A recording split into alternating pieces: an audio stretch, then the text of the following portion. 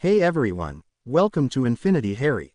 If you're enjoying our unique takes on Harry Potter and want to see more exciting content, don't forget to hit that subscribe button. Today we will see what if Harry Potter was feared from War and Defied Darkness. Here is short summary. Marked by a terrifying power since infancy, Harry grows up shunned by those who should have stood by him. While former allies turn bitter, true loyalty comes from unexpected places. As war looms, the question remains, will Harry be their savior or their reckoning?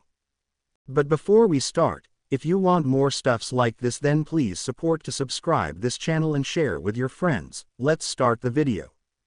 Harry, what happened to you? You have been asleep since yesterday night and Professor Dumbledore came in with Snape and McGonagall to check on you. Then Snape told Dumbledore that you had asked for dreamless sleep and Dumbledore smiled and went away. Harry blinked at all the information he received. He shook his head feeling disoriented and lost and then terrible, as the events of last night crowded onto his brain. He pushed them down, deciding to take care of it later in private and smiled falteringly at Neville. What time is it, Nev, and how are you? I am fine, Harry. Neville beamed at Harry at the concern in Harry's voice and continued, I was just going down for dinner. It is about 7:30. Also Ron and Ginny have left and told me to tell you to take care and that they will write soon. Harry could not stop the wave of hate he felt at hearing their names and the angry scowl that came on his face as Neville told him about them. Fortunately Neville did not notice as he was already turning away to close his trunk and go down to the Great Hall. Harry thought of not going down to dinner for some time but decided to go down to the Great Hall as Dumbledore would see him and nod in that all-knowing way and let him be. Otherwise he might come to the dorm to check up on him, and Harry was not sure he could manage a solicitously false enquiry and be alone with Dumbledore just now. To add to everything, he was so very hungry. He dragged himself out of bed and went to the bathroom and stood under the hot shower and felt a lot refreshed. He pulled on a pair of clean robes and walked out of the dorm, not looking at anyone in the eye, smiling a little as the few Gryffindors who were there called out to ask how he was and walked out and down to the Great Hall. The hall was almost empty of students, though all the professors were there. Harry sat down in his usual place as Dumbledore, McGonagall and Snape all looked at him sharply. He felt their glances but did not look up. He filled his plate and forced himself to eat. The moment he started eating, his hunger took over and he ate a full meal. The moment he finished, he left the hall to go to the library and sat there trying to make sense of everything. He did not dare write anything down and he was trying to go through everything in his mind and he was getting hopelessly confused when the worried voice of his headmaster interrupted him, sending him into a panic. Harry, how are you feeling now? You had asked Severus for the dreamless sleep potion yesterday. Dumbledore was there looking at Harry in a very concerned way. Harry glanced up at him for a brief second and nodded his head shakily, praying that he would not let his anger, betrayal and knowledge show. Yes, sir. I am feeling fine now. And very quietly Harry added, I am sorry to have destroyed your office that day. That is all right, Harry. Do not worry about it. If you need anything you only have to ask. Dumbledore told him kindly and then left. Harry just sat there for some time, putting his head in his hands, feeling so helpless and wondering if Dumbledore was lurking around or had he left his precious Gryffindor savior to his miseries. After about half an hour Harry went to the dorm and told the others he would sleep in early once again. Hey, you are fine, aren't you?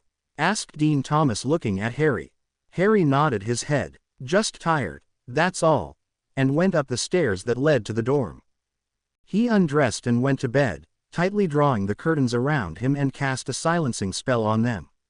He sat for more than 2 hours thinking on various events in which Dumbledore had intervened at the right time and many other events that might have been influenced by him indirectly. Then taking out a parchment he wrote down everything he remembered. Magic bound and suppressed, must find a way to release it to full potential.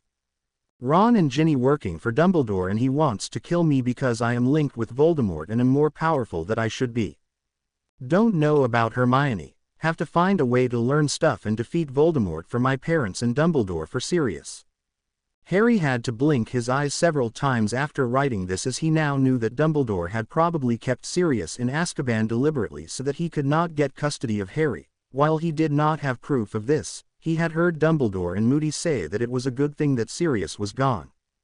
What family vaults have to find out about them. How?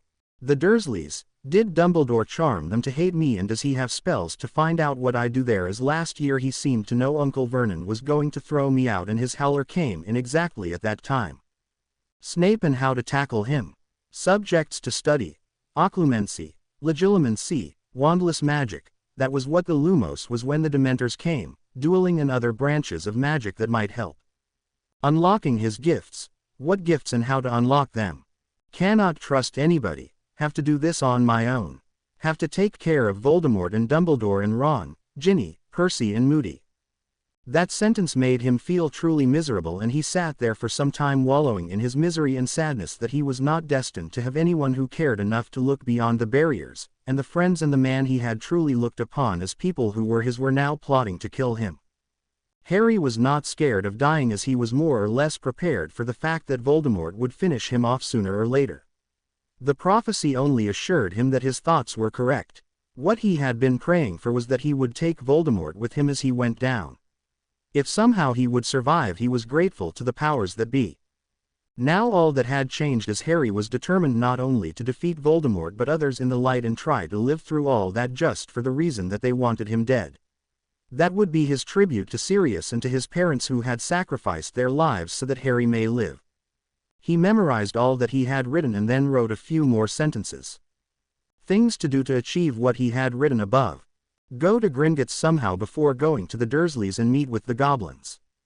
That would be the most difficult to do, Harry knew. Access money on a continuous basis, both Muggle and magical. Unlock gifts and full magical potential right here in school before leaving. Harry thought a bit more deeply and then wrote. Room of Requirement will provide all the stuff necessary. Memorize all the stuff from the Room of Requirement, write it down in your parchment, and also scan aura. Dumbledore said aura was not comforting, so find out, and if aura changes after unlocking magic, make sure that there is a way to keep same aura as now after unlocking suppressed magic so that Dumbledore will not be suspicious. Harry snorted a bit after that. For all that Dumbledore said, he might already be operating at his full potential. Well, he would know soon. He memorized all this as well and then cast an incendio at that parchment and swallowed the ashes. Then, a bit satisfied he was doing something to avenge his parents and Sirius, went to sleep. He woke up late the next morning, enjoying the undisturbed sleep that he had yesterday, without any nightmares of the Department of Mysteries. He wondered a bit at that, but put it down to the new purpose that filled his life. He briskly walked off to the showers and felt fresher after that, and then filling his bag with loads and loads of parchment and invisibility cloak, and then went down to find Hermione, waiting with a beaming smile on her face. He stared at her without saying anything, and her smile faltered. Harry, she asked hesitantly, looking at him with a concern that almost made him weep. He suddenly came to a decision, and he dragged her out of the common room and went to a random corridor and cast a silencing spell around them. Can you tell me loudly at the Great Hall that I must not be like this, and that you need to talk to me in your most bossy tone? He asked her. She gaped and thought Harry had lost it completely. Harry saw her look and smiled a genuine smile at her. I'll explain everything after breakfast. Swear, please Hermione, will you do this for me? He asked her with a pleading look on his face. She was not convinced, and she still thought he was too far gone, but she nodded dubiously anyway. Harry cancelled the silencing charm and both of them went to the Great Hall. How is Ron and Ginny? I did not see both of them, though Neville looked fine. She said, busy filling her plate, and so missed the look of pure hate on Harry's face. Yeah, they are both fine, and Mrs. Weasley has taken them to the Burrow to heal. Hermione looked up at the tone of that voice but wisely refrained from commenting anything. She saw that Harry had a good breakfast, though he was very silent after that statement. As they were about to get up, Hermione looked at him and caught hold of his arm. Harry, you must stop this right now. Come on, I want to speak to you before classes, she said loudly. What classes, Hermione? Classes have been cancelled for the rest of the year, Harry told her, enjoying the look of shock on her face. What? She asked, astounded that they could have cancelled classes, even though they had already given their owls they could have been assessing their papers. Come on, was all Harry said, and he took her to the 7th floor to the picture of Barnaby and walked 3 times, thinking hard. Harry actually needed a place to tell Hermione everything, show her everything, as well as the materials needed for his research and plans. A door opened and Harry and Hermione walked into a room that was filled with books and a table with a pensieve on it and a comfortable sofa facing it. Of course, Harry thought, he could show it all to her. She would be more convinced that way. But he did not know how to remove the memories from his head and place it onto the pensieve.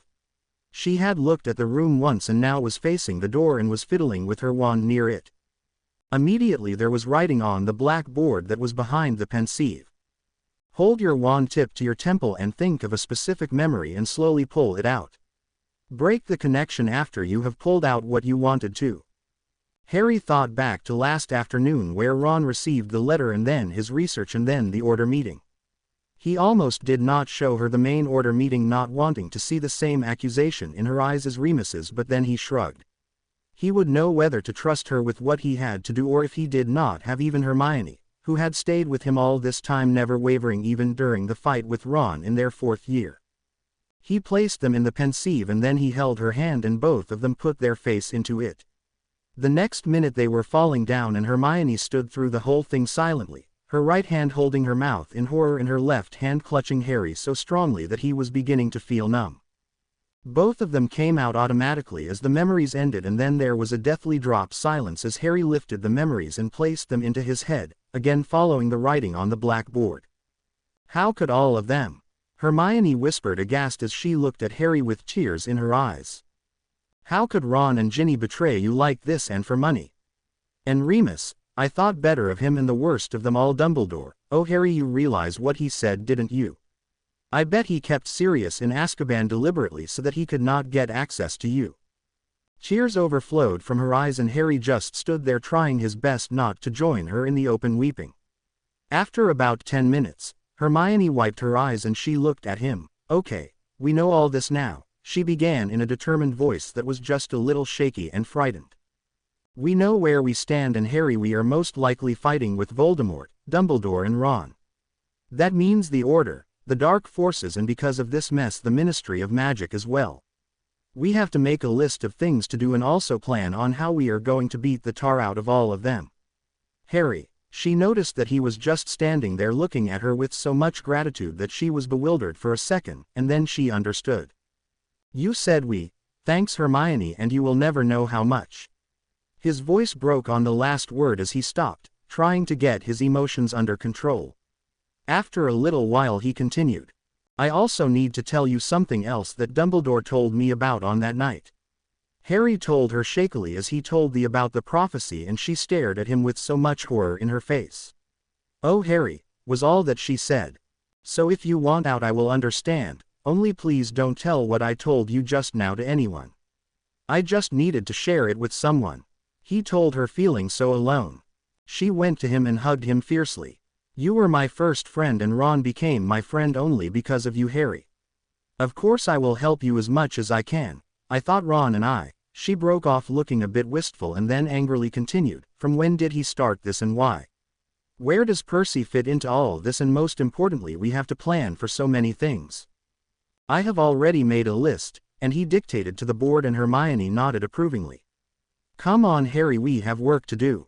Start with the books on aura and I want to look through the potion books here. She looked around and soon was taking down potion books from the potion section. Harry had gone to the aura section and removed a whole lot of books before taking even more books, occlumency and legilimency.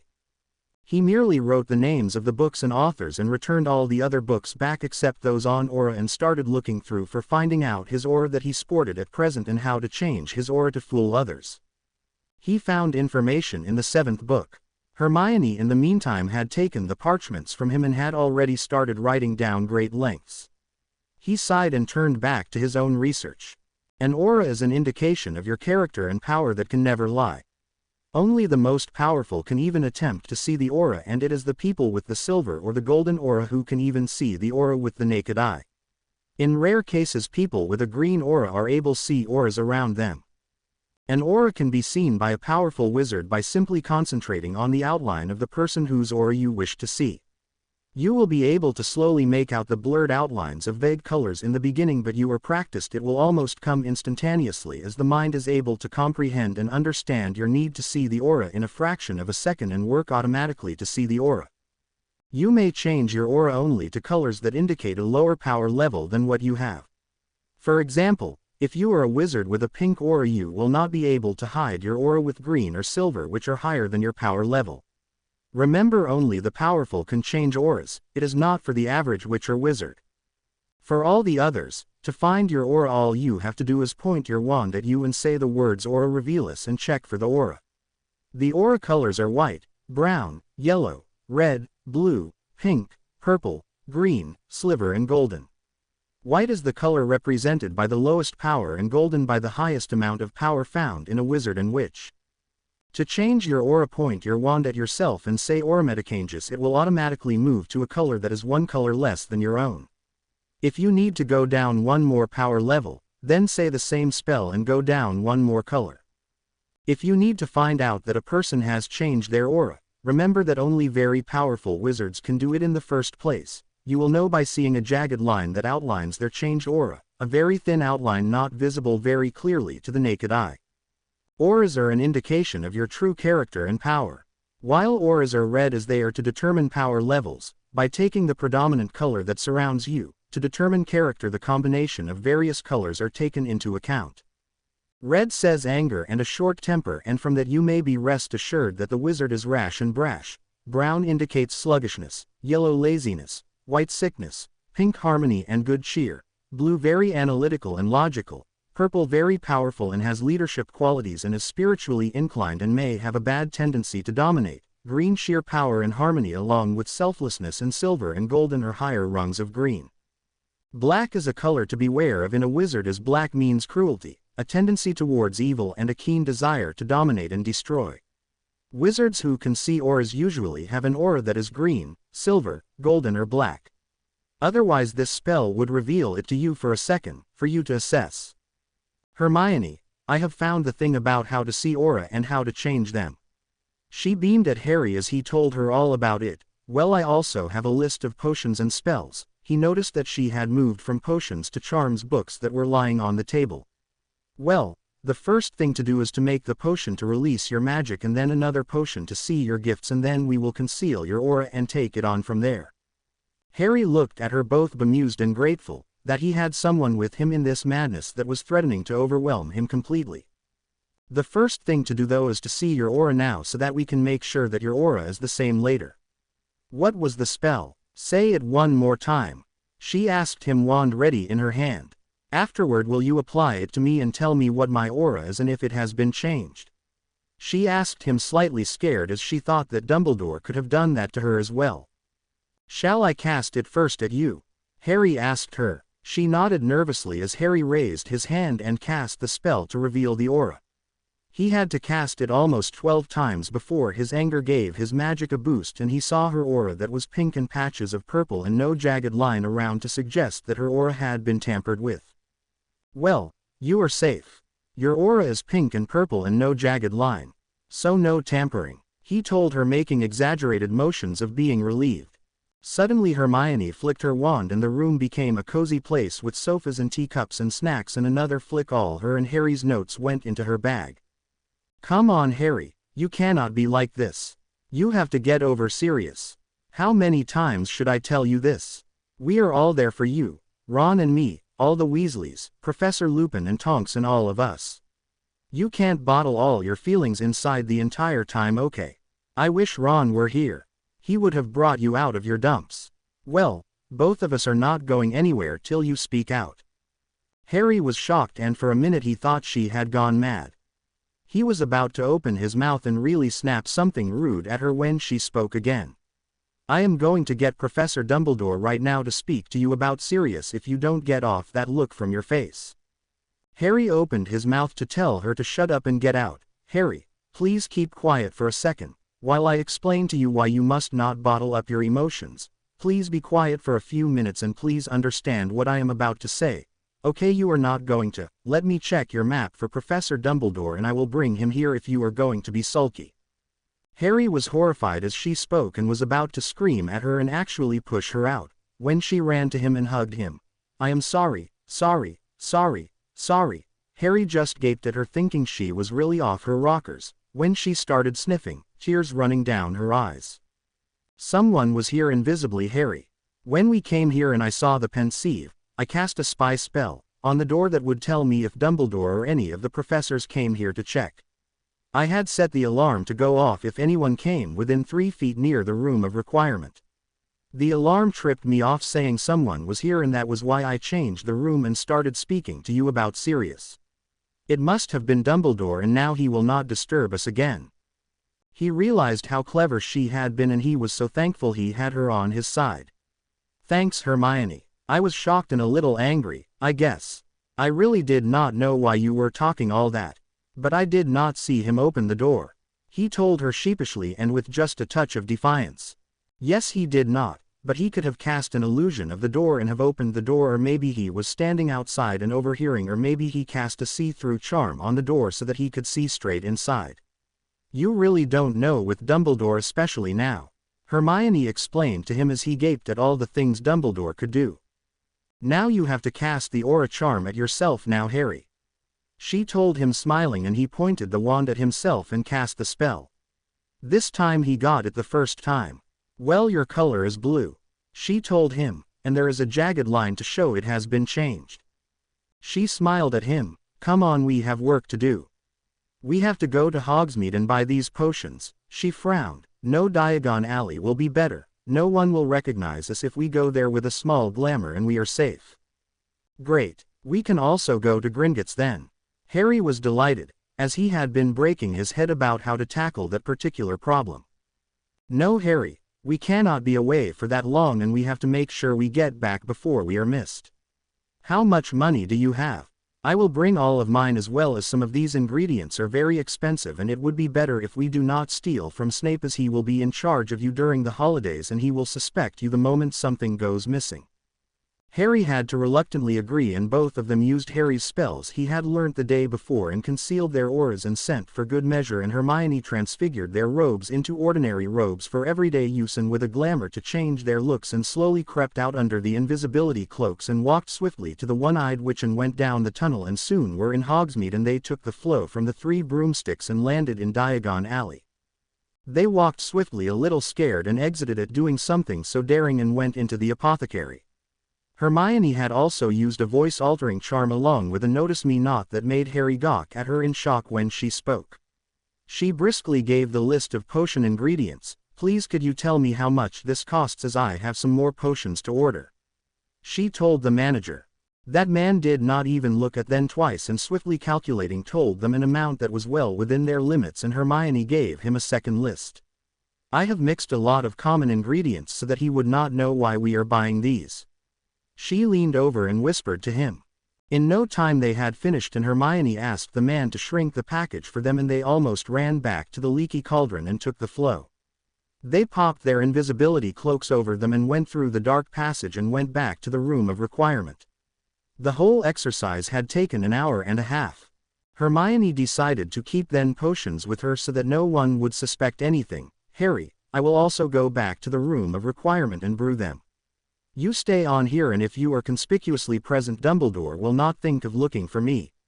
I will come in at intervals whenever I can leave the potions so that no one will be the wiser." Harry nodded his head and, changing his look to sullen, went down to the Great Hall after removing all their spells and glamour. Harry sat sullen all the time during dinner, and Hermione seemed to be scolding him about something, and he seemed to be rebelling. Dumbledore, Snape and McGonagall saw this display, and while Dumbledore smiled, Snape and McGonagall frowned. They turned to each other, and McGonagall nodded once very briefly, so briefly that no one, not even Dumbledore, noticed. Harry and Hermione finished dinner. They were very hungry, as they had skipped lunch and went to their common room and sat down with the others for some time, talking nothing really. "Hey, Harry, how are you feeling?" "Better?" asked Neville, smiling shyly. Harry nodded and smiled back at him. "Yeah, Neville, I am feeling fine now, though a bit sleepy." "Me too, though I don't know why. We really haven't done anything really. No studies, no Snape, nothing. Still, Dean shook his head as he and Seamus, who was still a bit awkward around Harry, went up to their dorm. Taking this as their cue, Harry and Hermione also thankfully escaped. Harry lay awake for a long time, thinking over everything, and when he went to sleep it was with the prayer that he would not do anything foolish to kill of Hermione as he did Sirius. When he did sleep his cheeks were wet with the tears he had contained while awake. Minerva McGonagall walked briskly to her quarters and taking an old chess set fled to Snape's quarters in the dungeons.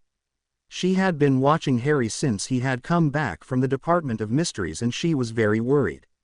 Albus nowadays seemed so uncaring of Harry, especially this 5th year when Harry was already having to deal with too much in her opinion. While Harry may have not noticed anything out of the ordinary she had been very concerned. She had not liked any of the things Albus had done in Harry's case, she now realized as she stepped out of the flow and brushed her robes. He had left Harry with uncaring people and she had watched him come back to school undernourished and edgy. She was related to the Potters distantly and she had been one of the wizards and witches who had volunteered to take care of Harry, and she had pushed hard to gain custody. Albus had not budged, though, and Harry had gone to those pathetic muggles. Now as she greeted Snape with a smile, she knew he was not deceived and he was on full alert as he looked at her warily, helping her set the chess set. While they played regularly and with Albus's knowledge, in fact he joined them on many occasions, today was not about a chess game and both of them knew it. Minerva on her part knew what she had come here to say while Snape only had his suspicions. Both of them were silent at first and the Minerva started the conversation. "Thank you for seeing me under a pretext of a chess game, Severus. While I do not usually hide anything important from Albus, today I wanted to speak to you about Harry and without Albus's knowledge. Your quarters are so completely warded, I felt safe in coming here." "Well," Snape drawled, very surprised, but not showing it, "you speak as if your own are not so clean. I know that you are as paranoid as I about your privacy from an old coot that both of us know as the headmaster." He finished as he handed her a drink. She smiled her thanks, took a sip and making her first move on the board spoke to him. "Yes, Albus is notoriously inquisitive about all of us and while I know it is for the greater good and generally tend to agree with him on many issues, what he attempts to do with Harry is not what I agree or approve of."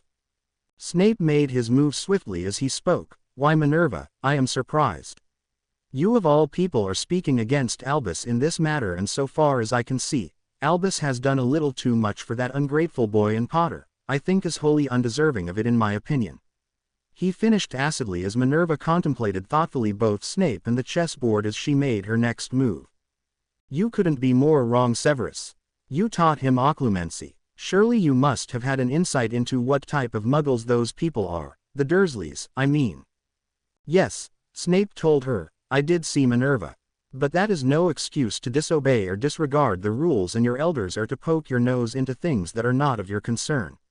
He told her, unable to keep the coldness from his voice as he remembered the pensive and his utter humiliation that Harry had witnessed what had been his most mortifying moment of his school years.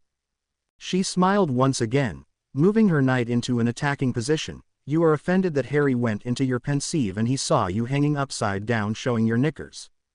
Snape started, surprised and then shocked. So Potter had broadcast it to one and all. His face became very bitter as he thought of all the students knowing about his degradation, and he retorted sharply, "I might have known, Minerva, Potter could not keep such a fact to himself. Why have Albus and the other order members not inquired of me and ridicule me about it, I wonder?" Minerva looked up startled now as she heard Snape's bitter voice and his assumptions. "As far as I know, not even Ron and Hermione know of this. He apparently asked the twins to create a distraction and went into Umbridge's room, highly foolish in my opinion, and called for Sirius and Remus and then flayed them." Snape stared at her, obviously dumbfounded at the statement that Harry Potter should flay anyone, let alone black about his mortification. "Why? It was such a glorious thing, wasn't it? Snape the greasy get humiliated and showing his knickers to one and all." He replied, flushing bitterly as he thought of that day. "Ah, you see, Severus, Harry did not feel so. He ranted at them and told Sirius that James was not much better than Dudley, his cousin, whom he despises, and when Sirius told him they were all very young and impetuous, he told him that Harry was 15 and he would not do something so degrading even to Malfoy.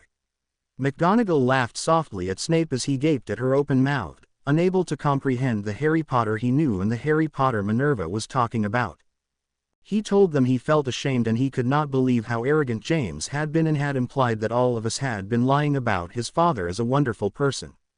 Sirius had apologized then and had tried to pacify Harry.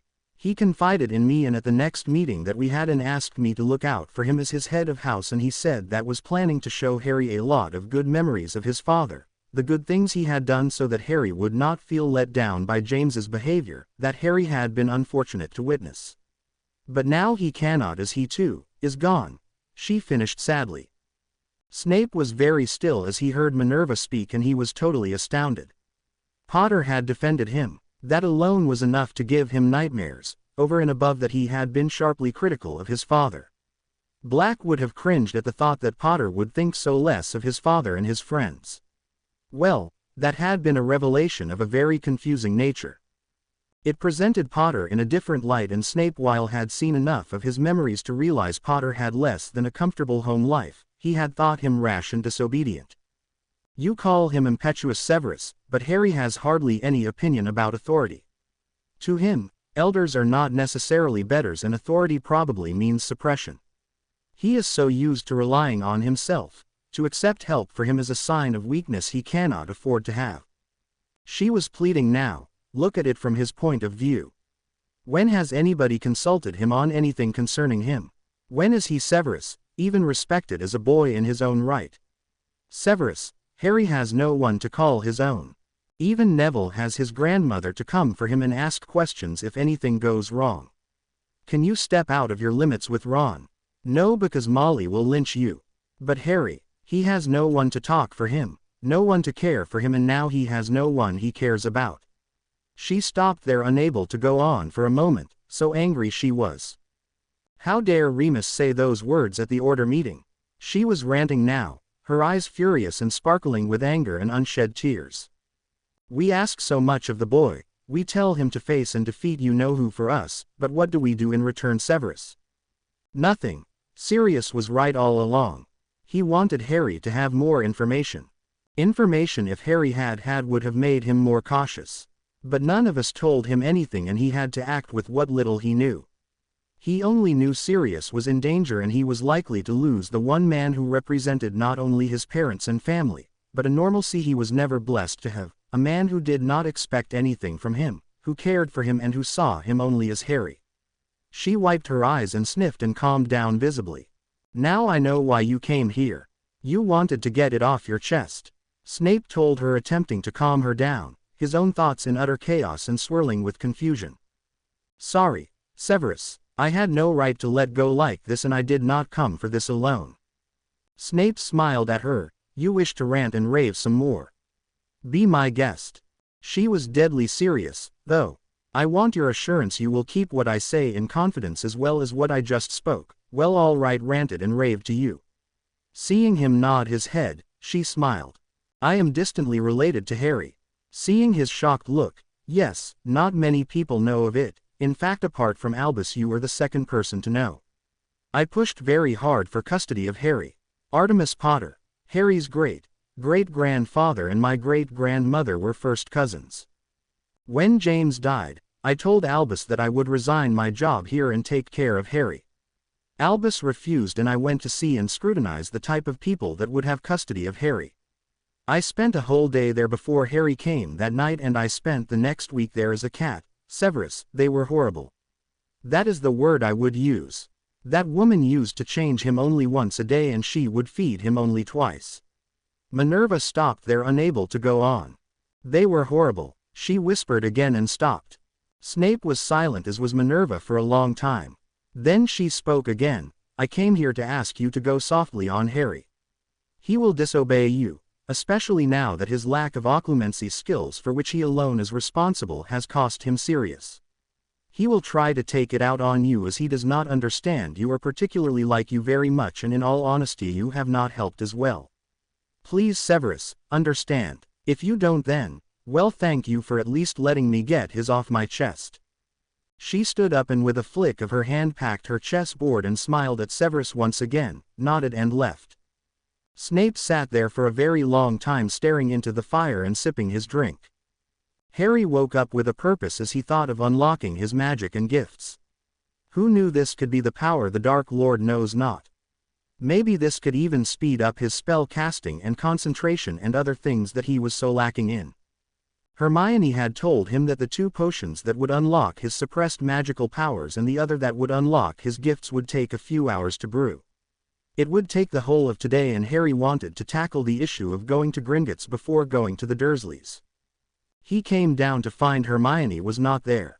He waited for a few minutes before Parvati Patil came down with Lavender Brown. "Hey, is Hermione still upstairs?" Both of them giggled, and Harry was baffled at that as he had not asked anything remotely funny. "No, she is not upstairs, Harry." And giggled again and went down to the Great Hall. Harry also shook his head and went down to have his breakfast. He saw Hermione sitting there poring over her books, earning a lot of incredulous looks and sarcastic comments from their classmates. "Harry, look at her, owls are over and she is still poring over her books." Dean laughed as Harry came and sat down, smiling a little at the others. "Morning, Hermione, what gives?" he asked, nodding at the books. "I am just looking through our Newt's books, Harry. Newts are so much harder than owls and I want to start right now," she replied amidst sniggers from the others.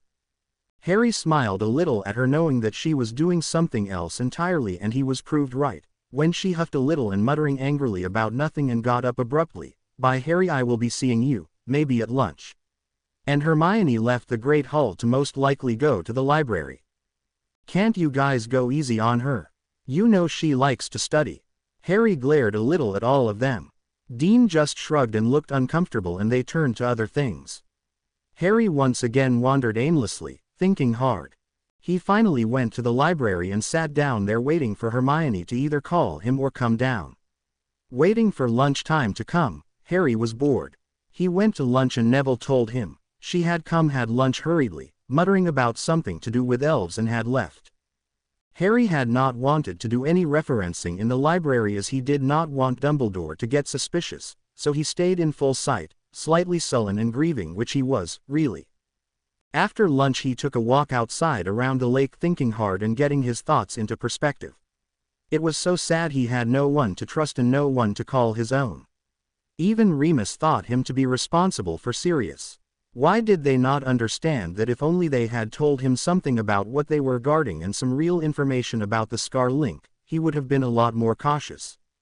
Dumbledore, why did he not want Harry to live? Even if Dumbledore thought Harry was truly powerful, so what about it? He had to be concerned only if Harry was bad or evil or dark. Just because he was powerful did not mean a death sentence, did it? Perhaps he felt that Harry would surely turn dark because he had this link with Voldemort. Well, even if he had, Dumbledore had no right to make unilateral decisions about anything.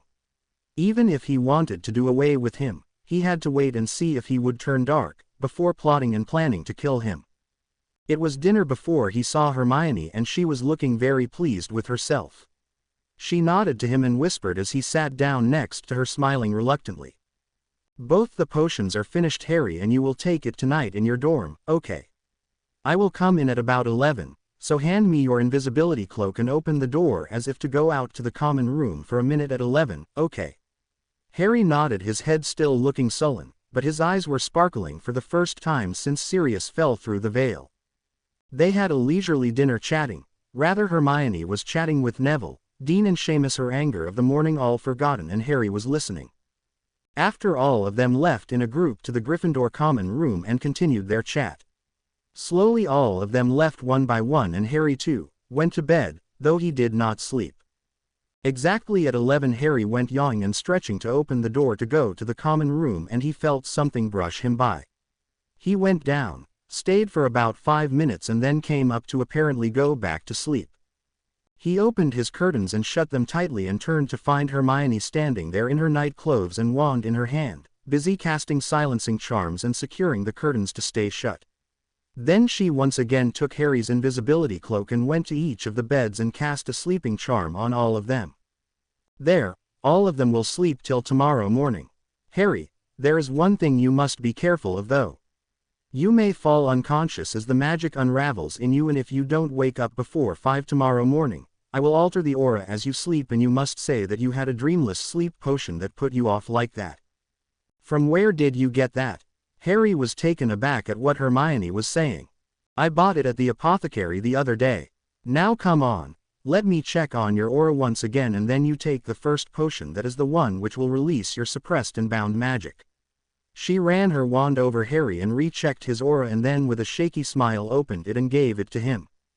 Harry drank the shockingly normal tasting potion and a second later slumped down on his bed.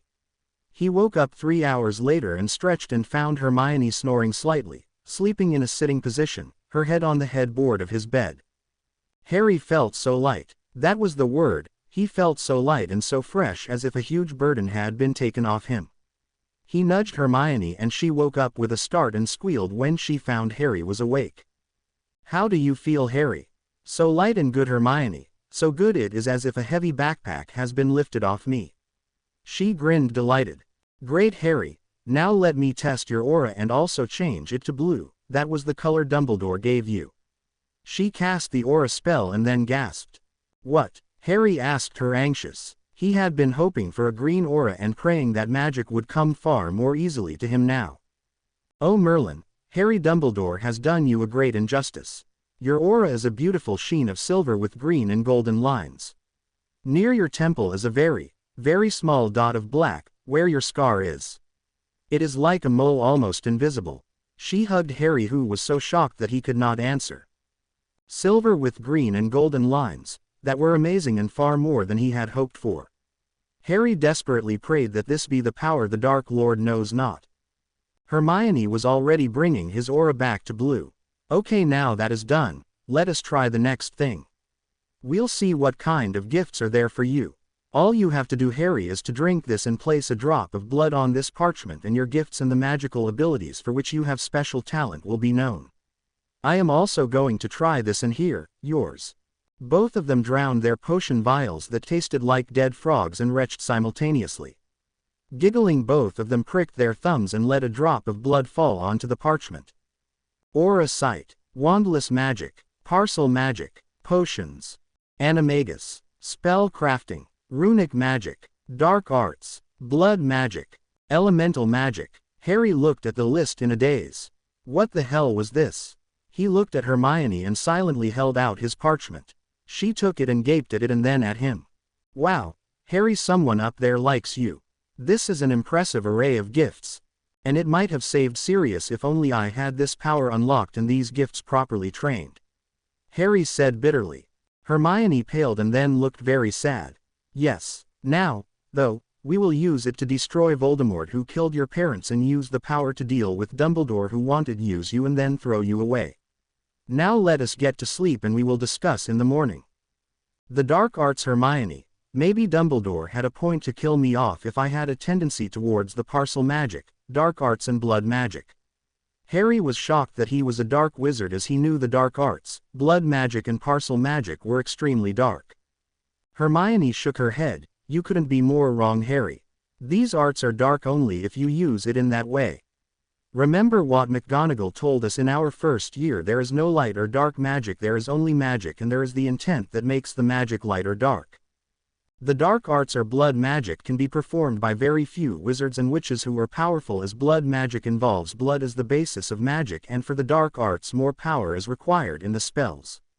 Also, the type of spells that are cast slightly differently from ordinary spells, and both requires extensive cleansing afterwards. It is only when you don't do the required cleansing that the dark arts and the blood magic can harm the caster. That is why it is not taught commonly and is not encouraged by everyone. Wow, Hermione, when did McGonagall say all that? Well, I certainly feel very relieved now. Harry told her, dazed at her memory and very relieved at the information that his gifts would not classify him as dark. What gifts did you receive? She held out her parchment and Harry saw that she had runic magic, animagus, potions and charms. Great, Hermione. He smiled at her, and then as Harry was about to use his wand to inflame the parchments, Hermione stopped him. Don't do any magic, Harry, till we can get to the room of requirement and test out your strength, okay? Harry nodded his head as she burned the parchments and left, saying she would return his cloak in the morning. Harry woke up just after breakfast the next day and ran to the Great Hall. All the professors were there and so was Hermione. He sat down and started piling up on his plate and soon was eating to give Ron a run for his money. Hermione smiled at him. "Come on, we have work to do. How do you feel today?" "Very light and very fit, amazing really," Harry told her, smiling. "Okay, finished. Come on, let us go to the room of requirement and check out your strength." They went to the room of requirement and this time Hermione walked to and fro and soon they entered a room that looked fortified. "I have also set alarms and so when Dumbledore comes anywhere near us there will be alarms and this time follow my lead if I say something sensitive." Harry nodded his head and Hermione asked him to start with the very first charm they had learnt, Wingardium Leviosa. Harry pointed his wand at a feather the room had provided and said, "Wingardium Leviosa." The feather went zooming up and hit the ceiling with a force that made Harry blink and Hermione squeal with delight. "Oh, this is great, Harry. Now start with the same spell," she told him, frequently consulting a huge book she had. "Try the same spell until you were able to get it up gently, without rushing it." Now Harry had to do the exact opposite. Instead of trying numerous times to get it right, he had to try numerous times to make the magic that seemed to be singing along his entire body and rushing with great force to stop and come slowly and less fiercely. The leviating spell alone took an hour and both Harry and Hermione were exhausted. They decided to take some rest till lunch and then come and try out again. They walked out and made sure to be seen walking in the sprawling gardens talking softly about how they would escape detection and go over to Gringotts. "I can't believe Ron who came with us to the Department of Mysteries would take money for spying on you and Ginny. Ginny was going to try and lure you this year. How could they? Has she forgotten about how you saved her life in the chamber? And she repays you like this?" Hermione was very angry as she spoke about what Harry had shown her in the room of requirement for the first time. Harry still could not get over Ron's betrayal. "I really don't know, Hermione. I had thought he saw beyond all that and while we had our fights and sulks, we were friends through and through. Now, it does not look like that, though. I never looked at Ginny that way and she has another thought coming if she thinks she can be my girlfriend." He said, all the bitterness he had pushed inside pouring out of him. "I really liked Ron, you know," Hermione told him, her voice very low and pained. "I really liked him so much." Harry looked at her aghast. "Merlin, I am so sorry, Hermione. I never suspected anything and I am so sorry." She looked up at him angry and puzzled. "Why are you sorry, Harry? It is he who has to repent, not you." "Not you at all." She shook her head at him, reassuring him she wasn't upset with him in any way. Because I told you. No, I showed you. I am sorry." He was cut off as Hermione turned to glare at him. "You don't get to apologize for his mistakes or for his stupidity, and having known all this, had you just let me be and not help you, you would not have been my friend. So don't do that, Harry. I cannot lose you too." Her eyes were bright with unshed tears as they went inside hand in hand to have their lunch. After lunch they went to the room of requirement and started again. This set the tone for the next week and Harry was only now getting a hold of his power when he suddenly remembered the wandless Lumos he cast on his wand when the Dementors had attacked him at Privet Drive. When he told Hermione, she had squealed and had started him off on wandless magic. Again they started slow and with the levitation spell, and they had decided to work their way through. It was another 3 days before Harry got the concept of wandless magic and Hermione was ready to beat him with a club, when the total frustration of not being able to leviate a feather coursed through him, making the feather go up for a second before it fell flat. Once he had done that he was jubilant and started earnestly, listening to Hermione about the theory and getting a hang of it, and started casting basic first-year spells for very short times. They were very careful to mingle and also talk a bit about Ron and kept the conversation at normal levels. Hermione also made him read Occlumency and Legilimency openly, reading along with him, knowing that no one would ask anything as Harry was most likely doing this to assuage his grief. She was right and Dumbledore never came near them. Harry found that reading and understanding everything came very easily to him, and now he was able to comprehend the phrase, "clear your mind," better. Hermione told him that Harry needed books form the basics to the advanced for the other gifts and they should be very careful while getting it. They had been to the room of requirement to find the best books available on all of his gifts and had make a comprehensive list of names of books and authors. Harry also decided to study aura scanning and how to see them without casting the spells as he had the gift. He started concentrating hard on his classmates staring hard at them, inviting rather obscene comments, and after a particularly lewd remark, he took his invisibility cloak and sat down in his common room whenever he had the time and practiced. The first aura he saw with the naked eye was that of a second-year-old girl that was pink in color. He was jubilant and practiced harder. He found Snape always glaring at him or looking at him speculatively, but did not bother. He understood the basics of occlumency and had a shaky shield in his mind and was forever strengthening it. He still not talk much, and his thoughts, when not occupied by the new purposes he and Hermione had taken to calling their studies, went straight to Sirius, and a feeling of sorrow and guilt would rip through him. Hermione would try to keep him on track, but sometimes, the grief was too much and the loneliness very hard to bear. Still he had Hermione, and he was terribly glad that he had one of his best friends with him at least. But she was not Sirius. She was not the father he had secretly thought Sirius would be, a parent to whom he could be happy, sad, nasty even, and downright rude when angry and still be loved. In the 10 days he had been there after the horror of the Department of Mysteries, Harry had begun to see auras now and then, when he concentrated hard, had the basics of wandless magic firmly in his grasp, and was also going through occlumency and had started practicing legilimency first on Hermione and then on random people, taking extreme care to see that he would never peep into their private thoughts. Legilimency came far easier to Harry than occlumency, which he still struggled with, not able to completely close his mind and shut of his rather turbulent emotions. 2 days before they were about to leave, Harry was called to the headmaster's office by Dumbledore. He was accompanied by an impassive McGonagall, and they reached the office, and went inside to face a smiling Dumbledore and a scowling Snape who was sitting there glaring at him. This was the ultimate test of his acting abilities, Harry knew as he stepped inside and glared slightly at Snape, a glance that drew a smile from Dumbledore. Snape was glaring right back at him. McGonagall was looking very impassive and a touch nervous, though the nervousness did not show unless you knew her well. "Hello Harry, how have you been?" Dumbledore asked him softly, looking at him intently and smiling gently at him. "Fine, sir," Harry mumbled, feeling his heart pounding in his chest as he tried to look as always. "You have been learning occlumency all by yourself, Harry?" "Yes, sir. I am trying to learn so that I don't make any more mistakes." Dumbledore smiled at that remark and then spoke very seriously to Harry. "Harry, Voldemort is beginning to come out more and more in the open.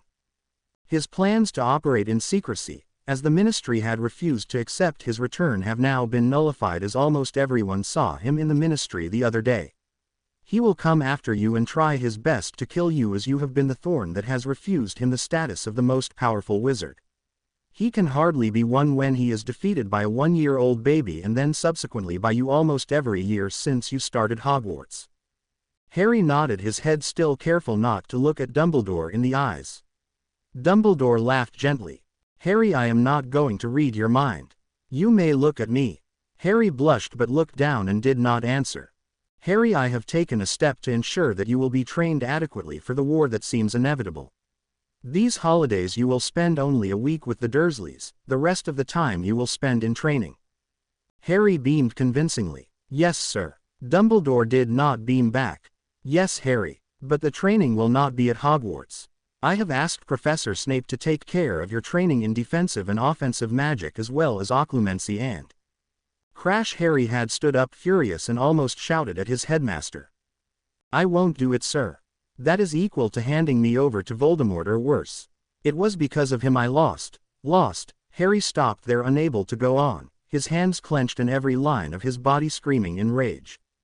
"I am equally glad that I am blessed with this glorious opportunity to train the golden boy who lived," Snape told him acidly before Dumbledore signaled him to stop. "Harry, I expect you to be sensible and matured. A lack of both will definitely cost us, as it has in the recent past." Snape and McGonagall winced visibly as Harry stood stunned at the low blow. He did not say a word more in protest. He stood there for a long moment, visibly controlling his emotions. "Is that all, or is there more you would like to inform me about, Professor?" he asked softly, without looking at Dumbledore. "No, Harry." Harry turned and left the room without saying a word to McGonagall and Snape. "How could you, Albus? Have you forgotten that it is not even 2 weeks since he has lost the only family that he had left? I had thought better of you, Albus." McGonagall was as acid as Snape had been a few minutes ago, and she looked disappointed as she glared at Albus. "Harry has to learn, Minerva," Dumbledore said heavily and sadly. "He cannot afford childish standoffs, that could cost him heavily. It was his reluctance to learn from Severus that cost him serious. I had to remind him so that he would not make the same mistake this time and lose young Mr. Weasley or Miss Granger. That would truly devastate him. Believe me, Minerva, I truly had no choice." McGonagall scoffed at him. "That may be, Albus, but for you speak so uncaringly when he is still grieving does not speak well for you.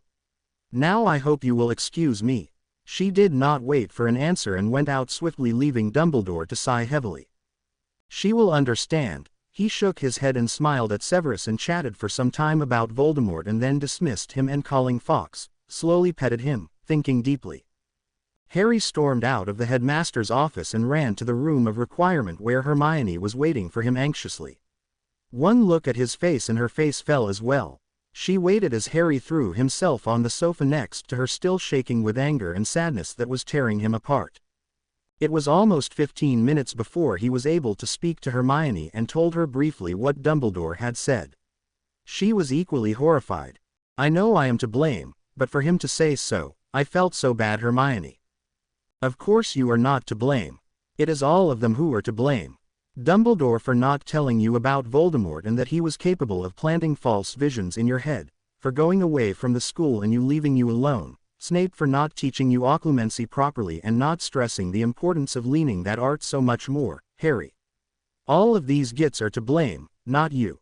She held him tightly as he shook with so many emotions, and slowly he calmed down and turned to her with a look in his eyes she could not decipher. "Well, I am going to show these people, Hermione.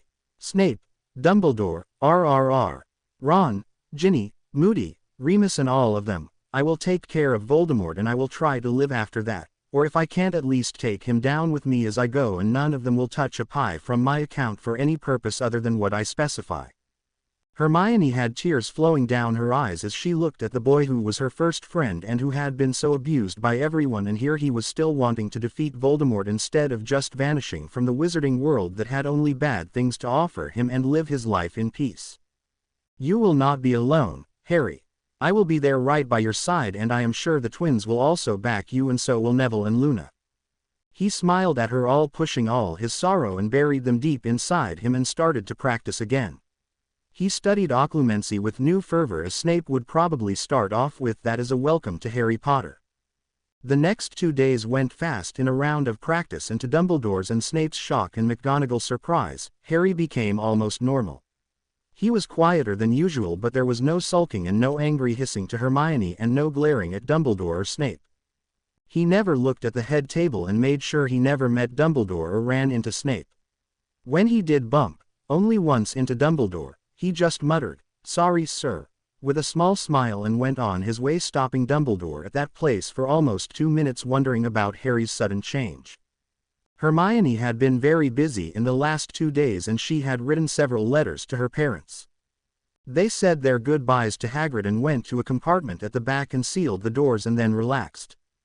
The train journey went off without a hitch. Neville and Luna knocked on their door after some time, and all of them relaxed, chatting about anything and everything. Neville seemed more confident, and he had also struck up a friendship of sorts with Luna, who seemed just the same, sitting with the Quibbler and making wired but sensible comments from time to time. Harry waved to Hermione, who was walking swiftly to where her parents were standing, and hugging them she left. Harry saw his uncle standing there with his aunt and Dudley, and he walked towards them to find Lupin, Moody, Tonks and Arthur Weasley standing there to warn his uncle. Harry did not say a word, and he left with a small smile and a wave to all of them, not speaking anything to them.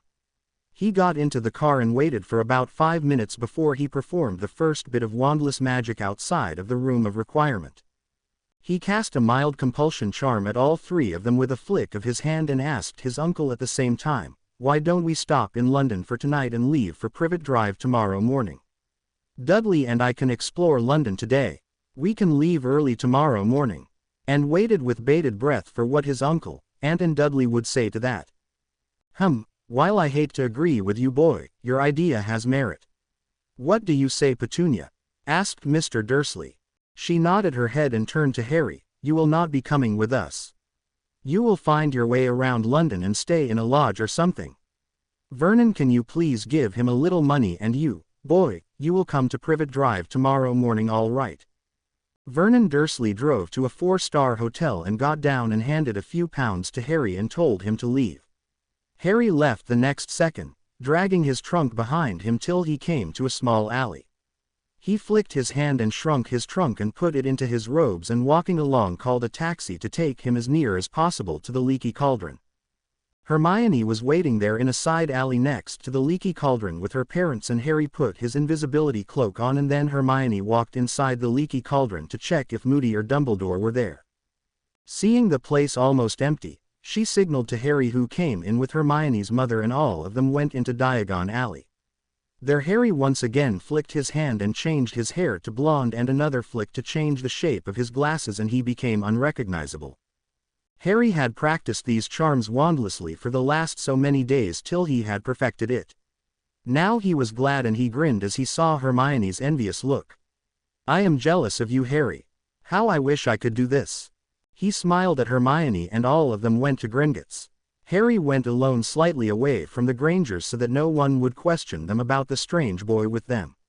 All of them entered Gringotts, and Harry went to a goblin counter that was free and asked for the procedure to access his family vaults and take control of them, as his parents and godfather was dead. The goblin stared at him. And who might you be to come here to ask about your family vaults? Harry went near the goblin, knowing that Hermione was watching his back and would make sure that no one would come near this particular counter, and spoke softly to the goblin. My name is Harry James Potter, and I have come to talk to you about my vaults in private and in secret. I am in disguise so that no one from the school or outside can recognize me. The goblin had been silently listening to him and now got down and asked Harry to follow him. Harry looked back for a second towards Hermione and went with the goblin. It took Harry to a small room where Harry found to his consternation that his glamour had fallen away. The goblin looked at him and smiled. The glamour would come back once you leave this room. Now, flicking a finger and summoning a parchment, please put a drop of blood on this parchment so that we can verify that you are indeed Harry Potter. Harry nervously pricked his finger and put a drop of blood on the parchment and watched it spread on the parchment and saw his name appear on the parchment and heaved a sigh of relief. The goblin left the room asking Harry to wait, and within a few minutes another older goblin came in and introduced itself as Pittet. It went and sat down behind a desk and 2 chairs that appeared miraculously and gestured Harry to sit down in front of it. Now what can I do for you, Mr. Potter? Have you come for Mr. Black's will or for your inheritance? Harry stared at him in shock. Mr. Black. Yes, Mr. Potter. Mr. Black's will have already come to us, and we had already sent a letter requesting your presence before the end of this month. If you do not accept it, it would go to Mrs. Lestrange as the next of kin. Harry saw red, his grief turning to rage. He stamped down on it. Sir, I would like to see and accept both, and also would like to visit my vaults as well. Also, here Harry hesitated. Will you tell anyone that I have been here, or that I have accepted my inheritance and that of Mr. Black? The goblin shook its head. No, Mr. Potter, if you desire confidentiality, it is our duty to give it to you. You may not worry about it. Harry was very relieved as he heard those words, and he made a note to firmly request the goblin to make his visit and his request confidential. The goblin summoned the relevant papers and asked Harry to go through it and then sign at the marked places. Harry laboriously went through the whole thing and then signed the papers. The goblin then handed the wills of his parents and Sirius to Harry. Harry looked at the wills of his parents and then with a small choked sound looked at that of Sirius. Both wills were very simple and pretty straightforward. The wills left everything to Harry: the money, the head of House of Potter and Black, and all properties. He signed the wills and accepted them. The goblin handed 2 rings, both made of gold bands, and one with a red stone in the center and the other with a green stone set in the center. The red stone had the words P carved elaborately on the surface, while the green stone had a gracefully carved B on it. Harry placed the two big Potter ring on his hand first, and that pricked him and then glowed brightly for almost a minute before sizing down and snugly fitting him. The black ring also did the same, and the goblin had asked Harry to wear the black ring on the same finger as the Potter ring, and both rings fused with each other and then promptly became invisible. They can be removed separately by just thinking of which ring you would like to remove and wear on another finger. They will also become visible for a few seconds if you want to show them to anyone. Otherwise they can never be revealed by any spell. This way of wearing is merely convenient. Harry nodded, feeling pleased that the rings would not show. Harry then cleared his throat and started asking the questions that he had prepared with Hermione. "Sir, can I become emancipated?" "You already are, Mr. Potter. The moment you signed the wills you became an emancipated wizard." "Then can I use my wand during the holidays without fear of underage sorcery?" Harry asked him, his eyes gleaming. "Yes, of course, Mr. Potter. The spells are cast in a way that they will be automatically removed on your 17th birthday or when you become emancipated, and no one will be any the wiser. But remember, Mr. Potter, if you are in a place where there are spells to register magic performed, then your wish to keep all this confidential will not materialize. I would advise you to never use your wand in your relatives' home. Yes, Mr. Potter, I know you live in a Muggle area, but to use your wand in magical places, where no one will be able to deduct anything." Harry nodded his head thoughtfully at that. Who knew what type of spells Dumbledore had placed in and around Privet Drive? It would be better to be safe rather than to be sorry. "Is there any way to access any money without coming here every time, both wizard and Muggle money?" was the next query that Harry asked. "And can you get me a statement of the withdrawals of my account, both the main vaults and my trust vault?" "Have you not been receiving statements, Mr. Potter, that we have been sending you monthly?" it asked, its eyes gleaming with a slight shock and anger. "No, sir, I have not, and," as the goblin was beginning to look furious, "I don't want to take any action on anyone now, sir, so please just tell me to whom have you been sending the statements, and if I could get a copy now of all of them now." The goblin stared at Harry. "If you decide to take action, then you must enlist our help to help you win against Mr. Dumbledore." So it was Dumbledore who never informed him about the statements, thought Harry angrily as he nodded. "Your trust vault, Mr. Potter, has an amount of 20 million galleons that was created to last you till you finish school. After that you were to take over the Potter vaults and business that are worth about 20 billion galleons today. The black wealth is about 15 billion galleons, and all of that belongs to you along with the extensive properties. All the properties are under the Fidelis and are well protected. This is a list of homes you have here in Britain, and all you have to do is to think of that home and hold your ring and it will take you there. Of course, since you have formally assumed the head of the houses of Potter and Black today, you get control of everything. There were about 7 homes, including Godric's Hollow and Grimmauld Place. The other 5 seemed to be located all over Britain in very remote areas. There were 3 in Scotland, 1 in Ireland and 1 in England. Godric's Hollow was in Wales and Grimmauld Place in London in England. Once you reach there, you will have to key yourself in by placing a drop of your blood on the wards, and then you may use spells to key in others you may wish to allow admittance into your homes." Harry nodded once again, very bemused and shocked at the amount of wealth that belonged to him. No wonder Moody had told Albus to make sure the money would come under his control. "Here is your statement for the last 15 years. Out of the 20 million, hardly anything has been removed except your withdrawals and the school fees after you started Hogwarts." So Dumbledore had not paid them with his money. Harry felt just a small bit, very small bit better. He asked for a demand draft of £1 million to be made to one Petunia Dursley, to be posted over to her on the day of his 17th birthday. He also asked the goblins to place No. 4, Privet Drive under the Fidelis on the day before his 17th birthday and to make him the secret keeper. Then Harry took a money pouch that changed to a wallet when removed in the presence of Muggles that would provide him with the amount of money he thought. The goblin also bound the wallet to him so that it would never get stolen, and also equipped with a credit card that he could use in both worlds.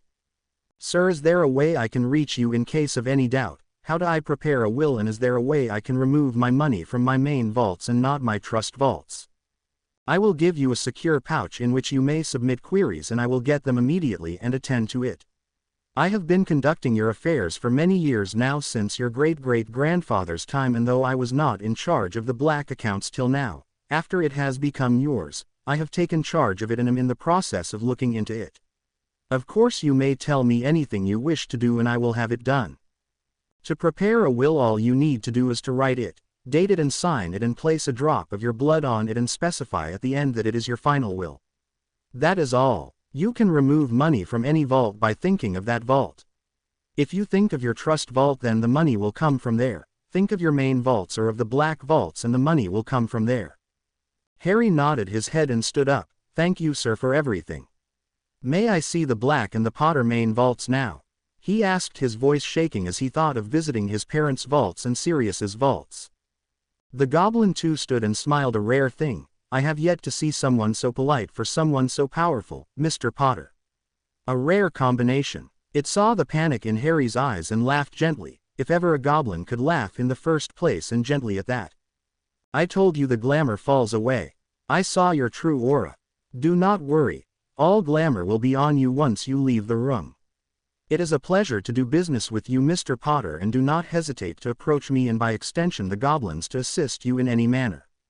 As Harry gaped at it, not knowing what to say, the goblin smiled at his astonishment. You have powerful enemies, Mr. Potter, it said softly. The Dark Lord alone would be too much, but from your visit here, it seems that you would have to wage a war against the establishment and the so-called light as well.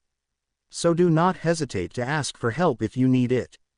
I am the part of the Goblin Council and I am given the authority to speak for all of us. Thank you so much, sir. Thank you. Harry was overwhelmed and it showed in his eyes as he shook hands awkwardly with the goblin, and then both of them went down to the vaults. Harry's glamour came back the minute they stepped out and both of them walked swiftly to take a cart right down to the main Potter vaults. The Potter vaults were situated in the bottom caves of the bank and Harry had an exhilarating cart ride with the goblin. At the entrance of the vault, that goblin asked Harry to prick his finger and place it on the circle indicated on the door. There are no keys to these types of vaults, Mr. Potter, only magical signature and blood. Harry did as he said and the magic that came from the door froze him as it assessed his magical signature and blood, and then the vault doors slowly opened. I will stay right here and wait for you to come out, Mr. Potter. The goblin told him, and Harry stepped into his family vault. The vault was huge and was divided into caverns that housed different items. There was a cavern that was very big and deep that housed a whole library, and there was another that had only magical artifacts, and yet another that had jewels, and 4 others that had money, and a small one that had wizard accessories that included wands, trunks, robes and other trinkets that had been placed over the ages, and a lot of portraits. Harry went to the huge cavern that housed the library and started looking through the books there. He picked up books on all subjects that had been revealed as his gifts. Then he left the vault with about 12 books with him and met the goblin who had been standing patiently all the while. The goblin then took Harry to the black vault and Harry had to blink very hard to keep himself under control. He entered the vaults and to his surprise it was designed the same as his family vault. He took a walk around and picked up a few books on the dark arts and blood magic and walked out. He intended to come back and look around leisurely later with Hermione. He knew she would drool at the sight of so many books, but now he wanted to do shopping in Diagon Alley and Nocturne Alley. He left with the goblin and went up. There the goblin gave him the money pouch and the secure pouch to send queries to and statements from Gringotts, and putting everything in order Harry left. He met Hermione and her parents in the main hall of Gringotts where they had been waiting anxiously and grinned at them, signaling them to follow his outside. There Harry used his wand and performed the first bit of magic as he added a glamour to Hermione, and telling her parents to wait in the leaky cauldron both of them left to shop. Harry first dragged Hermione to the trunk shop and got himself a multi-compartment trunk and a bottomless bag. Then they shopped for stationery, books and potions, supplies and cauldrons, clothes and various other things. Then Harry led the way into Nocturne Alley and went into Borgin and Burke's. What may I do you? Soft words came from a corner where Borgin was coming out of the shadows. We are here to see books on the dark arts and also other artifacts. Hermione told him in a voice that dripped pure blood and said, don't ask questions. Borgin was not impressed and he raised his eyebrows at both of them. What dark books? Listen, if you do not have dark books, please stop wasting our time. Come on, Ruth, Let us go." They left and had actually closed the door and were turning away with twin looks of disgust, when the door opened and Borgin softly beckoned them inside.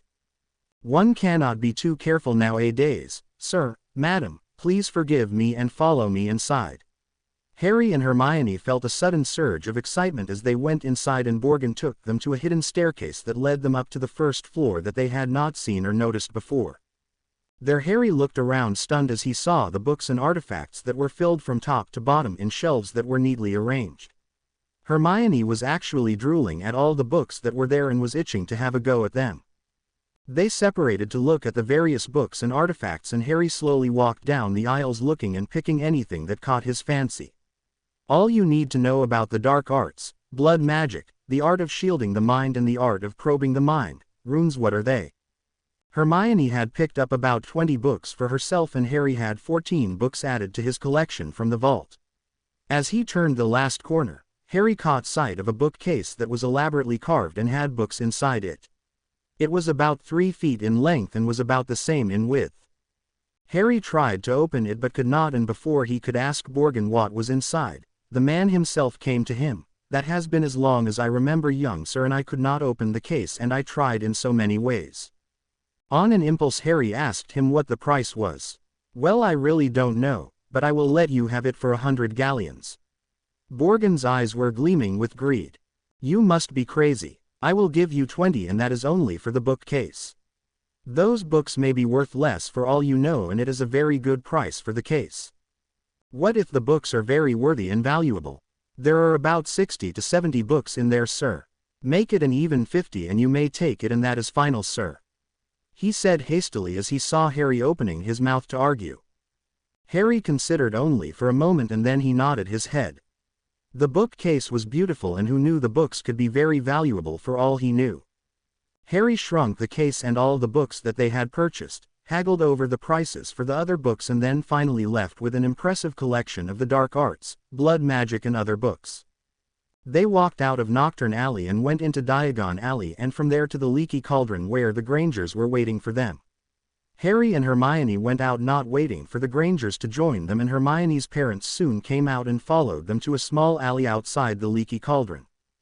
Harry and Hermione removed all their glamour and unshrunk the case and divided their respective books and Harry packed all of them into his new trunk and then went with the Grangers who dropped him in number 4, Privet Drive.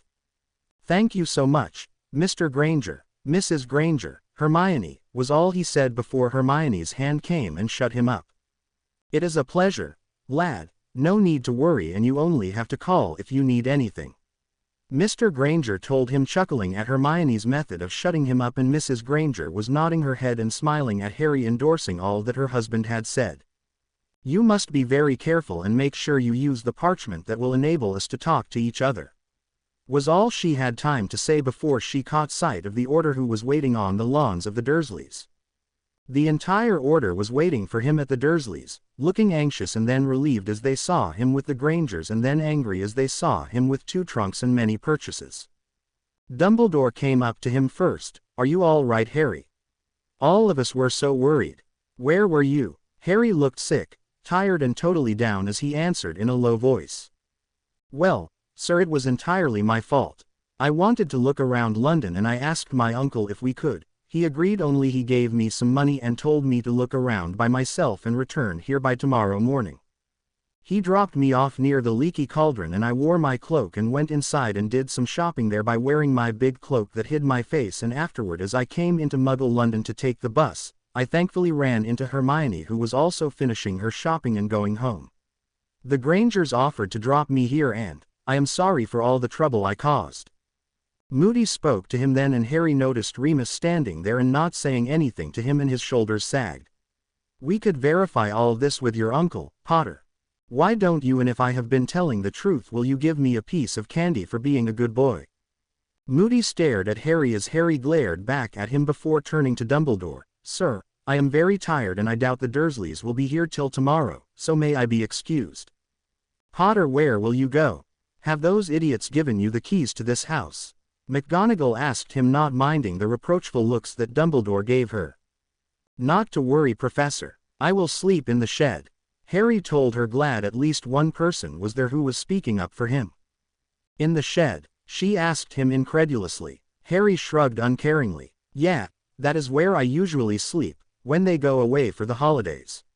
It is quite all right, Professor. McGonagall looked furious and for a brief second glanced at Snape, who was yet to sneer or snipe. Dumbledore looked pained at this piece of information and the other Order members were shocked.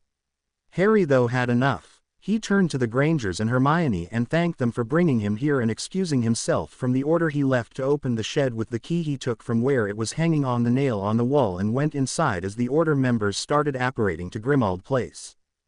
Dumbledore waited only to thank the Grangers and then he too left with only Mundungus Fletcher standing guard. Harry went inside, a conflict of emotions raging in him, sadness as he saw that Remus had not even attempted to speak to him, anger at the way Dumbledore and the Order had come to see what had happened to him. No doubt they were scared that if anything happened to Harry then Dumbledore would be left with no one to sacrifice their lives for his so-called noble ideals, he thought as he put his trunk down, and bitterness welling up in his heart. All the others had families, people and friends who cared for them. Not like Harry, who had no body and who was only a means to an end. Well, no one except Hermione, and he must make sure he did not push her or frighten her away by leaning too much on her. He sighed and started taking out his things and removing them from the covers. He had bought almost a whole wardrobe of clothes, mostly robes and some jeans and t-shirts from the Muggle section. He put his clothes away carefully in one compartment and then put his books away into another, and then he unpacked his old trunk and put the shrunken firebolt, invisibility cloak, photo album and his other precious things in one compartment. The Grangers had bought some food for him while they were waiting in the leaky cauldron, and Harry thankfully ate it after unpacking everything, except the bookcase. Deciding to see about the bookcase the next day, Harry fell asleep, exhausted, and did not wake up till the Dursleys came home the next morning. Harry woke up and went inside, casting a notice-me-not charm wandlessly on him and marveling at the way the Dursleys did not bother to shout at him or ask him where he had been and how he had come home. He went to his room and kept his things away and went down and removed the notice-me-not charm and watched his uncle's eyes bulging out of his head and his face purpling in anger, and quickly cast the harmony charm on his uncle, aunt and cousin one by one, and watched with fascination as the air went out of his uncle and he smiled at Harry. Harry felt nauseous and almost wanted to go back to the shouting that was so much better than his Uncle Vernon smiling at him, but decided to keep quiet to check the time span of his spell when it was not removed. His aunt requested him to do some work, starting with breakfast, very politely though, and Harry grinned to himself as he started the preparations. Apparently the charm did not cure her desire to make Harry work hard, though it would make her stop yelling and throwing pans at him. Well, that was an improvement, and Harry got going. After breakfast, the charm still holding, Harry had the first morning in living memory that did not include shouting and yelling and grunting and sniping. It felt good, and Harry decided to look up many household charms to make his work easier and finish faster so that he could escape upstairs and do some studying. He went to his room later after he had finished all his chores and started with occlumency and legilimency first. He read a good portion of the text the whole day, getting up only to the disturbingly pleasant voice of his aunt calling him to do this and that, and after dinner Harry sat down to do the practical of what he had learned the whole day. After another hour he got up, giving it up as a bad job, as the shields he had tried so hard to build were shaky at best, and he had to hope Snape, Dumbledore or Voldemort would be a gentleman and not peep into his mind and allow it to remain private. He grimaced as he realized how ridiculous that was. Well, as his occlumency would not become stronger than that, Harry decided to do the required practice every day and concentrate on his wandless magic and to stop whispering the spells as he flicked his hand or fingers. He also decided to study the dark arts and blood magic as well as parcel magic and his other studies. He only hoped he would be more successful in them than he had been at occlumency. Legilimency was easy for Harry to understand as he had practiced with Hermione in the room of requirement and was moderately successful. He went to sleep that night a bit disgruntled about his lack of success in closing his mind, determined to do better in his other studies the next day. The next 1 week passed much in the same way his first day had. Harry did not leave the house and he concentrated on his wandless magic and studied his first books on blood magic, runes and the dark arts. He also used the time he was working, doing his chores for the Dursleys, to clear his mind and also think deeply about issues that plagued the wizarding world and also about the Order, Voldemort and his own role in everything. The week rolled by and Harry received a short note from Snape that only said, "Coming at 4 tomorrow. Be ready." Harry wrote Hermione telling her he had received confirmation from Snape and he would be leaving the next day. Harry had until then completely forgotten about the bookcase that he had placed inside his cupboard so that the Dursleys would not see it and take it away from him. He saw it as he opened the cupboard to pack things that he had kept there, things he did not use often. He took out the bookcase in the night and decided to see how to open it without harming himself. He tried all the conventional ways at first and then tried wandless spells of Alohomora and other unlocking spells that he had learned in the past few weeks. Nothing worked and then he remembered that some magical locks needed blood to open. Harry did not think further as it could have been very dangerous, especially if the books inside were charmed to attack. He would later be soundly scolded by Hermione and look very sheepish as angry words would appear on the parchment. At the moment though, he pricked his finger and placed a drop of blood on the case muttering the spell to open the bookcase. As he did not use a wand to open it in a conventional way, Harry did have a doubt whether this would work but he decided to try anyway. The drop of blood fell from his hand onto the bookcase and for a moment there was nothing and then the whole bookcase glowed and the doors softly opened. Harry was thrilled, but very careful as he put his hand on the first book on the top shelf and slowly ran down all the books seeing if they would bite, like Hagrid's monster books or would vibrate as black magic books would like he had read in his introduction to the dark arts that specified the difference between dark and black magic. There were more than 60 to 70 books there as the bookcase began to expand to twice its breadth and length. There were more than 100 books there and all of them seemed to be very old. Suddenly there was a parchment that appeared in Harry's hand. Unnerved Harry read it, his hands shaking. To whomsoever who is the worthy recipient of this bookcase. My name is Artemis Canagon. This is the year 869. I am living in Ireland and I am an expert in the dark arts. This is a collection of rare books that I have compiled together from many manuscripts. Till date I have yet to find a worthy soul of bequeathing my legacy that are my books. If you have managed to open this bookcase then know you are an exceptional witch or wizard as the enchantments I have placed are massive but the unlocking is very simple. It is a dark arts spell combined with blood magic that will read your magic the moment you spill a drop of blood on the case. These books contain great knowledge of the ancient arts and the important branches of magic that are prevalent today, like spell casting, ancient elemental magic, runes and parcel magic along with the dark arts and blood magic and healing. The fact that you have opened states that you have all these branches as your inheritance gifts or that your magic is compatible with all these branches and you are pure enough not to abuse these branches of magic for manipulation. Read these books extensively and follow the rules laid out in them diligently. The world is yours. Artemis Canagon. Harry sat back and for the next half hour all he did was to stare at the case. He had never even heard of this name, not that it said much, but this was amazing. All these books belong to a period before Hogwarts and maybe even before the founders were born. Harry was thrilled and he wrote Hermione and after scolding him for being rash, she too, was much exited. The rest of the night till about 3 in the morning, Harry aided by Hermione went through the entire books one by one and then packed everything and then shrunk the bookcase and Harry placed a notice me not charm on his door and went to sleep. He was not disturbed till 11. When he came down to find all the Dursleys gone somewhere. He helped himself to a meal and then cleaned the place and cooked lunch just as his aunt came in. Harry hurriedly cancelled the charm and his aunt immediately turned to him only to find that he had finished all his chores. She frowned at him as if unable to understand how she could have forgotten all about him and after lunch went up still frowning. Harry went up, all ready and packed and waited patiently if very nervously for Snape to arrive. 1 week earlier after seeing Harry was safe.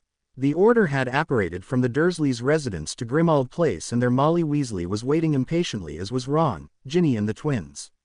As the order came in one by one looking very uncomfortable and rather sad, Molly was scared. She truly loved Harry as her very own and she had wanted Dumbledore to send Harry to her for the holidays and she had made Bill her eldest child approach Dumbledore and ask him if he could train Harry. Dumbledore though had refused smilingly. She had always felt like McGonagall that Dumbledore was very harsh on a child who already had too much on his shoulders and now especially after Sirius. She thought of Remus and her face fell into a frown. She had ranted to her husband and had even shouted at Remus.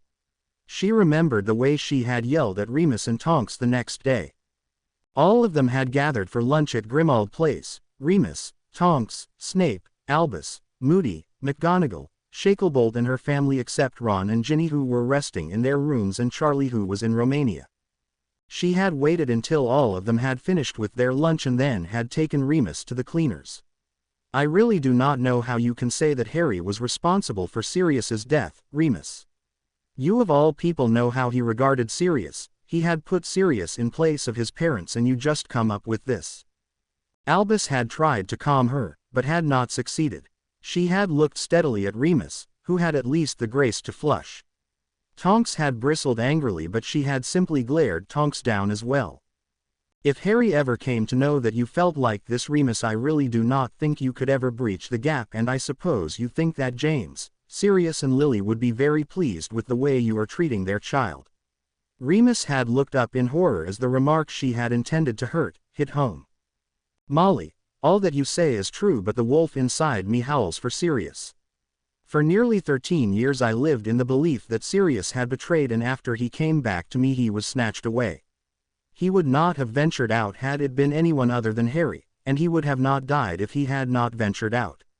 I know I am wrong. The conflict is tearing me inside and I am working on it, believe me."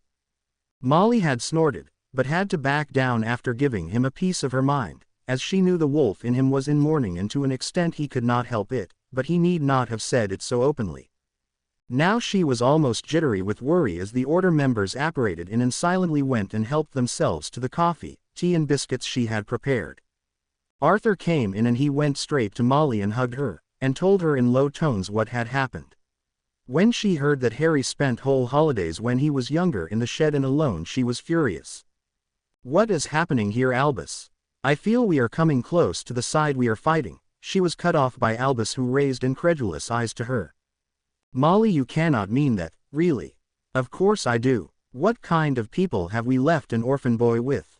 Because that is what Harry is, and just because he has no one to stand up for him and no one to talk for him, we treat him like garbage, and on top of that we expect him to save us as well." She was equally incredulous as she answered Dumbledore. "Well, Sirius also left him there." Dumbledore broke off as McGonagall interrupted him. "Of course he did. We all did, because we thought he was safe there. Safe from the Death Eaters maybe, but is he safe from his relatives, Albus? What kind of people are they if they can leave a small boy who was probably 7, 8 years old or maybe even younger for a few weeks or even a few days to fend for himself while they enjoy a holiday? I wonder what else they have subjected him to." McGonagall was her most scathing as she was almost shaking with anger. Dumbledore was the picture of sorrow, and he was surprised and worried as well.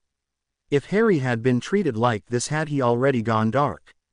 He looked briefly at Moody, who was also looking very concerned, and turned to calm Molly and McGonagall as best as he could. He was not very successful though. All of them were uncomfortable with what they had witnessed, and Ron and Ginny shared a look as they realized where the order had been and what they were talking about, and slowly the order went on to discuss other things, though Harry's statement and the implications of how he must be treated was disturbing all of them.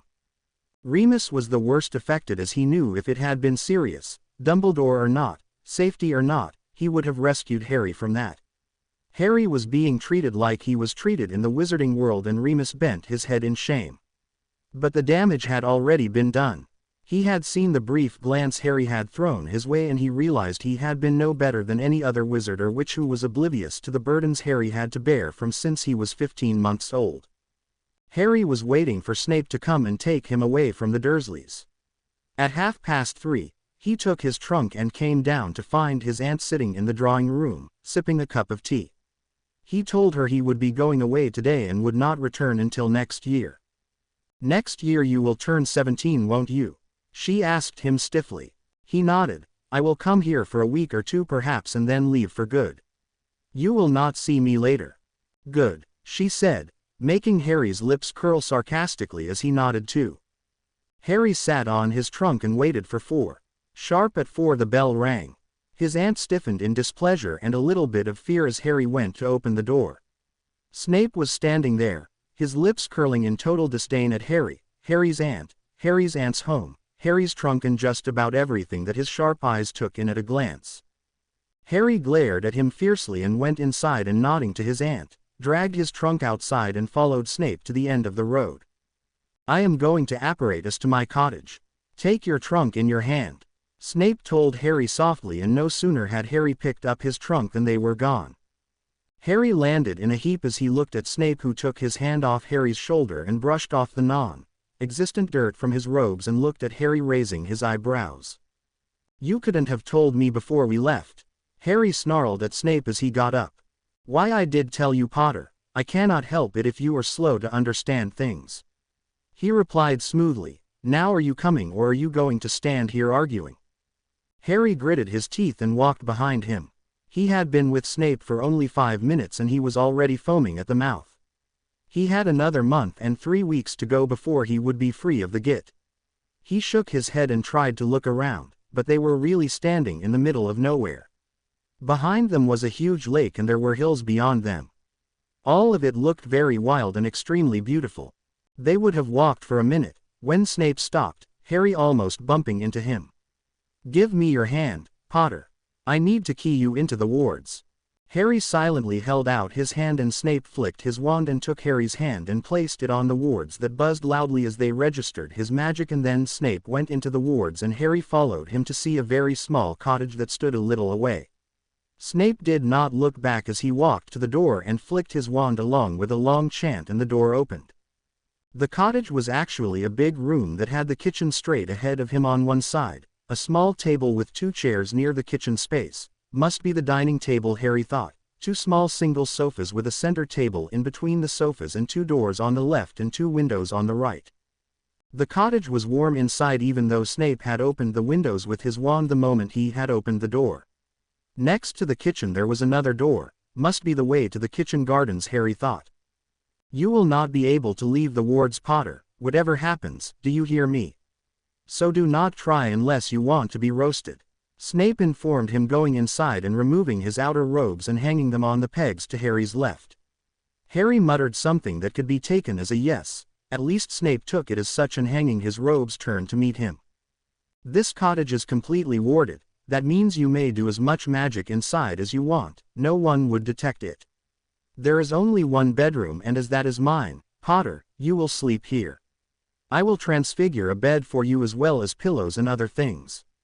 There are no elves, so you will do the cooking for both of us and you will take care of your clothes as well." Harry simply shook with rage. "If you really think I am going to cook and clean after you, you have another thought coming. If you make me do these things, I will poison you," he finished desperately, wondering what the hell he had got himself into. Sleep in the drawing room, cook and clean for Snape, Harry simply spluttered with rage. Snape, however, was very cool even in the face of Harry poisoning him. "You do not realize, Potter, how alone we are. I have sealed the wards, which means you may not leave until I say so. This place is mine and until today no one has ever come here. So no one will be able to find this place, and I hope you do as I say, or I will wait for a week's time and simply tell Dumbledore you do not obey and he will ask you to train with Moody. In that 1 week I will of course punish you as I see it fit for wasting my time and being disobedient."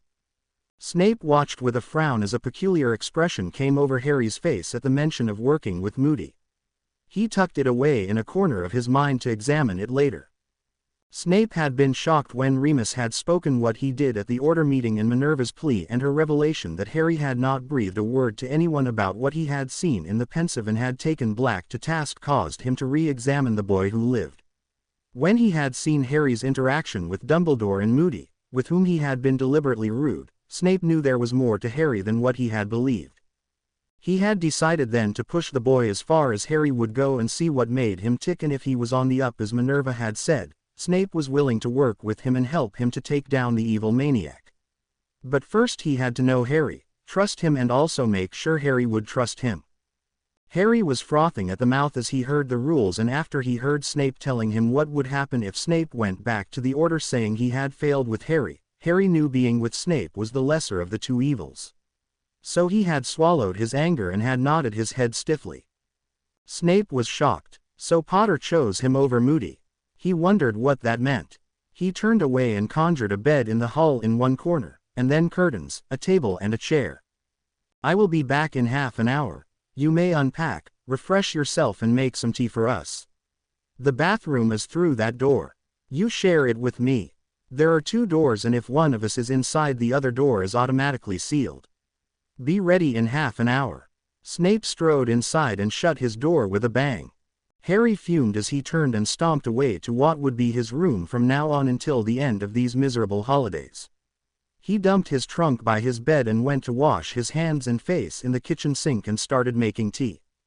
He supposed his space was better than his broom cupboard but definitely not up to the second bedroom in the Dursleys. He smiled grimly to himself as he worked, that even the Dursleys was better than something. Harry soon had a pot of tea and some biscuits he had found in the surprisingly well-stocked pantry and removed them and placed them on a tray and took them to the small dining table that was meant for 2 as there were 2 chairs placed opposite each other. Snape came striding in as if on cue and sat down in one sofa and gestured Harry to sit in the other. Harry poured the tea and handed it to Snape and waited. Snape raised his eyebrows surprised Harry had not poured tea for himself and silently gestured to Harry to have the tea. Harry poured a cup of tea and sipped it nervously. All the while Harry had been fuming he had also been thinking that he should not anger Snape to an extent it would mean Moody or Dumbledore himself. A sadness went through him as he realized Snape with his sniping and insulting of not only Harry but his father and Sirius as well, was better than Moody, Dumbledore or even the Weasleys. While Harry did know the others were not involved, his mind was now not in a state to deal with any of them as it would mean dealing with Ron and Ginny who might start working on him right away and Harry knew he would definitely snap and let the cat out the bag. If you have finished thinking and putting your mind to good use, Potter, perhaps you will be so kind to apply that working mind of yours and listen to your schedule that you will be following from today. Snape asked him sarcastically, glaring at him a little. Harry raised startled eyes to Snape and blushed a second later as what Snape told him registered. He nodded silently, vowing he would do all Snape said and do it silently so that there would be no chance for Snape to belittle his father and Sirius or turn him over to Dumbledore. Snape was astonished at Harry's compliance, not that it showed on his face. He looked as inscrutable as ever. Instinct told him that there was more to all this and he decided to talk to Minerva and try to make sense of all this. Thinking deeply, he set down his cup that he had been slowly sipping from, surprised to find the tea very good and looked straight at Harry. Snape stared at Harry as Harry put his head down and made sure Snape would not be able to see into his head and waited for Snape to begin. Snape did not say a word for almost 5 minutes. Harry frowned and looked up at Snape to find Snape frowning back at him. Seeing Snape's eyes staring at him, Harry quickly looked elsewhere, flushing slightly and Snape realized at last what Harry was doing. He was avoiding Snape seeing into Harry's mind. He almost smiled and cleared his throat. This summer with Harry Potter was going to be interesting. Your schedule is right here, Potter. The time now is 5. You will start your schedule from 6 today. I have written everything here. Snape handed the sheet to Harry who took it with a lot of trepidation. Daily schedule. Wake up 5 a.m. Theory 5:30 a.m. to 7:30 a.m. Preparing breakfast 7:30 a.m. to 8 a.m. Theory 9 a.m. to 12 noon. Preparing lunch 12 noon to 1:30 p.m. Preparation 1:30 p.m. to 4 p.m. Practical 4 p.m. to 7 p.m. Preparing dinner 7 p.m. to 8:30 p.m. Preparation 9 p.m. 11 p.m. The theory and the practical will be what I specify on that day or the day before. Do you have any doubts? If you do, ask them now. Harry shook his head as he looked at the schedule with dismay. Then you will prepare for a practical on occlumency and legilimency at 6 today. Snape got up and went to his bedroom. Sir, Harry called out to him as he opened the door and Snape turned around impatiently. What now, Potter? Harry swallowed his own anger at Snape's snarl. Sir, I won't do occlumency and legilimency till I have prepared and built a shield in my mind. Snape slowly walked into the room, his eyes boring into Harry's face. Look at me, he told Harry softly. Harry stubbornly looked down and was shocked when Snape came very close to him and put a long finger under his chin and lifted Harry's face up. Harry locked his eyes with Snape only for a second, before he wrenched his face away from Snape and stepped back, looking down again. Sir, please, Harry started in a low voice, let me study my books that I have bought from Diagon Alley and build up my shields. Then I will take occlumency lessons with you. Please give me that much time. Harry hated himself at that time. Sheesh. He thought, disgusted with himself. He was reduced to begging Snape. But he really had no choice, as Snape would see everything the first time he poked into his mind, and Harry shuddered at the consequences of that action. He would have to agree to anything to avoid lessons on occlumency till he developed stronger walls. You will take these lessons from me, Potter. Be ready at 6. Snape walked swiftly and went into his room and shut the door. Harry stared at the door in anger, fear and desperation, and then whirled around and went to his trunk and removed the parchment, and closing the curtains around him and casting silencing spells and privacy spells, started writing to Hermione, praying she would respond. Hermione, I am in a mess. Snape has told me he will test me on occlumency at 6 today. That's right, 6, hardly half an hour away. I am so agitated I really don't know what to do. I have begged him and I have pleaded with him, saying that I need the time to study the theory and also to build up stronger shields before I can be tested on them, but Snape won't listen. I was so polite with him, Hermione. Really, I requested him and he just would not agree. Please, help. Harry stopped there when he realized he was repeating himself and waited for an answer that would solve the mess he was in. He closed his eyes as he was waiting in an attempt to calm his mind and build up his shields and strengthen them. A minute later he opened his eyes to see the parchment had only his note on it. He sighed and closed his eyes again, trying to meditate and get his mind that just would not listen into some semblance of order. 3 minutes later he opened his eyes and saw her neat handwriting beginning to appear. Merlin, Harry, how awful. At 6 today means there is hardly any time to plan. Calm your mind and think of all the damage that could occur if Snape caught hold of your memories. We still are not sure of his loyalties and also if he will cover for us. Till we do, it is better to be careful. Just think that whatever Snape may see, he should not witness the memories of the last 3 weeks. Just keep that clear in your mind and you will be fine. Do not antagonize him, Harry. He may slip Veritaserum into your tea or food without your knowledge and make you spill your darkest secrets to him. Be careful, and Harry, you can do it. I have faith in you. I will not right now, as I want you to meditate and be ready for him. Bye, Harry. Till later. Harry stared at the note in dismay, even as he knew what Hermione was saying was the truth. Veritaserum, Merlin, that would be horrifying, Harry thought with a shudder as he imagined the question Snape would ask him with a sneer on his greasy face. Harry carefully put the parchment away and sat down on his bed and started meditating. He closed his eyes and started placing memories of the basilisk, the graveyard, the Department of Mysteries, and other memories of his school years and his home life, or rather the lack of it, at the front. While these memories were horrible and distressing for Harry, they were nowhere near the level of fear he was feeling in the pounding of his heart if the other memories came up to the fore. Sharp at 6, Snape called him sharply. Potter, come on now. It is time. Harry sighed angrily and then immediately regretted it and tried to calm himself, as he knew being angry before or during occlumency would only make it easier for Snape to penetrate into his mind. He got up and flicked his wand to open the curtains and walked towards Snape. Snape was standing, his wand in his hand and ready to cast the Legilimens spell on Harry. Harry stood across him, nervously prepared to fight his way if Snape would even touch the edge of his memories that he did not want Snape or indeed anyone to see. Sit down, Snape told him sourly, and he stood as Harry sat down gingerly, his wand in his hand, prepared to cast anything short of the unforgivables at Snape. To close your mind, Potter, you must clear it first. Harry looked at him in bewilderment as he realized that Snape was talking and not attacking. Snape glared at him. Are you paying attention, Potter? For I dislike to repeat myself unless you are an ignorant and a fool who cannot understand. He sneered, his eyebrows raised questioningly at Harry. Harry flushed angrily as so many retorts came to his mind. Only the threat and fear of Veritaserum held it off, and he swallowed heavily and nodded his head. Yes. Yes, what? Snape asked him, his expression dark and forbidding as he looked at Harry with anger. Harry was puzzled at the question until he remembered the occlumency lessons of 5th year, and he flushed again. Yes, sir, he said in a low voice. Snape began to pace the room as he talked softly. Well, occlumency is the art that teaches you to completely close your mind against outside influences. People who know the art of legilimency can look into another's mind and see and remove thoughts. If the legilimens is exceptional wizard or witch, then they can peer into another's mind without the knowledge of the other, and they can plant false memories like the Dark Lord did. Harry gasped as he looked at him, panic shining in his eyes. Can anyone look into my mind without my knowledge? Merlin, how awful was Snape trying to say he and Dumbledore could actually read his mind without his knowledge?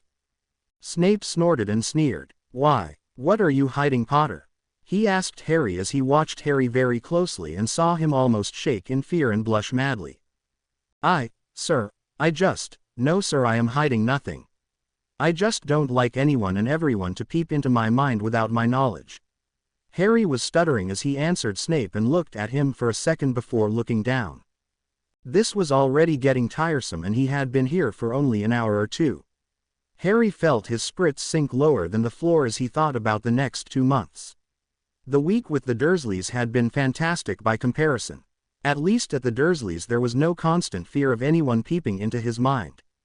Not all wizards can do this, Potter, Snape began impatiently as he started walking again. Only those who are powerful to begin with are those who have cultivated that power over the years.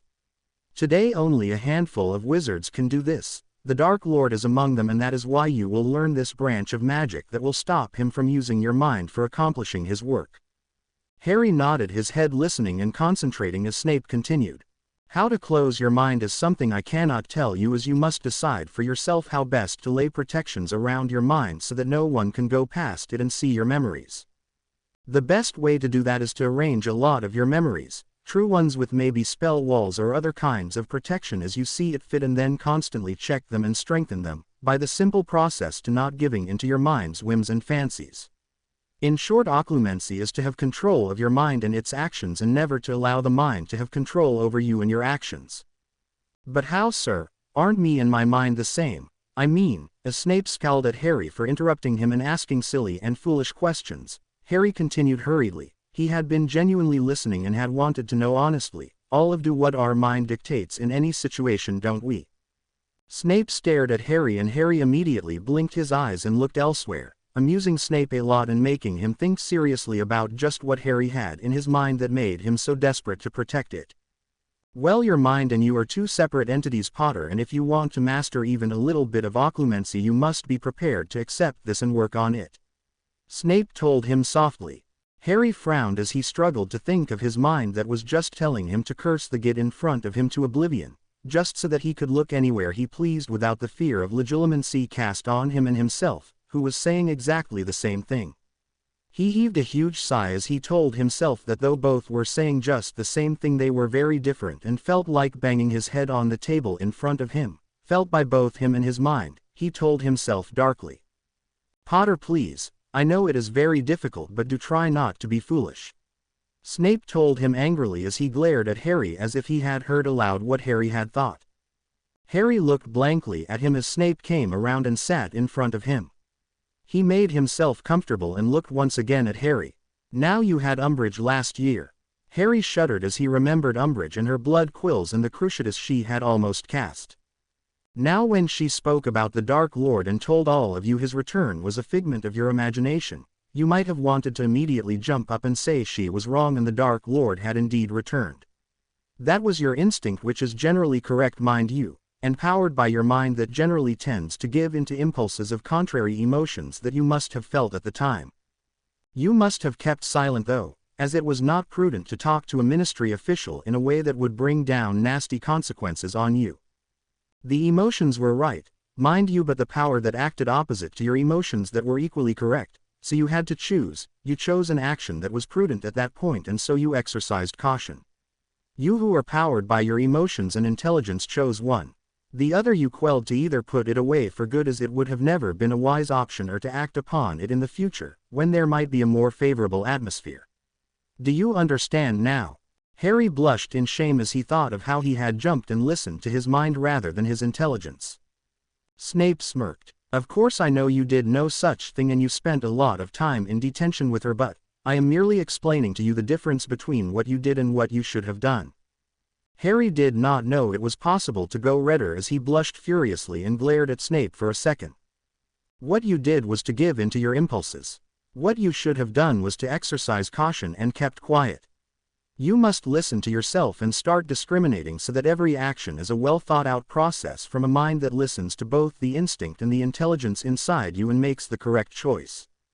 Now I want you to try this after dinner. You may go and start preparing it now. I wish dinner to be ready by 8.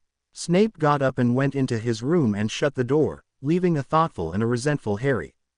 Thoughtful as he pondered all the things Snape had told him, and resentful he was being treated like a house elf.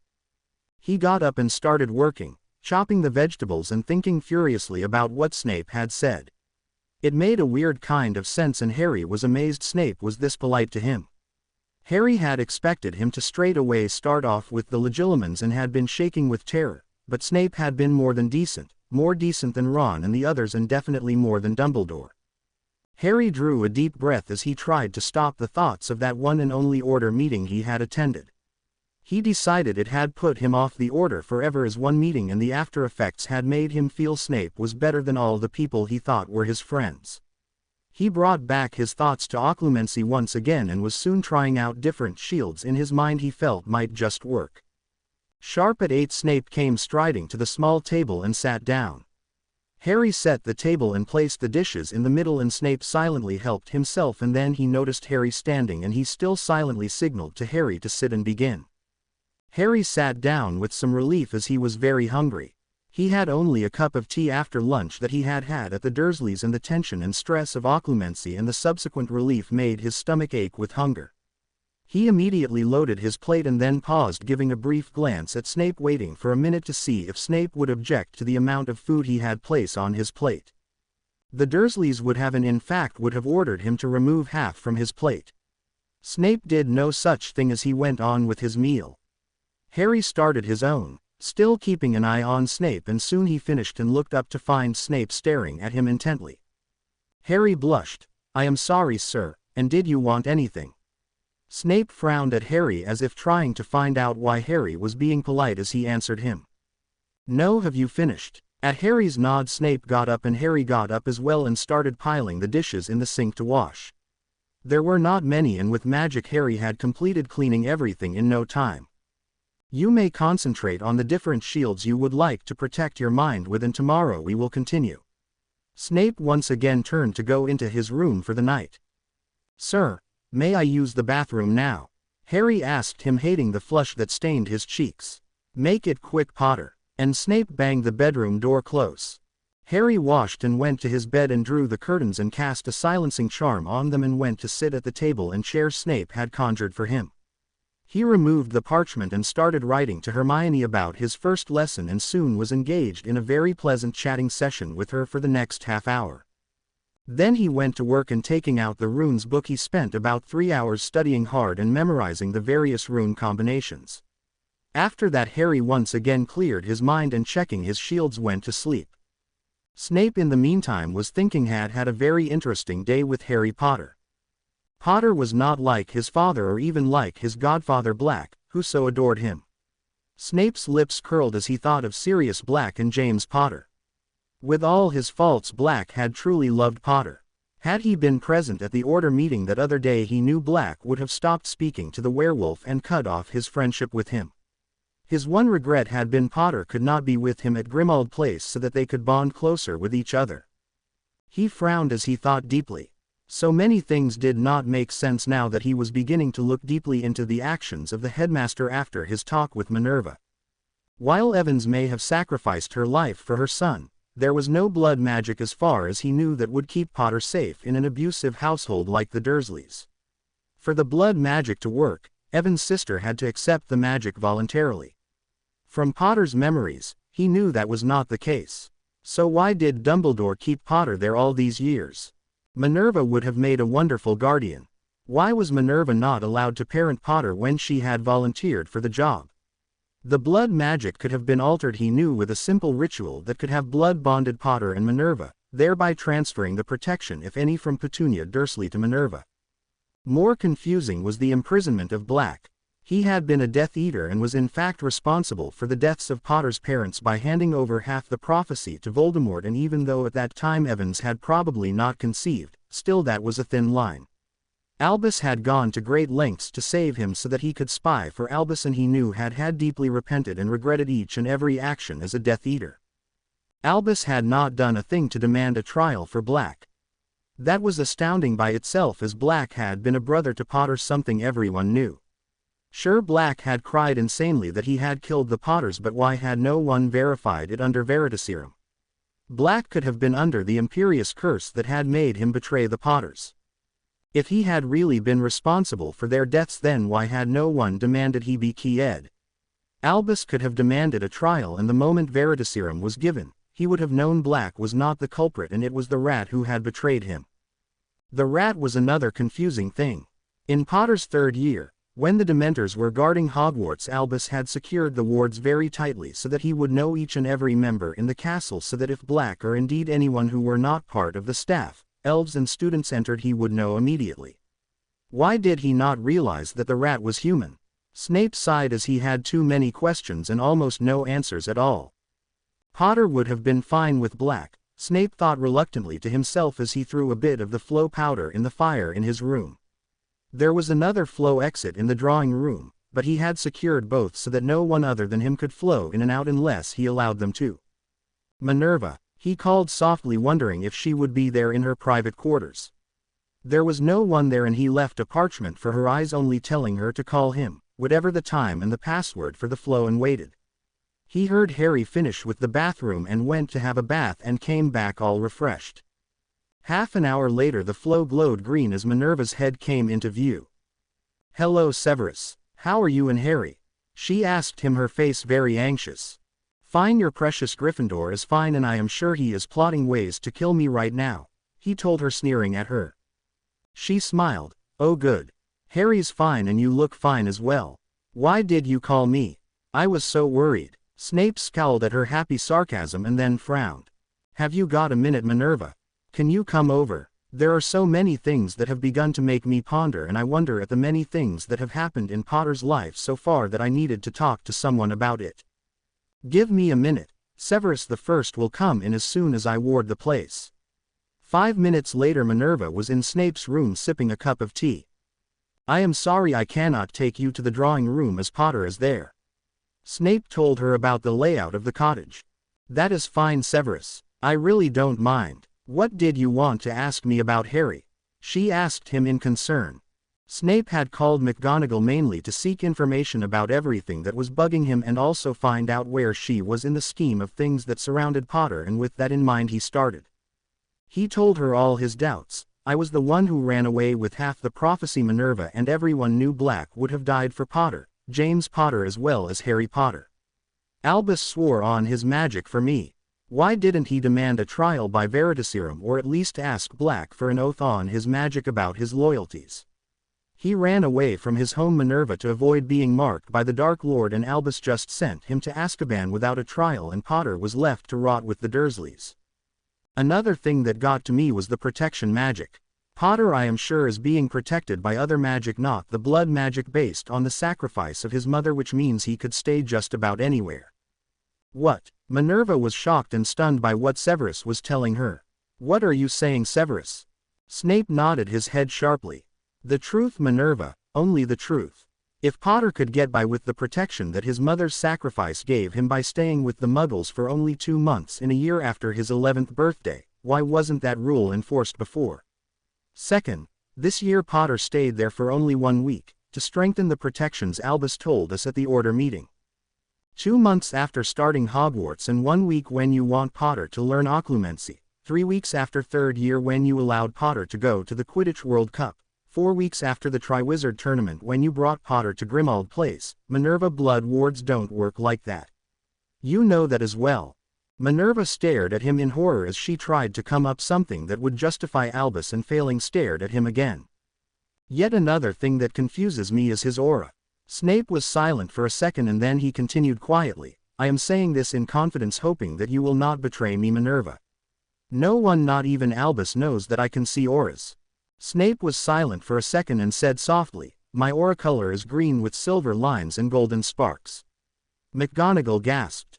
Hers was green with silver dots and she could not see auras unfortunately for her, and Snape was talking about an aura that was more powerful than Albus, who had a pure green with silver lines. But Albus can see auras too, Severus, and he told me your aura was pure green, when we were discussing power among the wizards. She gasped. I know, and if you change your aura to a power level below yours, yes, he would have been suspicious. All I did was to subdue the silver and golden in my aura so that I had power, but not more than Albus or the Dark Lord. Remember, he could see auras too. When did you do this? You know who must have spotted it at the very beginning. In school during my 5th year. Snape shrugged as McGonagall gasped once again. What, Minerva? I could see auras, and when I find I have a more powerful one than most of my professors, naturally I change it a little, not too much, but a little, yes. Well, Severus the First really don't know what to say. You Slytherin, you. She accused him with a twinkle in her eye. Of course, my self-preservation is priority. He smirked back at her. They were silent in a companionable silence as each pondered heavily on everything they had been discussing. What about auras, Severus? You were saying something when we got sidetracked. Snape frowned. Potter's aura is all wrong. Remember the first year when you were so worried that Potter's magic was probably weakened by the Dark Lord's assault, and Potter's subconscious fight by his magic had made a mediocre wizard out of him? She nodded her head, remembering what she had discussed with Snape. Yes, he could not get anything before trying for at least a minimum of 6 to 8 times and a maximum of I don't know how many. She told him. She had been saddened that Harry's core had weakened by fighting the Dark Lord. Then how did Potter destroy Quirrell? The way he had burnt to ashes suggested a huge magic backlash. Potter was in the infirmary recovering from magical exhaustion, not anything else. I know, as I supplied the potions. The way he held of 100 Dementors. Remember the way Black had been so proud that Potter saved his life. She nodded again as she listened to the facts that implied so much and none of it good. The way he fought the Dark Lord and came out of the graveyard was nothing short of stunning. I saw that in a pensive memory that Lucius showed me, and my first reaction was awe, Minerva. Really, I know you will not believe me, but I felt awed that a 14-year-old boy had held a very powerful wizard at one point that joined with each other and still escaped. How did he defeat a 60-foot basilisk at 12? McGonagall was very thoughtful as the implications of what Snape was trying to tell her washed over her. She looked at him in sudden comprehension. He nodded his head. Potter's aura has been changed. He has a blue aura and there is a jagged line surrounding it, and you know what it means. If we are dependent on this boy to win the war, and if all of us are to put our lives on the line for him, why is he not a warrior already? How can you expect him to defeat the Dark Lord, Bellatrix and the other Death Eaters with the spells he knows at present? Nothing adds up, Minerva, and I am so confused. I would have left it there and not interfered, as until now I sincerely believed Albus always thought the world of this boy and had only his best interests at heart. But this summer Albus gave this boy to me to break him and make him more resentful and lonely, not to teach him anything. I know that much. If he truly wanted Potter to learn, there is you, Bill Weasley, Moody, Shacklebolt, so many others. Snape shrugged and stopped. The truth was that Snape was so impressed that Potter had stood up to Black. He knew how much that must have cost Potter, who thought Black was the father he did not have. When Minerva told him, he had sat long into the night and thought about so many things and put them all in their proper places. Molly's comment was very true. Apart from him, no one really said Potter was unruly, idiotic, or rule-breaking. All the so-called rule-breaking had been emergencies that any child who had a little sense of right and wrong would do. The moment he had seen Potter in a different light, so many inconsistencies had sprung up that had made his head spin. The fact Albus had a hand in all this worried and intrigued him. While he had hated Potter, he also had been sure that Albus wished nothing but the best for Potter, and even the aura was Albus's way of protecting him from unnecessary speculations. After his conversation with Minerva, he found evidence totally to the contrary, and that worried him. If Albus was intentionally doing all this, then he felt it was his duty as a spy who was risking his neck every time he went to Voldemort, to find out why. He would try his best. Potter was the center around which the wizarding world was placed. His actions would ultimately make or mar his world, as he knew prophecies had a way of coming true and history had a way of repeating itself. Well, Snape would try his best to make sure history would not be repeated in the Second War with Voldemort, as the First War had almost destroyed the wizarding world till the Potters died and Harry Potter saved them all. This time Snape, and he knew Minerva was on his side, would do his best to ensure the wizarding world's peace did not depend once again on the death of a Potter. That family had paid more than its due to the world that they had been a prestigious part of. The only problem was gaining the trust of the damn boy, and he knew Potter would face Voldemort rather than confide in him. Still, he had to try. What do we do now, Severus?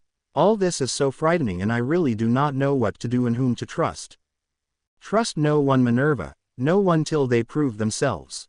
What we have discussed today is so important, please assure me you will never speak of it till I agree, and I will do the same, never speak till you are there with me. Snape was alarmed as he considered the implications of all this falling into wrong hands. Minerva nodded her head. Of course, Severus. I will never speak without your consent. Now you try and bond some way with Harry and see if you can get through to him.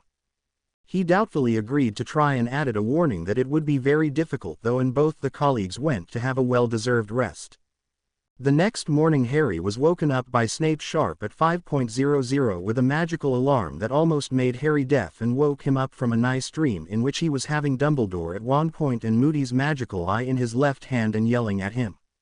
There was a weasel that had a red tuft on top that Hermione was holding in her hand and scolding it as it looked miserable and tried to escape, and Ginny was standing in a very comical stance on one leg and her hands joined together in prayer over her head and chanting, "Sorry," all over and over again. He jumped out of his bed and the alarm disappeared. Harry drew the curtains apart and saw a disgustingly fresh Snape and went straight to the bathroom after taking his fresh set of clothes. He returned feeling and looking a lot more awake and alert and went straight to put the kettle on. Making the tea, Harry sat down opposite Snape and slowly sipped his tea, thinking that he had had a lucky escape yesterday and hoping he would escape today as well. As if Snape knew what Harry was thinking, he told him, sipping his tea, "Do you have any books on occlumency?" "Yes, sir," Harry told him apprehensively. "May I see them now, Potter?" "Bring them to me, please." Harry got up as Snape cast a warming spell on his tea, in action that made Harry start and then frown with surprise at the concerned act, and then noticing Snape looking at him, Harry hurried to his trunk and removed 4 books on occlumency and legilimency and came back and handed it over to Snape. Snape looked at the texts. All of them were excellent, and he nodded his head in mild approval. "How much have you read from all of this?" he asked Harry softly. "Were these books the ones you got from Diagon Alley the other day?" "Yes, sir. These, along with a few others. I have read the How to Close Your Mind and How to Probe Your Mind 2 times already, while I am halfway through Mind and Its Protection, Revealed. You may read these texts today and ask me if you have any doubts. In the afternoon we will have a practical class and assess how much of the theory and my explanation of yesterday you have understood." Harry hesitated, still scared about the Veritaserum, said very politely, "Sir, I am not really prepared. Please could you give me a little more time?" Snape shook his head, making Harry feel very apprehensive. "No, Potter, we really do not have the time. In the next 7 to 8 weeks I wish to teach you a lot of things, and it will not do to get stuck with occlumency. Let me evaluate where you stand today and then we shall take it on from there. I will be down in my potions lab, if you have any doubts. The staircase is hidden behind that wall. Point your wand at it and say, 'Belladonna,' and it will open." Snape set his cup down on the table and left, leaving behind a resentful Harry who glared at his retreating back. Sharp at 5:30 Harry started practicing occlumency like there was no tomorrow. While so much came easily to him, even legilimency was so easy now, the stupid art of occlumency was something he still had to get a hang of. Harry gritted his teeth, as he knew such thoughts would only make him commit more mistakes, and he resolutely started checking his shields and building them up. He had decided to build walls, big stone walls like that of Hogwarts, from bottom to the roof of his mind, and he kept strengthening it with some good and many bad memories, like winning the Quidditch Cup, the fight with the basilisk, and so on. He had placed his most vulnerable memories of the last 3 weeks behind this wall and prayed it might be enough.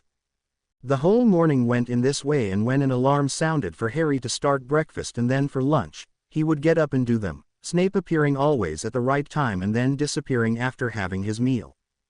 Sharp at 4, the wall that was to the extreme left of the main door opened and Snape came out and went to stand behind one sofa, his wand in his hand, gesturing to Harry to take his position.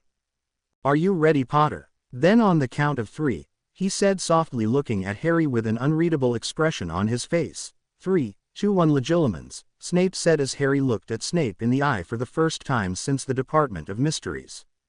Snape held his wand as he came up against the shield that Harry had been building and then slowly started pushing. He pushed through the first barrier and saw the battle at the Department of Mysteries where Sirius and Bellatrix were dueling. Harry saw him there and he pushed back fiercely.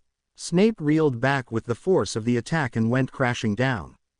"Merlin, I am sorry, sir, are you hurt?"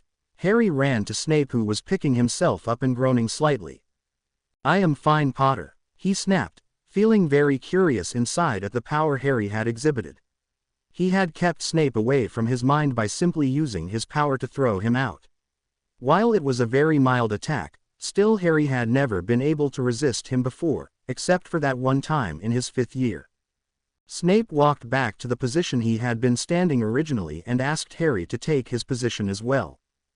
"Good, Potter," he said, shocking Harry out of his wits. Since when did Snape go about giving compliments? "This time I will push harder into your mind, Potter. Try and push me out as you just did without the help of your wand, if you can."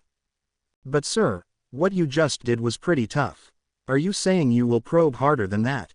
Harry protested. Snape nodded once and raised his wand. Harry held his wand tightly as well when Snape's countdown and his whispered, "Legilimens," came. But this time the power behind Snape's push was enormous and Harry was not prepared. He tried his best to resist and push Snape out, but Snape was going a bit too fast for Harry to realize what he was doing. Suddenly Snape put some extra power and without warning and breached Harry's defenses completely and saw Ron reading a letter about going to the order meeting at 10:30 when he was simply blown away. Snape was thrown away across the room and fell against the wall. "Protega," was the last thing he heard as he dashed against the wall and fell unconscious. In his desperation to ward off Snape, Harry had used all of his power and now Snape was almost blown away. Harry stood gaping in shock for a moment when he realized Snape was unconscious. Harry ran to Snape, bent down and cried softly, "Sir, Snape." The last word came out as a shout as Harry saw the blood that was dripping onto the floor. Harry's heart almost stopped for a minute until he heard Snape's shallow and labored breathing and came back to life.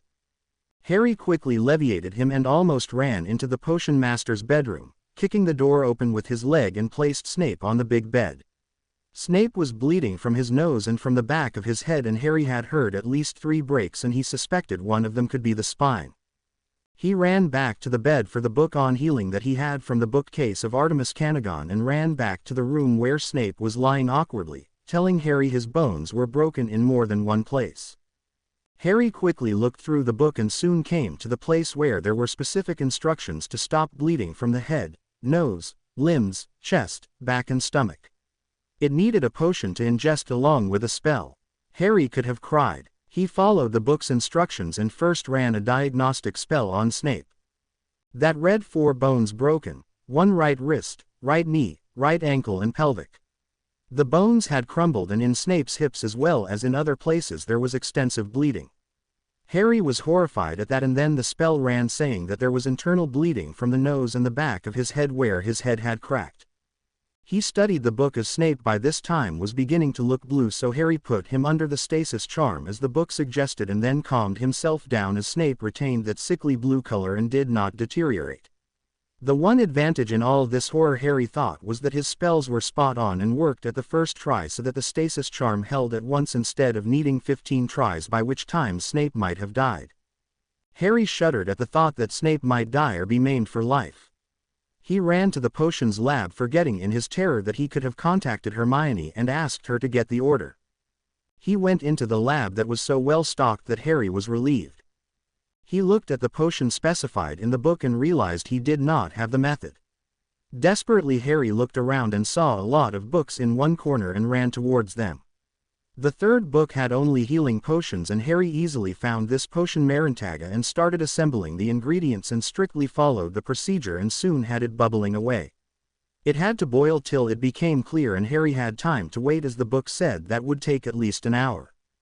In that time Harry raided the lab and added the pepper-up potions. Skelegro, he had forgotten about that, as the spell said that the bones in his beep were crushed. They would need to be regrown, and some other general healing potions that Snape had labeled so neatly, and ran up with an armful of them and placed them on the desk in Snape's room. Then Harry rushed back again and waited impatiently for the potion to finish. In the meantime Harry studied and memorized the spells to remove the crushed bones and other healing spells, and then when the potion was ready Harry carefully poured it into the bottle, never even thinking that he had been making potions so effortlessly. Potions, a subject that was his worst and a subject that he hated as much as the person who taught it, and it was that man who was here so ill. He went up to Snape's room and arranged the potions carefully, removing their tops and pouring them into convenient vials for Snape, and went with great trepidation to the bed and removed the stasis charm. The blood immediately started flowing and Snape was convulsing, when Harry cast the first healing spell, stopping the blood flow from the head and the nose, and cast the Petrificus Totalis on Snape. Then Harry removed Snape's outer robes and cut the robes generously where the bones had broken. He saw with horror the scars that seemed to be covering almost every inch of the exposed skin, and swallowing and concentrating hard he slowly removed all the bones in the pelvic and wrist, and then, wanting to be on the safe side, removed all the bones in the injured places. Going to the bed and slowly holding up Snape a little, Harry leviated the vial and wandlessly moved the vial towards Snape's mouth and poured the potion down his throat. He waited for Snape to swallow it, and then he started with the Skelegro and the other healing potions, ending with the sleeping potion, and made sure Snape would swallow by the simple process of holding his nose. Snape spluttered and spilled a little, but swallowed everything that Harry gave him and went into a healing coma. Harry cast a monitoring charm on Snape like the book said, so that he would know when he awoke, and then crashed on the comfortable chair that was by Snape's bed. Harry got up only to use the bathroom and hurriedly make something for him to eat and drink. He sat there by Snape's side all the time. The Skelegro had worked, as Harry felt the bones that grew overnight in the places where he had removed the bones. All the other injuries had closed properly and had stopped bleeding afterwards. How much he had healed would be known only when Snape got up. Harry did not study or wander the entire time Snape lay unconscious. He was so anxious and terrified that he may have killed the man he was actually thinking Dumbledore had a point in wanting him dead. Snape's body was so full of scars. Harry felt for the man as he saw some of them were very old scars, and realized that Snape must have had them since childhood. He must have had a terrible childhood and dreadful school years where he was tormented by Harry's father and Sirius, and most likely ignored by his housemates. Harry thought with a pang, as he understood how lonely Snape must have been, and without anyone to be with him and advise him or care for him. He must have joined Voldemort for the power that would give him over others who had lorded over him all through his life. That was when he remembered Hermione and the parchment, and he rushed off to write to her. He asked her to get the order or do something. She was horrified as she read what Harry had written, and she was going to agree and send a letter to the order when she reread the parchment and paused at the words, "I simply blew him away, and I am afraid he saw Ron and Ginny reading the letter from Fawkes. He has broken bones and had so much bleeding, but I was able to heal him with the book on healing that I had from Canagon." She had to get the order without alerting them to the fact she could, and was communicating with Harry through an enchanted parchment, and at the same time she had to alert the order about Snape, as from what Harry had said, Snape was probably subjected to the full raw power of Harry, and it must have hurt him very badly. Harry could not afford to have another death on his head, and she knew it would destroy him. She clutched her head in her hands as she thought fiercely about just how to do this without alerting anybody to what they were doing or arousing their suspicions. "Harry, first of all you must check your aura to see if it has the same color, if not make sure it is blue. The second thing is you have to pretend that you do not know what happened as Snape was viewing Sirius's fall into the veil, and that you shouted, 'Protega,' and Snape just crashed into the wall. The third thing is you must make sure all your books are well hidden except common ones that are safe, so that Dumbledore does not suspect you have been reading too much. Cast the anti-magical eye spell on the trunk so that Moody cannot see into it. Fourth, tell them you checked the healing spells book in the potions lab and did your best. I am going to say, you used your galleon to alert all the members, and that it was on my table and I saw the date changed and at once alerted the headmaster. I will not know more than that. So play it carefully. Do all that I said and change the date on the galleon. Even if anyone else alerts Dumbledore along with me, it will only prove that I am saying the truth and I really have no clue about your whereabouts, except that you are with Professor Snape as you have told me that on the train and asked me to refrain from writing letters. That explains about the lack of letters to Ron as well. That's all, Harry. Now hurry so that I can tell Dumbledore. Do all that I have told you and change the galleon. The moment you do so I will flow Mrs. Weasley at Grimmauld Place and inform her, and also ask if Ron's coin has been changed and act hysterical. Bye, Harry, and take care. Harry read the letter with great relief and hurried to do as Hermione had instructed. He checked his aura and took care of everything else and then with a huge sigh activated the fake galleons and changed the date and the time and wiping the parchment clean, put it away safely and went to sit by Snape, who was still sleeping. Albus Dumbledore was sipping hot tea and discussing with the Weasleys, McGonagall, Remus Lupin, Moody, Shacklebolt, Tonks and Hestia Jones about the war and Harry. Molly was very worried and very unsure about Snape's treatment of Harry and she made sure all of them knew it. I still think it was wrong of you to send Harry to Severus. Merlin knows that man has a chip on his shoulder when it comes to Harry, she was cut off by Dumbledore. And Harry makes it impossible for Severus to be normal while dealing with him, you know that, Molly. And Harry while being polite and nice to us will run rings around us. Besides, Severus is very proficient at occlumency and is a master at that subject, he would be the best teacher for Harry. It would also divert Harry from the pain of losing Sirius. Molly looked dubious at this, while Ron and Ginny looked at each other and did not say a word in defense of Harry. Remus was sitting in silence, thinking he had failed Harry in some way. Snape's and Molly's words had cut him to the quick and it had hurt him as he knew that what they said was true. But the wolf in him was still grieving for Sirius and it would be some time before it reconciled with the man in him that was telling the wolf it was not Harry's fault. Mrs. Weasley, Ron, Ginny, anyone home here? Came a shout at that time from the Flow connection in the drawing room. All of them rushed with their wands at the ready to find Hermione's face sticking through the Flow looking very anxious. Miss Granger, exclaimed Dumbledore, what happened? Are your parents quite all right? He asked her very concerned. Yes, sir, replied Hermione breathlessly as Ron came over grinning at her. Just for a second Hermione's eyes hardened, then she smiled. Hello, Ron. How have you been? Can you see if your galleon has been activated? Mine has. Turning to Dumbledore she smiled once again and added, so these galleons were our way of telling everyone about the meetings of the dark arts. Today as I was reading an advanced book on charms, I saw it vibrate on my desk. I saw that the date had been changed and so was the time. I thought maybe Harry was trying to say something. Dumbledore's eyes changed from concern to alert.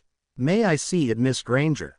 Turning to Ron he added, Mr. Weasley, may I see your galleon as well?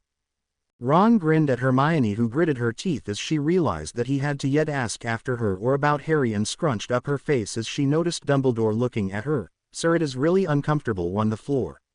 May I be excused to get a pillow? Dumbledore's face cleared and he nodded as Ron came running down. Hey Hermione, where are you going?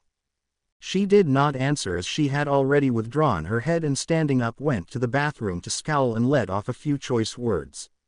If she felt this bad about facing all of them from the safety and security of her home through the Flow, she thought with a pang about how Harry must have felt about dealing with all these goons and not letting on more than he was supposed to know.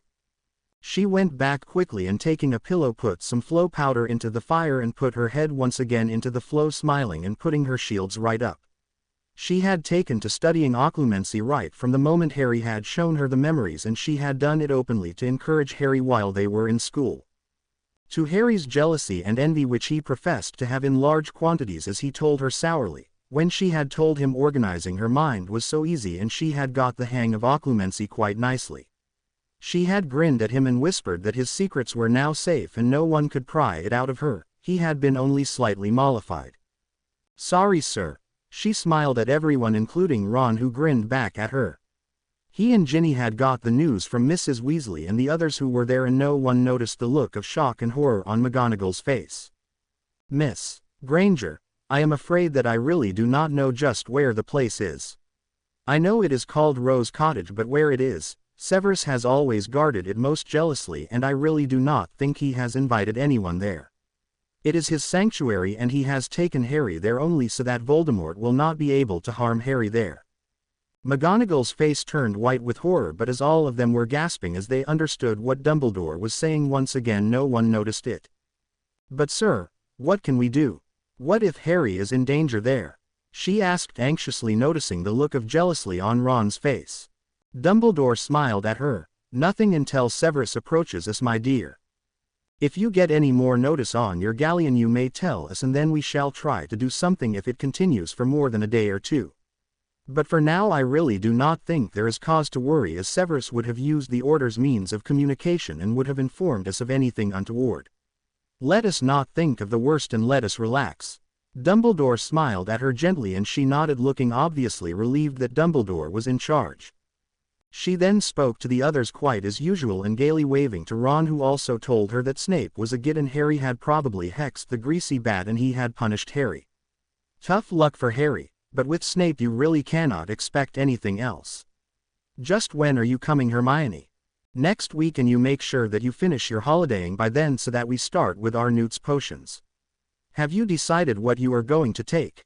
Ron shook his head and Hermione smiled, though her eyes looked very strained. No matter, Ron.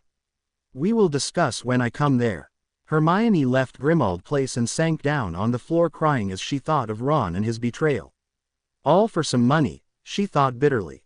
Dumbledore and the others had gone back to the kitchen and were discussing this latest news about Harry. As usual, Molly Weasley was worried.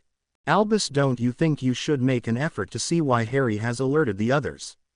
Remember, he has not taken his owl there and there is no other way he could communicate to anybody else." "Severus has not sent word, Molly," Albus told her patiently.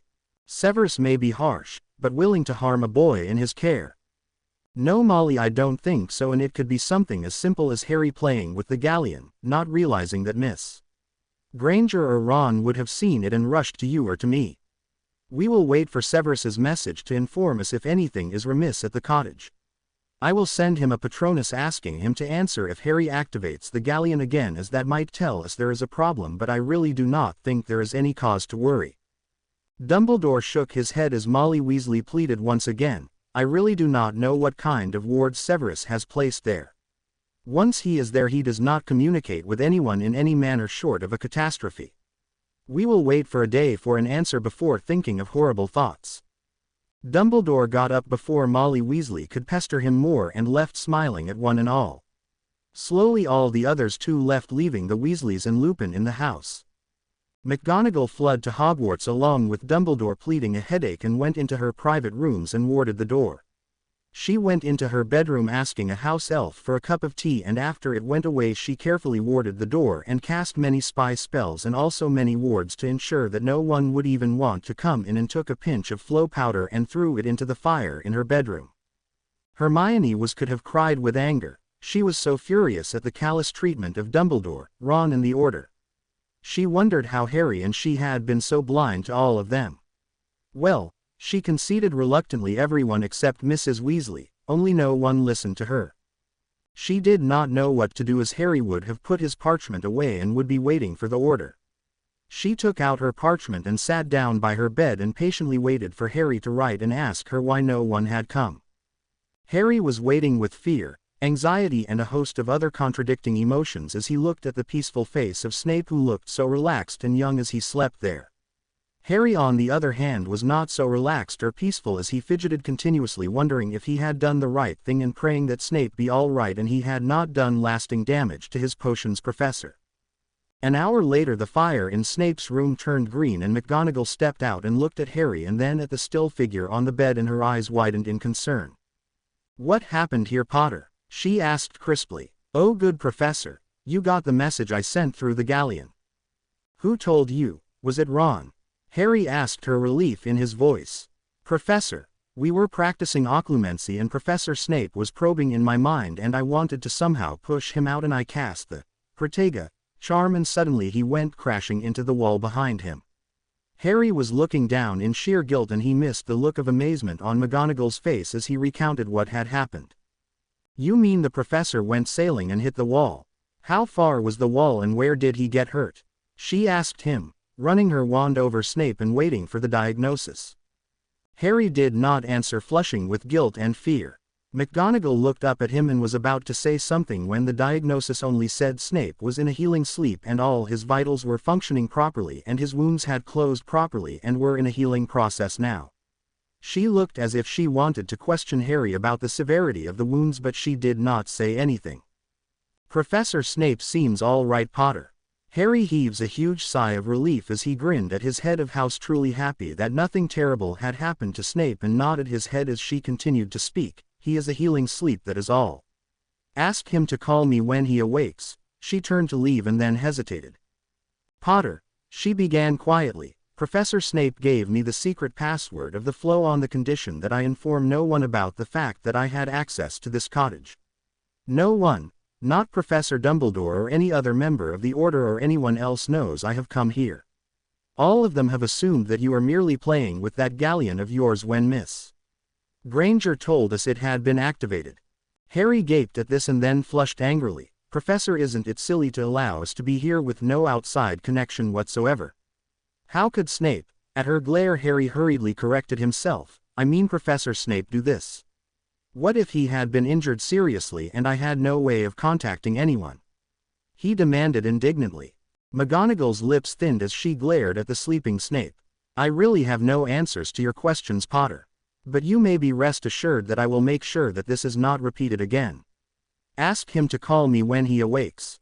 I must leave now, and please make sure you do not tell anyone I have been here.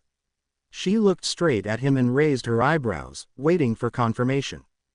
Yes, Professor, I will not tell anyone. She nodded her head once sharply and throwing a pinch of the flow powder left for Hogwarts once more. Harry waited until she had left and then, checking after Snape, hurried to get the parchment so that he could tell Hermione what had happened. Snape and McGonagall were friends with each other so much that Snape gives the secret to her and not even to Dumbledore. There was something so very wrong about that, and on top of all that, McGonagall asks him not to breathe a word to anyone about her visit, meaning Dumbledore and the Order primarily, of course. Harry wrote all this and waited for her answer. It came fast and from a very relieved Hermione. Oh good, she came, Harry. The idiots except Mrs. Weasley said you were playing with the galleon and I was so worried. How can Dumbledore be such a fool? How dare he just send you off like this? I am so happy McGonagall came, and I agree with you that it looks all very suspicious and very cloak and dagger. Snape trusting McGonagall is nothing short of amazing. Harry, I have been called to spend the rest of the holidays at Grimmauld Place, and I will be going there, and I will try and find out more, especially just where the rest of the Weasley family is, and well, anything I can. The only problem would be to act very friendly with Ron and Ginny and look up to Lupin. Both will test my acting abilities to the maximum. I hope I can pull it off and get some useful information in our fight. Harry read all this with a smile, especially when he saw she had called Dumbledore a fool.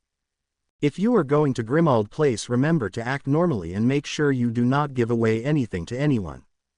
Harry and Hermione chatted to and fro for a long time about anything and everything, and then after they said their goodbyes, Harry was amazed at how easy he found it to chat to Hermione, and he smiled, feeling a bit foolish as he thought of how eagerly he was waiting to talk to her again.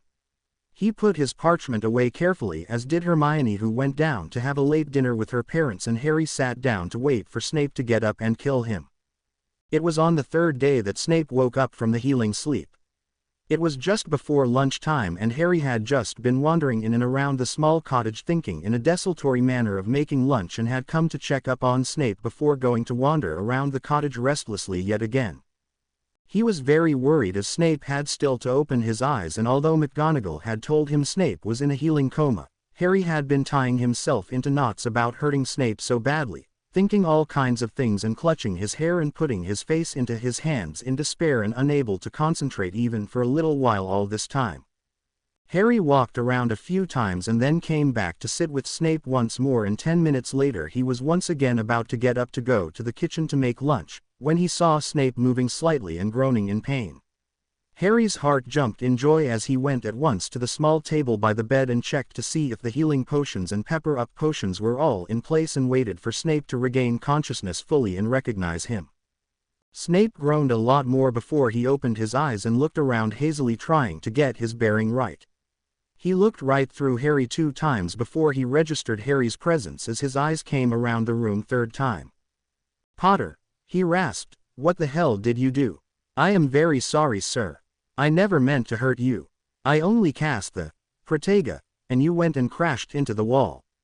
But not to worry, sir. Professor McGonagall came here 2 days ago and checked on you and said everything was fine and you were in a healing sleep." Harry replied in a hurried tone, wanting to give all the facts before Snape would get out of bed and kill him. Snape stared at Harry as Harry galvanized into action and started taking the various potion vials and opened them and brought the first one to Snape and held it close to him. "Healing draft, sir, from your lab below." Snape tried to get up to drink it and found that his entire body was so sore that he groaned again. Harry hastened to help him and held him gently and poured the vial into Snape's mouth silently and banishing the empty vial, summoned another one and plucking it gave that to Snape as well. 2 more potions and half an hour later Snape felt much better and helped by Harry was able to sit up in bed. Harry excused himself and taking the empty vials ran out of the room, relieved Snape had not hexed him or ordered him to call McGonagall and sent him with her to be tutored by other members of the Order.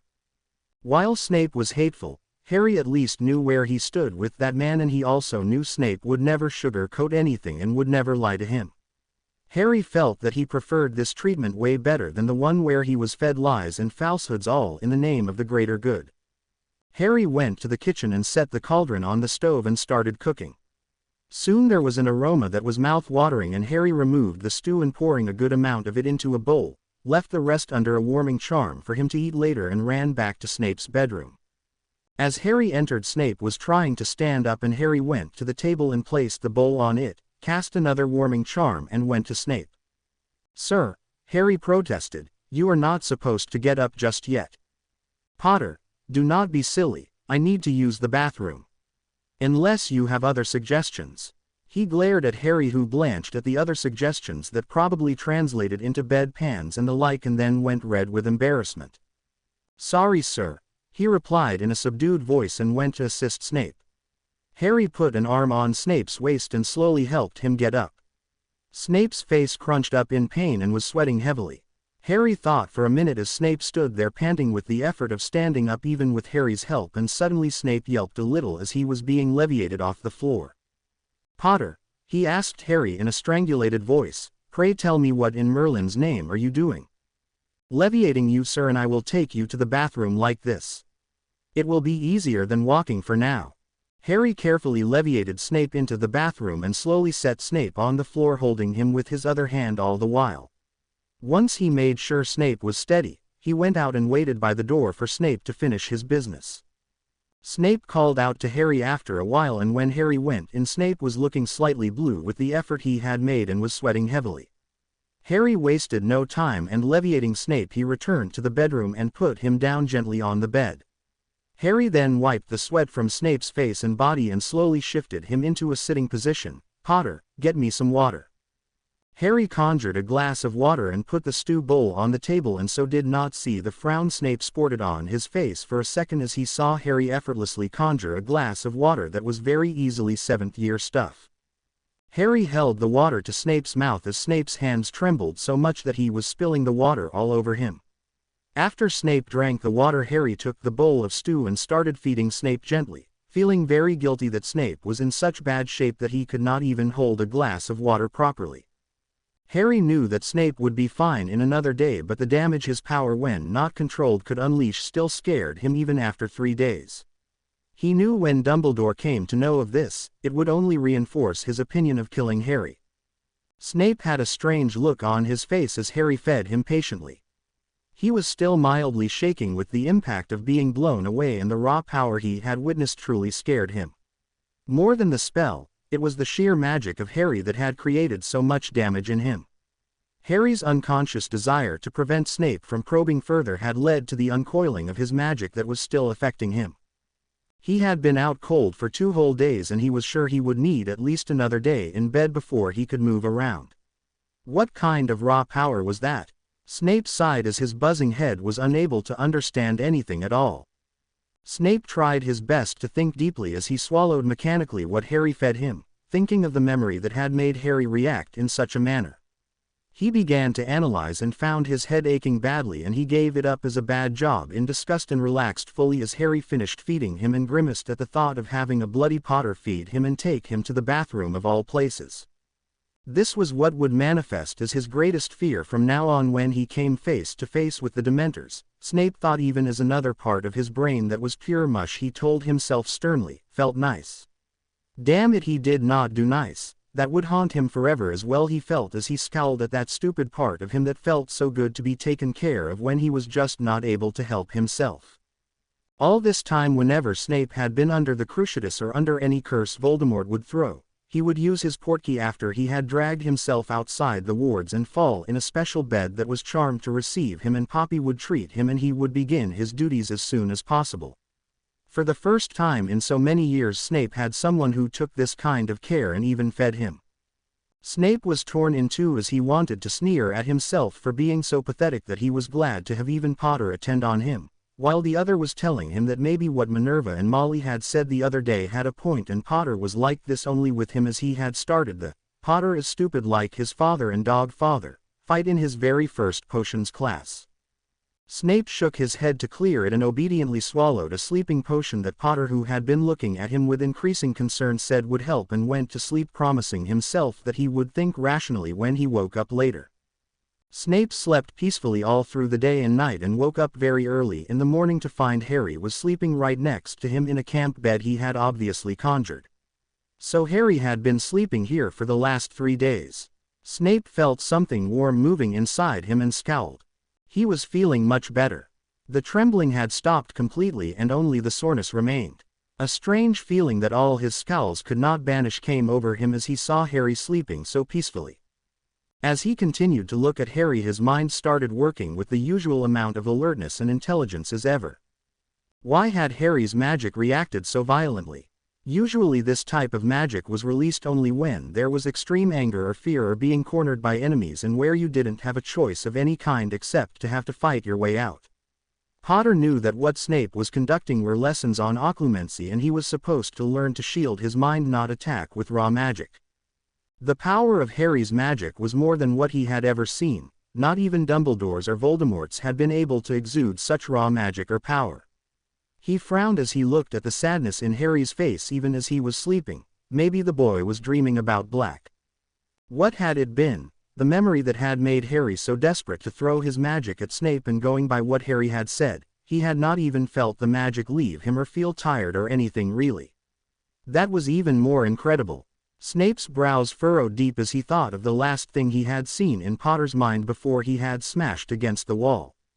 His eyes widened as he remembered what he had seen and what Ron Weasley had read out to his sister. His mouth thinned in a determined way and he summoned his wand and slowly got out of bed. He washed, and feeling clean and fresh, he threw a pinch of the flow powder and poked his head into the fire. McGonagall was sleeping, the thick curtains drawn around her bed tightly, and he called out softly to her. She peeped out of the curtains all disoriented, and then seeing Snape became alert quickly. "Give me a few minutes and I will come there," she said softly, just waiting for Snape to withdraw his head before jumping out of bed and racing away to the bathroom. In 15 minutes, she was in Snape's bedroom and he placed a finger on her lips and took her to the drawing room. "Severus, how have you been? Harry told me you had awakened yesterday but went back to sleep, and you did sound all right, only tired. What in the name of Merlin happened between you and Harry? Harry was so scared and said a shield charm of all things hurt you," she asked him the moment they stepped into the drawing room, concern in her voice. "I am fine, Minerva. How much time do you have?" "As much time as you need for me to stay," she replied promptly. Snape made both of them tea, and with biscuits they went to the sofas and sat down. Snape cast a few privacy spells and turned to McGonagall. "I was thrown with a surge of magic against the wall that was definitely not caused by a shield charm. Oh, Potter cast the Protega all right, but what hurt me was his raw magic, Minerva. I have not seen such power in my life in anybody. Not Albus, and certainly not the Dark Lord." McGonagall gaped at him. "What are you trying to say, Severus? I am unable to comprehend." "There was so much power in him, Minerva. To add to that, I saw him conjure a glass of water from thin air, not summon it from the kitchen but conjure it." Since he is not Granger or a Ravenclaw, and until now he has not been anything other than mediocre, I was astounded at that, to say the least. Another thing that shocks me is the fact that Potter did not even get tired or exhausted after releasing this type of magic. That shocks me greatly as well. McGonagall was perplexed. Severus, Harry knew that all you were doing was teaching him occlumency, as he never said a word to me about you trying to be all unfair to him. As Snape looked indignant and opened his mouth to tell her off. Wait, what I am so poorly trying to explain is the fact that Harry knew you were not doing anything other than occlumency, so why should he feel so threatened? After all, you have seen all of his memories except the Department of Mysteries and Sirius falling into the Veil, and that is not reason enough for his magic to surge like this. Snape was silent for some time, as if he was deciding something in his mind, and then he quietly turned to McGonagall and said very softly, even though they were surrounded by privacy spells and no one could hear them. I did see something, Minerva. I saw Fawkes flash in with a letter to Ron Weasley and his sister, and maybe Granger, I do not know. I saw Weasley read about an order meeting at 10:30, and then I knew no more. McGonagall's eyes had widened impossibly as she stared at Snape, her mouth hanging open as she tried to take in what he had just said. Weasley and his sister were getting letters to attend the order meeting. What was happening here? I do not really think Granger was in this, as Potter has been very friendly to her, but if you will think back you will realize that he and Granger did not seem to be missing the other member of their trio.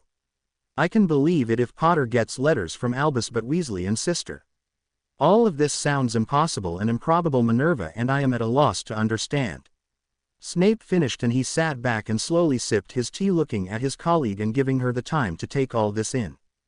Both of them sat there trying to make sense of just why Albus should be writing letters to Ron Weasley. I am sure Molly did not know Severus, McGonagall said at last as Snape nodded his head in agreement. Before Snape could say anything more, there was a noise behind him, and he turned to see Harry walking out looking very anxious, and seeing him and McGonagall, his expression relaxed, and Snape once again felt a surge of emotion in his chest that he irritably pushed down, all the while looking at Harry steadily. "Hello, Professor," he said, looking at McGonagall and then turning to Snape. "Sir, how are you?" "Sorry," he blushed, "I overslept. Are you feeling all right?" "Yes, Potter. Now kindly refresh yourself and come back here." Harry did not say another word. He went to his trunk and took out fresh clothes and went into the bathroom and came out in 10 minutes to find McGonagall and Snape still talking to each other in low tones. Harry's heart had sunk into his shoes as he saw his head of house. So Snape was going to use her to punish him. Well, at least she would be fair and not tell him to do absurd things like Snape would. Snape silently handed him a cup of tea, and Harry unthinkingly conjured up a chair for himself as he took the cup of tea, not noticing the look Snape and McGonagall shared as he was thinking rather morbidly about how Snape of all people was handing him a cup of tea. He supposed that Snape would want him fed and watered before bringing down the axe on him. Well, he would take anything, and he was already subduing his pride, telling it sternly any punishment would be better than going to Grimmauld Place or getting trained by Remus or Moody or Dumbledore himself. Harry was startled out of his thoughts by Snape, who addressed him first. "Potter, what were my injuries and how did you treat them?" Harry gulped and looked down at his shoes as he told Snape about how extensively he had hurt himself and what Harry had done. Snape's eyes had narrowed as Harry stumbled along, mumbling about what had happened, and Snape's eyes as well as McGonagall's widened as Harry told them how he had removed the bones entirely and then given Skelegro, and how he had prepared the Newt-level potion and had fed it to him. Both Snape and McGonagall looked at each other as Harry finished and looked up at last, his face red with fear and embarrassment. "Sir, I will take any punishment you give me. I never meant to harm you or hurt you. I really don't know why my Protega was so strong all of a sudden. I only meant to push you out of my mind," Harry finished very defensively, looking down once again. There was no response for a long time, and Harry frowned as he looked up slightly to see both McGonagall and Snape looking at him. He blushed and looked back at them with an air of bravado. "I presume you do not want me to go to the headmaster with this?" Snape asked at last. Harry's answer to this question would set the trend for the rest of the questions he had. He had been thinking furiously, and he had come to the conclusion that Harry Potter did not like the headmaster for more than one reason, if especially Albus was sending letters to Weasley to attend order meetings that Harry and Hermione were not privy to. Harry's reaction was startling to both Snape and McGonagall. He nodded furiously. "I will do anything you say, sir, but I don't want go anywhere. I will behave and be good, sir. Please believe me.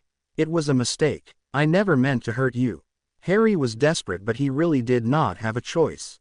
If Snape dragged him off to Dumbledore, Harry knew he would not be able to control himself and it would be disastrous. Snape stared at Harry, as did McGonagall. Then Snape glanced at her just for a second and looked at Harry, who was staring at him with wide eyes full of desperation. "I will do so, Potter, on one condition." Snape started softly. "Yes, sir." Harry nodded his head. Snape looked at Harry and softly asked him, watching his reaction closely as was McGonagall, "Then you will tell us why Weasley and his sister were reading an invitation to the Order meeting that was held in the school a day before they left. In fact, I wish to see it." Snape flicked his wand and a beautiful pensieve came right into his hands. Harry sat there unmoving, totally flabbergasted and horrified to the core. So Snape had seen it and had also heard Ron reading the letter. Harry went pale and he just sat there still and unable to think a way out of this. He wished Hermione could be here. She would know what to do, but now he was caught up here alone with Snape and McGonagall, both of them strict and very demanding people. Harry sat there for a very long time not saying a word. After it looked as if Harry would continue to sit and not say a word, Snape cleared his throat softly. "Potter, the professor has to leave. When she does, what she will tell the headmaster will depend." Snape stopped as Harry was already removing the memories from his forehead. Again Snape looked at McGonagall. Harry was not to know how to do this. He looked back at Harry, who had now finished putting the memories into the basin. He had removed bits and pieces of many memories and had placed them into the basin, knowing that the memories would play out from the first one he had placed to the last. Harry put the last memory into the basin and looked up at Snape and McGonagall. "Sir, all I want from both of you is an assurance that you will never say a word of what you see and hear to anyone without my consent, please." "What if I do not give it, Potter?" Snape asked him, his eyes gleaming. "I will fight you and try my best to obliterate you, both of you," Harry told him angrily as he tried hard not to think of what would have happened if Snape or McGonagall were to take this to anyone. Snape, to Harry's surprise, did not retort back sharply. "I will make no promises until I have seen what is inside. If it necessitates a promise, both Professor McGonagall and I will consider it." Snape did not wait for an answer, but he flicked his wand once and the room became dark, and then he tapped the basin and the memories started playing out. "I was under the invisibility cloak and I had placed a silencing charm on myself because of a first or second year who was very frightened by my footsteps that could be heard, but no one could be seen," Harry told them in stilted tones.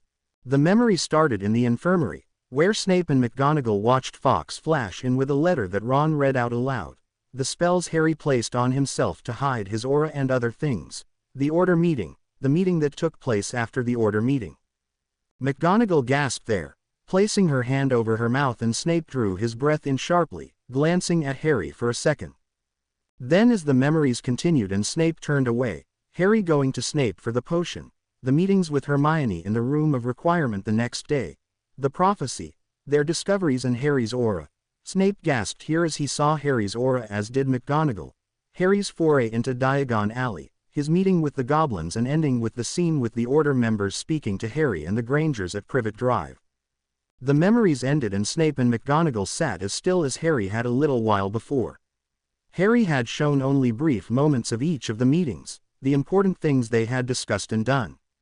Not the entire process. Even then Snape and McGonagall seemed totally shell-shocked and totally stunned.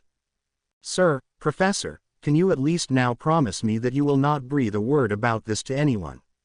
Harry was scared about this silence and he wanted the promise out of the way before McGonagall suddenly decided to leave for Hogwarts and spill everything to Dumbledore. "I have never been so glad in my life that I have been privy to something like this, Potter.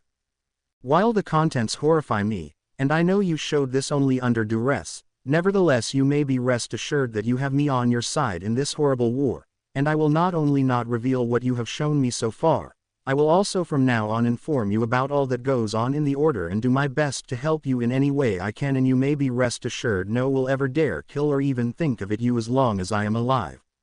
McGonagall was foaming at the mouth as she realized that this boy and Granger had been planning to go it alone, until the goblins offered their hand in friendship. How that Weasley boy and girl could be Gryffindor she did not know, but at that time the memory of a rat came to her and she realized that these two were like Peter. She felt tears come into her eyes as she thought of all that Harry had sacrificed and all that he had endured until now, and even when the odds were against him, even when Dumbledore was planning to kill him and take over his assets, he was still willing to work to defeat Voldemort. That more than anything touched her and moved her from the bottom of her heart. Why did not go away, Harry? You could, in fact I say you must. This ungrateful wizarding world does not deserve your sacrifice. You have given too much already. McGonagall angrily wiped the tears from her eyes as she looked at the boy she had wanted to raise as hers in the first place. Harry shrugged as he glanced at Snape, who was still silent and staring at Harry with an inscrutable expression on his face. If I do, then the reason my parents died and the way I managed to Sirius who died for me would be in vain. McGonagall got up and went to where Harry was sitting and bent down and hugged him gently and awkwardly, but pouring all the comfort she could. Sirius falling into the veil is not your fault, Harry.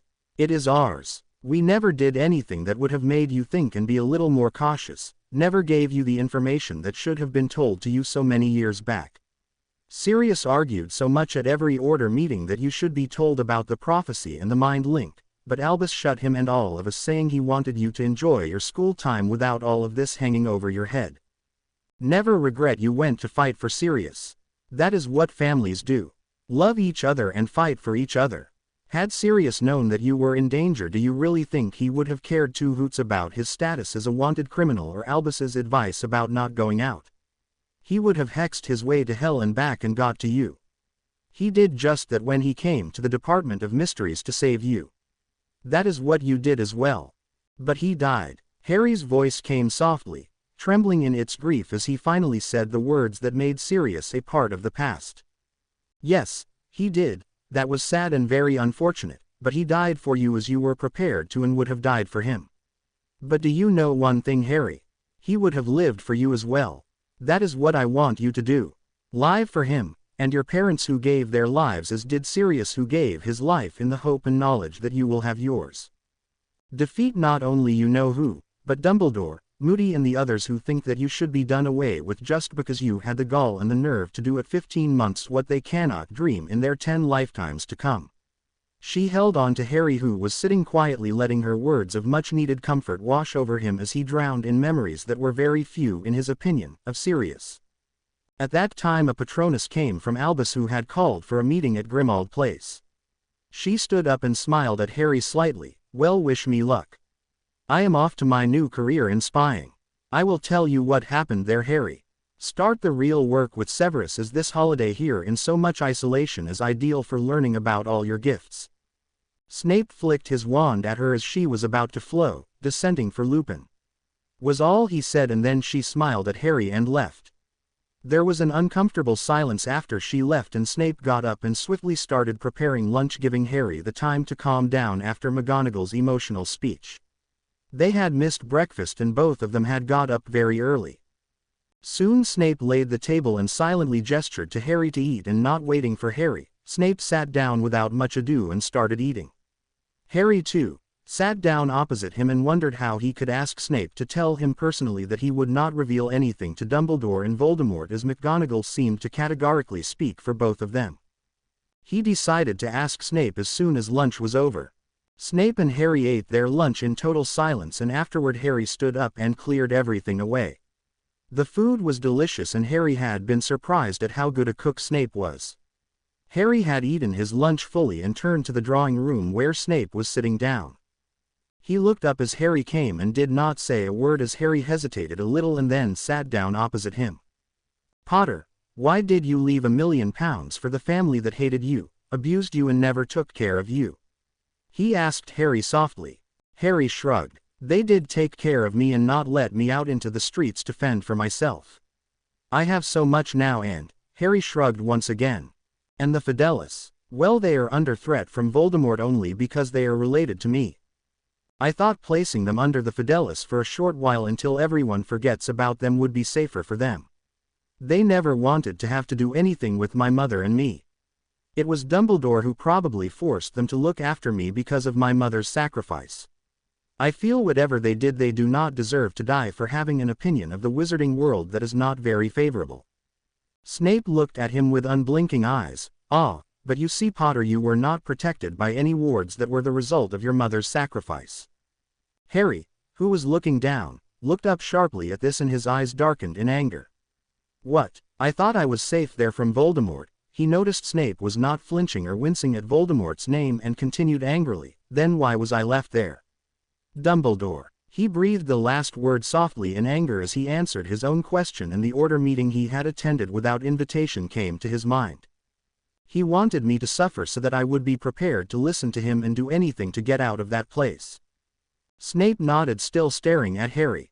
"McGonagall is related to you, though very distantly. She pushed very hard to gain custody of you when Black was sent to Azkaban. Albus denied her request, saying that here at your aunt's home you would be safe. She is most unhappy and she feels she has let down your parents and grandparents by letting you live in that place." Now Harry was totally gobsmacked, and suddenly the reason why McGonagall had stood up so vehemently for him in the way she had hugged him and tried to comfort him made a lot of sense. "That is why she wants to help me." Snape shook his head. "No, Potter, she would have helped you in these circumstances if you had been Draco Malfoy.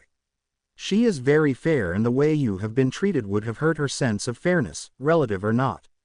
But as a relative and a person who wanted to even resign her job to take care of you, she feels betrayed and let down by Albus, who did not listen to her objections and made you suffer." Harry was stunned. McGonagall wanted to resign her job to take care of him. He felt very warm inside all of a sudden as he looked up at Snape in wonder and smiled slightly at him.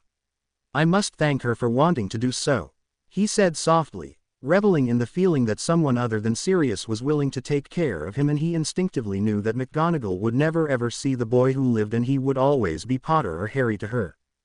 Snape, though, did not smile back at him. "I was a Death Eater, Potter. I think you know that.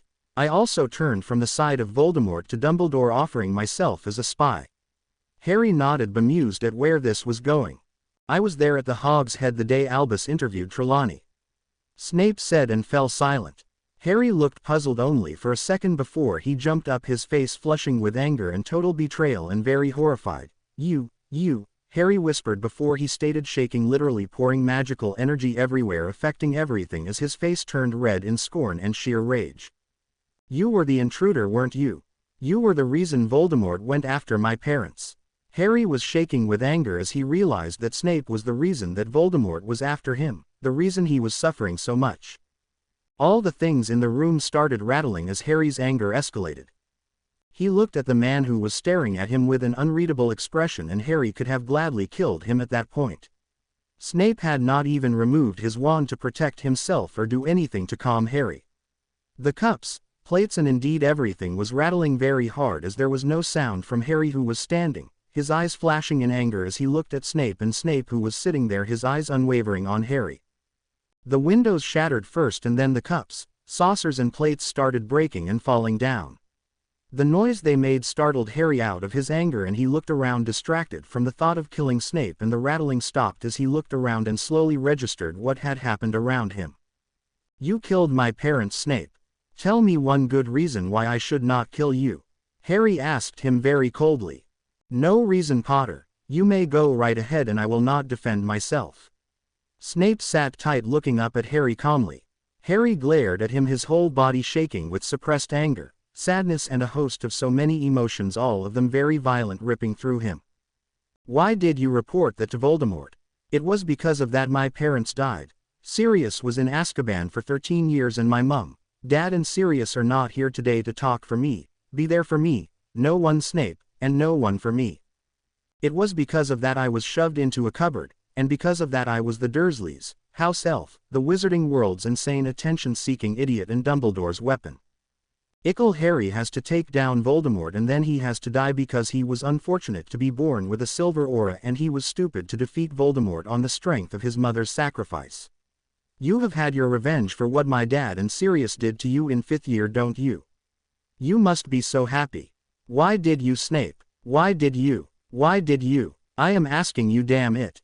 Harry was shouting at the top of his voice at that point, and on the last word he broke. Huge sobs broke out and his body heaved with the sorrow that completely overwhelmed him. The whole cottage that had been rattling ominously as Harry had been yelling at Snape now settled down as Harry covered his face in his hands and cried for the first time in his living memory, like a child. Harry crumpled to the floor as he cried. The stupid actions of one man had started the demolition of his and his family's entire life. Snape, who had been looking at Harry with an unreadable expression for the most part on the outside, felt his whole being crumble inside as Harry shouted at him, and he had become white and pale with guilt as he acknowledged all that Harry had said was true. It was the one mistake that had led to the death of the Potters and sent Black to Azkaban and had been responsible for Harry's miserable life until now. He got up and went to the weeping boy and sat down before him and put his arms around him and pulled Harry to him. Harry stiffened for a second and tried to pull away, but Snape held him firmly, and then Harry did not care as he wept for his parents and Sirius and himself. A long while later Harry's sobs stopped, though he heaved with the amount of crying and grieving that he had done. All this while Snape had just held him silently, slowly stroking his back and squeezing his shoulders. Harry and Snape sat there for the rest of the day just like that, as each was holding on to the other for what they did not know, but shockingly and surprisingly very comfortable with it, and both of them did not make any move to get out of holding each other. It was around dinner time that Snape broke the silence after Harry's shouting. "You were right, Potter. It was that one act among so many other despicable acts that I have done in the service of the Dark Lord that spoiled your entire life," he began softly, holding Harry firmly.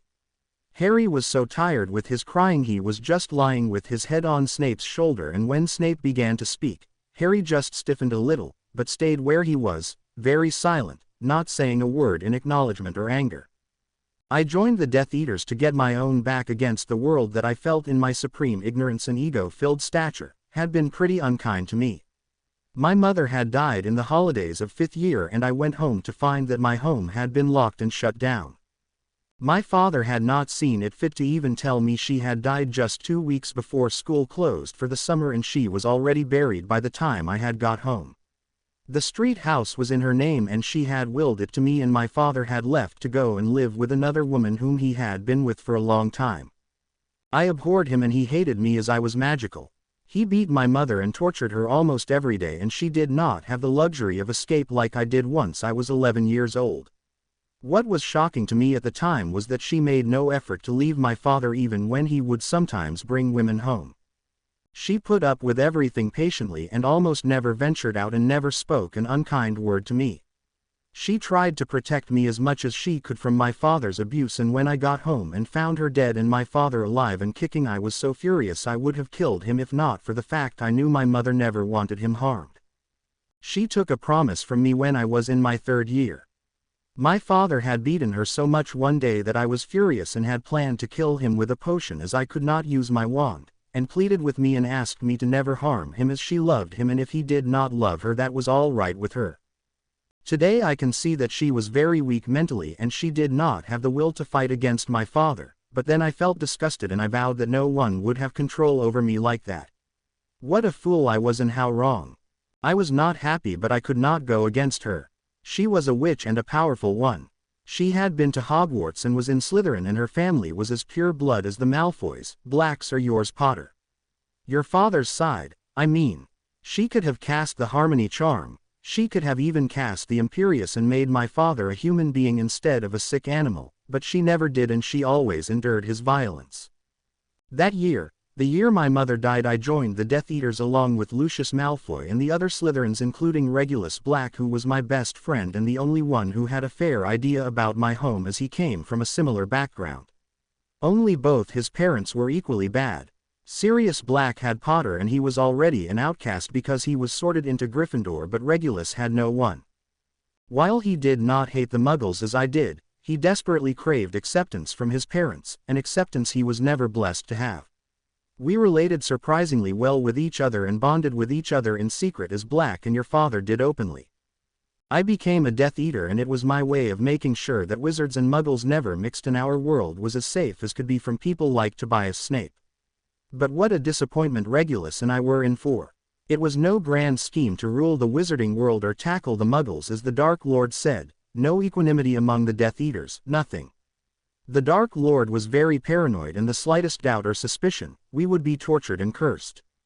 The harsh truth was the fact that we were S**avs, nothing more than S**avs, ordered to do as he said and no mind or in fact no life to call our own. Regulus and I were desperate. We could not talk against the Dark Lord to anyone. We would not be accepted in mainstream society as well, and in short we had no hope. We hated Dumbledore with a passion, as he was the hypocritical A**SWHO turned so many Slytherins towards the Dark Lord. Regulus was an empath, and he was forever telling me, warning me and anyone who would listen in Slytherin to beware of him. Reg always caught bad vibes from him. He told your godfather as well, but Black would simply not listen. What I had suffered from a member of my family, and what I swore to myself will never happen, only not to me but to other half-blood children like me, was a joke, as now I was in the clutches of a man who was a maniac and more than 1,000 times worse than my father, and taking the mark ensured I would never be free of the Dark Lord, unlike with my father, whom I never saw after casting an impotent charm on his privates so that he would never enjoy that aspect of his life ever again. He cheated on my mother when she was alive, but after her death he would stay faithful to her. I felt the punishment was just. Harry raised his head at that. Snape smiled wryly at him, and then as Harry laid his head on Snape's shoulder, Snape continued slowly stroking Harry's hair and removing the slight tangles in them almost unconsciously, his turbulent thoughts a million miles away. Snape really did not know why he was unburdening himself to Potter, but as he spoke he felt clean, refreshed, and he felt as if a huge burden was rolling off his back, making him feel so light inside. The 2 years I was in school was bearable, as we had these horrible meetings only during the holidays, but once I finished school it was terrible. My passion was potions, and I felt so humiliated when the Dark Lord would want me to brew them to give them to hapless muggles that would make them behave in eccentric ways. I was mortified. But what could I do, and where could I go? There was no place that would grant me refuge from the Dark Lord. It was at that time Reg and I went to the Hog's Head in the autumn of 1979. Your parents had been married the week before, and Reg and I were deputed to spy on Dumbledore. I went in with only basic hiding charms, while Reg was truly hiding. We always operated like that, only the two of us, not the Death Eaters, I mean. Harry nodded his head, snuggling even more deeply as he listened raptly to a story he suspected no one knew. Snape squeezed his shoulders in comfort as he continued. I never expected to hear anything in the first place, but imagine my shock when I heard the prophecy coming out of her lips. That was when Aberforth saw me hiding and threw me out. But he did not see Reg, as Reg had concealed his aura and everything. Like you did that time at the Order meeting, and he heard the whole thing. I waited for the interview to get over and Reg to come out of hiding. What he told me was astounding. Both of us were jubilant as we realized there would soon be born a soul that would actually relive us from this hell. As Reg told me that even if we died somehow, we would know that the Dark Lord would soon meet his fate as well. We were in high spirits that day, and we told only the first half of the prophecy to him, telling him that I was found out and Reg was watching my back waiting for me behind Hog's Head. The Dark Lord did not even punish us for bringing a half prophecy, and nor did he look in our minds. Occlumency was the first thing I had learned along with Reg once we realized we were not loyal or true Death Eaters, and we were confident we could withstand his mental assault. Then the Dark Lord ordered me to secure a position in Hogwarts, but I was not successful that year, that is I did not land the job in 1980. The Dark Lord was most displeased and told me that I should somehow get into Hogwarts, and that was when Reg suggested that I should appear disillusioned with what I was and go there offering my services as a spy. The Dark Lord agreed at once, and I was to try in the autumn of 1980 to become a professor somehow by the summer of 1981. I was happy with that, as Reg and I were working in secret on bringing down the Dark Lord and making the way as easy as we could for the Prophecy Child. We carefully watched all the Light and the Dark families and saw potential candidates in your parents, and the Longbottoms, whom we came to know, were scheduled to deliver in the month of July. Both have thought it would be the Longbottoms, as your mother, though a powerful witch, was not a pureblood. In the meanwhile, Reg and I were working on the secret project. The Dark Lord, in order to achieve immortality, had resorted to black magic and had created what are known as Horcruxes. A Horcrux is a piece of soul that a witch or wizard willfully separates from his oversoul and places it in a previously prepared container that has powerful magical protective enchantments. To rip a piece of your soul, you must first rip another of his soul, or in other words, you must kill someone, anyone. Harry looked up sharply at that. Sir, then if I kill Voldemort, you will hopefully receive an Order of Merlin First Class and the gratitude of this undeserving wizarding world. Potter, to create a Horcrux you have to kill and perform the ritual that is a chant, which will split your soul, and the split part will reside in its container till such time you need it. You will of course need it once you are killed, but you cannot die in the normal sense as you are not fully dead. A part of you after all is still in this world. Harry drew a sharp breath and sat up straight at that. Snape nodded as he saw the comprehension in Harry's eyes. So that is what Voldemort did. Snape nodded once again and then stopped as Harry blushed violently.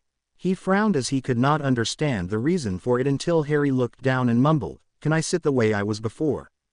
Snape did not understand for a second, and then he felt very shocked at the warm feeling that swept through him and filled him completely inside and out, and he did not answer the young boy in front of him, but instead pulled him closer till Harry once again leaned on him. Reg managed to find one of them. It was in a cave by the seaside. He found it by accident. He had heard Bellatrix and her husband talking about it, and after Bellatrix left to go elsewhere he gave a rambling potion to Rudolphus and got the information out of him. Both of us went to the cave and I stood a little distance away to keep watch, and Reg entered with Creature and retrieved the locket and placed a false one in its place. That night we destroyed it. But the Dark Lord had made 6 and he was going to make the 7th, as 7 is the magically most powerful number. With the death of the child of the prophecy, Rudolphus's news again. We were so thrilled and happy that we had defeated him on one count. There was a long way to go, but both Reg and I felt we should never give up and work harder to make things easier for the prophecy child, to allow him to fulfill the prophecy in a manner that would mean the ultimate death of the Dark Lord. A few weeks after that you were born, a day later than Longbottom, and Reg told me it would be you. I was hoping it would not, as I had personal issues with your father and Black, while with Longbottom I had no such issues. But as Reg pointed out, it was you who was born as the 7th month dies, not him. What we did not know was that the Dark Lord had somehow found out that Reg had been to the cave. It was our misfortune that a Death Eater who was standing guard at a place a little away from the cave spotted Reg and the elf when Reg had to make himself visible to open the entrance. The Dark Lord had no clue about me or about the identity of the elf, but Reg had been seen and recognized, and that sealed his fate. It was on the day of Imbolc that the Dark Lord made his move. He announced that Potter was the child of the prophecy, and he had gained a very close friend of the Potters as his man, and once all his plans were in place he would move against Harry Potter. Both Reg and I decided to warn your parents through Black. But he was not destined to warn Black or indeed anyone, as the only person who looked at me without repugnance and loathing and bonded with me as my brother was tortured and killed. The Dark Lord. Snape's voice trembled and he shivered as he remembered the horrifying events of so long ago that still stood in his mind as if it had happened yesterday. Harry shifted a little and now placed his arms around Snape's shoulders and held him tight, pouring feelings of calm in his touch. Snape trembled a little more as he tried to find his voice and tell Harry about Reg's torture. "The Dark Lord," whispered Snape once more. "The Dark Lord told everyone that Reg had been meddling in his business and traitors should be punished. He asked Reg about the Horcrux and Reg told him he had destroyed it and sealed his death at that moment in the worst way possible. The stupid boy took everything on himself to save me and admitted his guilt, pretending he was working with his brother in secrecy." Snape swallowed and paused for a while and then continued softly, "The Dark Lord mind raped him first, but could not find anything. He was furious as a result and he started by breaking Reg's bones one by one, enervating Reg every time he fainted. When it looked that Reg would die of pain, he stopped breaking his bones, not that many were left, and started placing small but deep cuts that were cast along with another spell that was for inducing pain. Reg died when the Dark Lord cut his privates with that spell. I stood there wanting to rush and fall on him, save him or die with him, but I could not let him die in vain, could not let his death mean so little. So I watched him with a smile on my face along with the others and clapped my hand and raised my wand as the traitor died, all the while weeping inside for my first and only friend, brother and family that I had ever known, who cared for this greasy git as his very own." 2 lonely tears came down his cheeks as he spoke softly to a horrified Harry who was trembling with the shock of what he was hearing. "That was the day, Potter, that I turned to Dumbledore. I went to him with the information of a spy in his inner circle and simply told him the Dark Lord's orgies were not to my taste. I promised on my magic and gave him a wizard's oath that I will help Harry James Potter to the best of my ability and even die if needed for his sake, so that he may fulfill the prophecy. Only then Dumbledore believed me and helped me and offered me a position of the head of Slytherin and the job of potions professor. Harry looked at shock at the man he had hated with every fiber of his being only a few hours ago.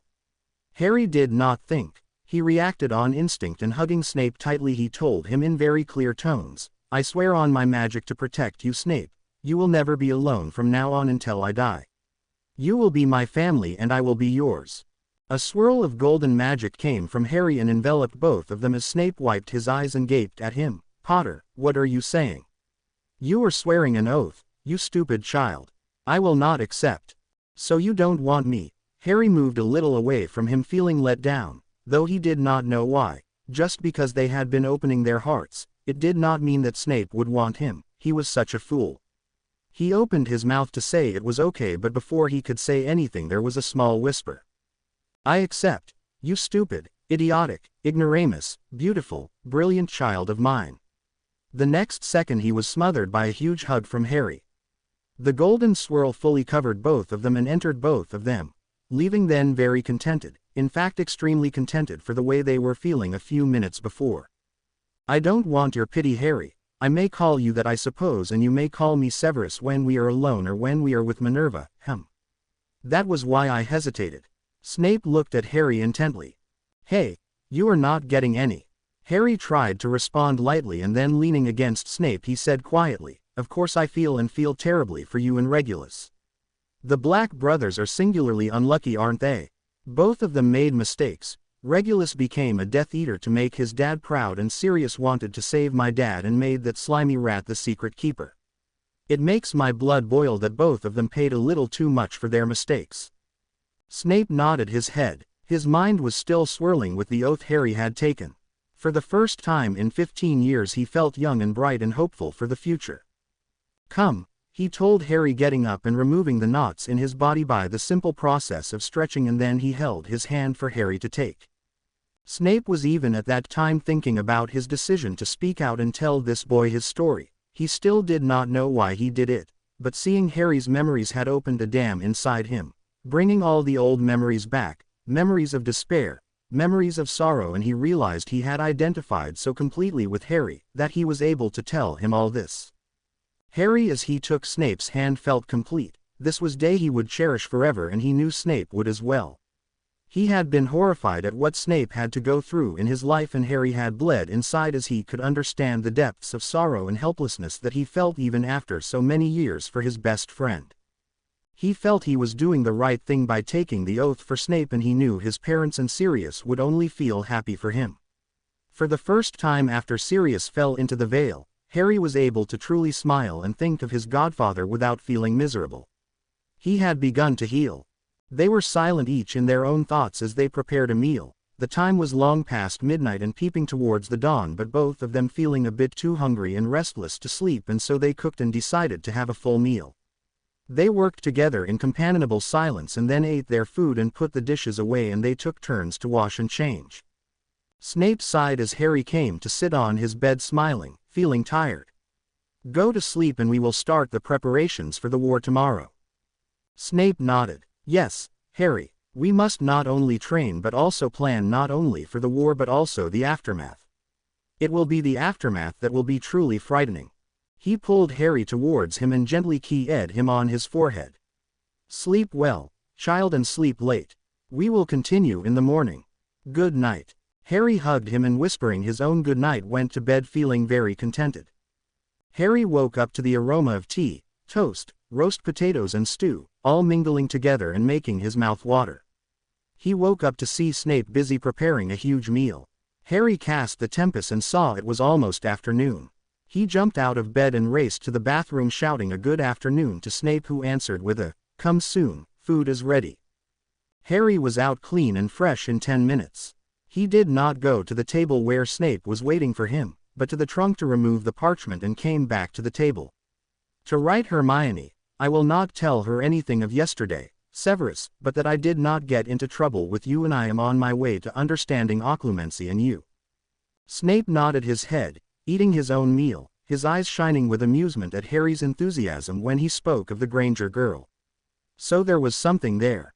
He put it away to tackle him about it later and watched as Harry wrote on the parchment, eating well, chomping his food away at the same time.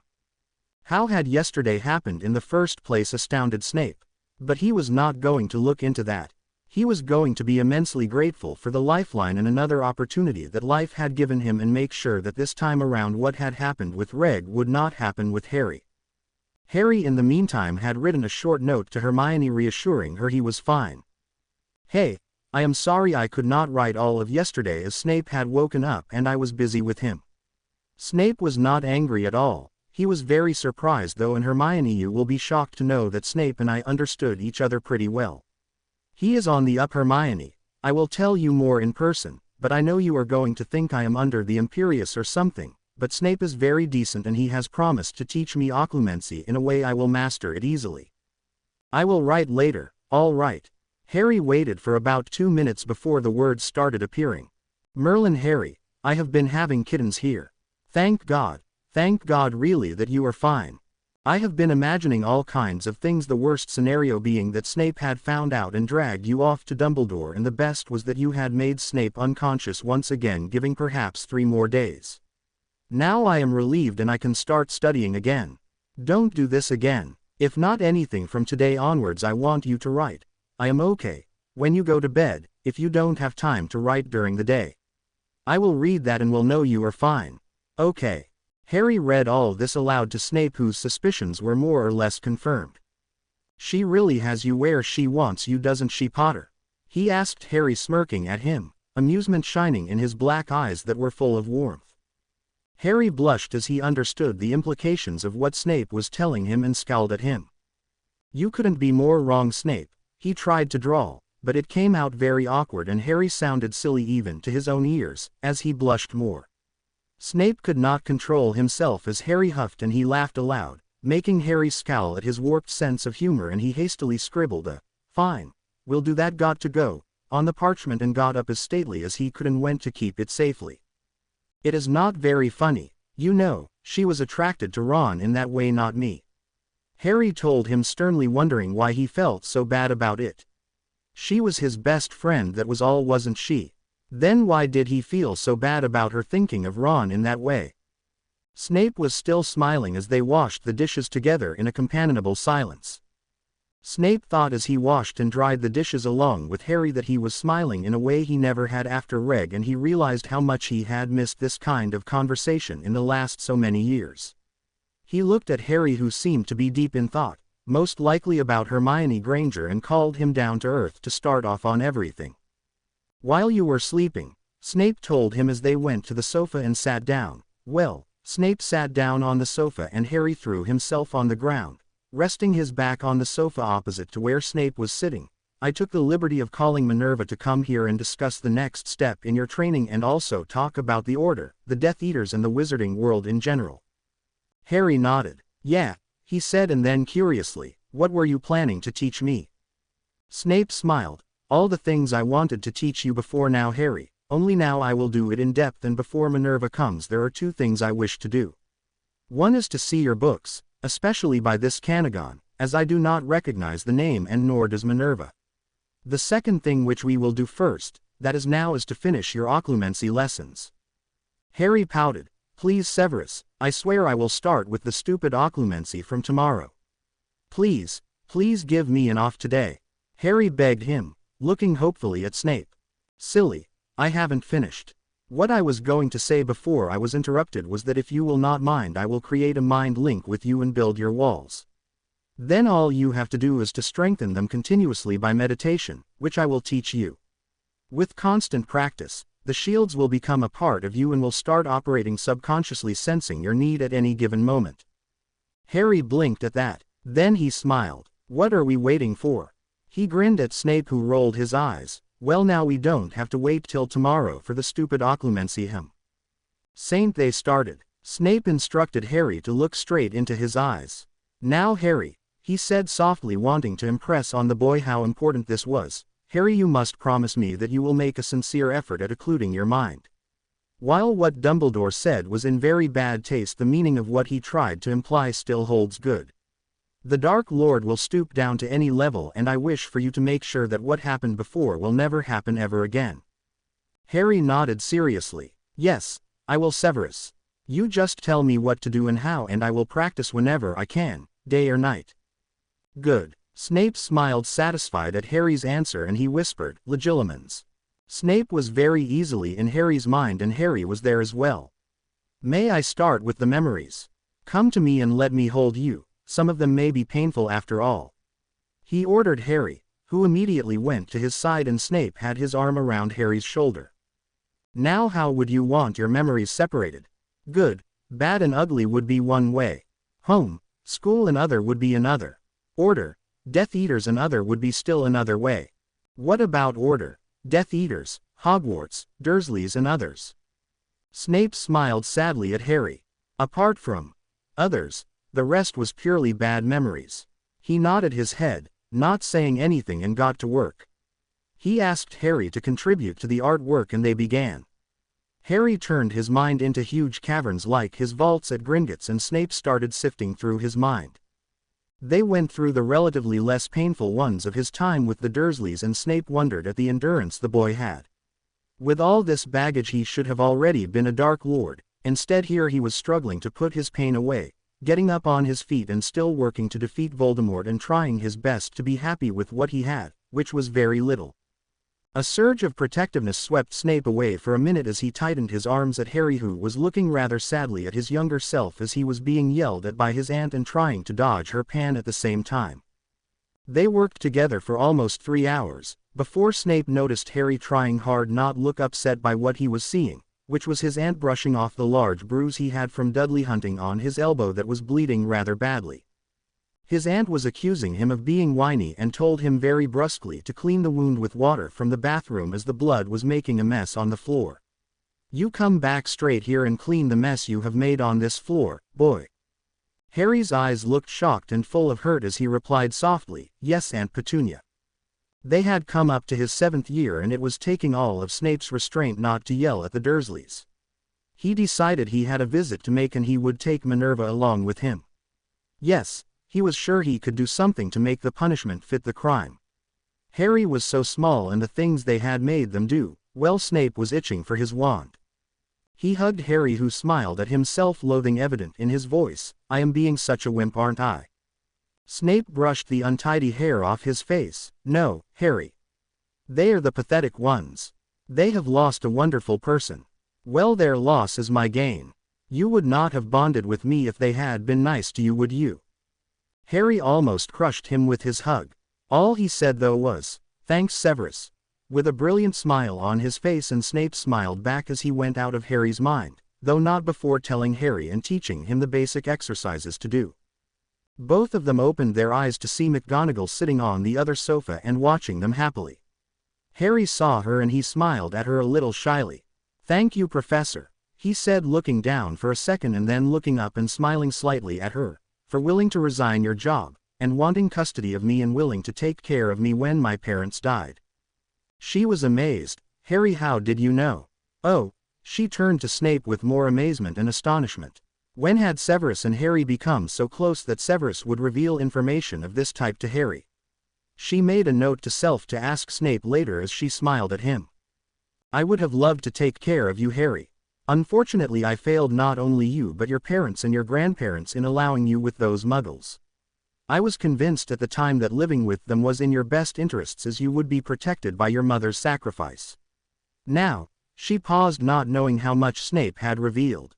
Yeah, I know, Professor. Severus told me, though not in detail. Harry nodded to McGonagall and turned enquiringly to Snape.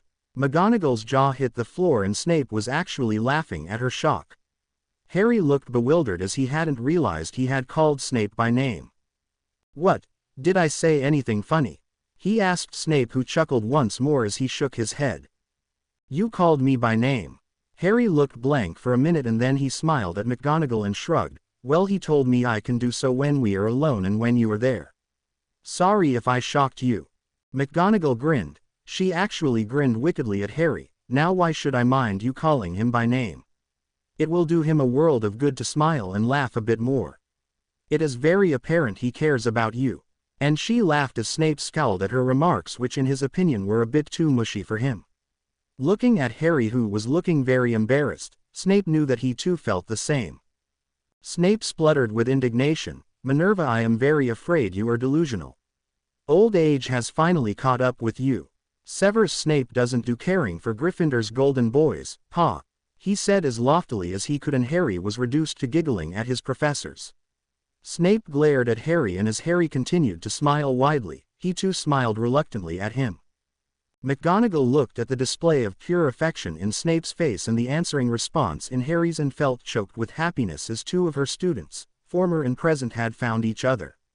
Both of them had been abused and lonely and had been denied so much. She prayed that the happiness of today would last all their lives, and together the three of them would triumph over all obstacles. She had wanted to take Harry in, but it looked as if Severus had already let Harry into the core of his being.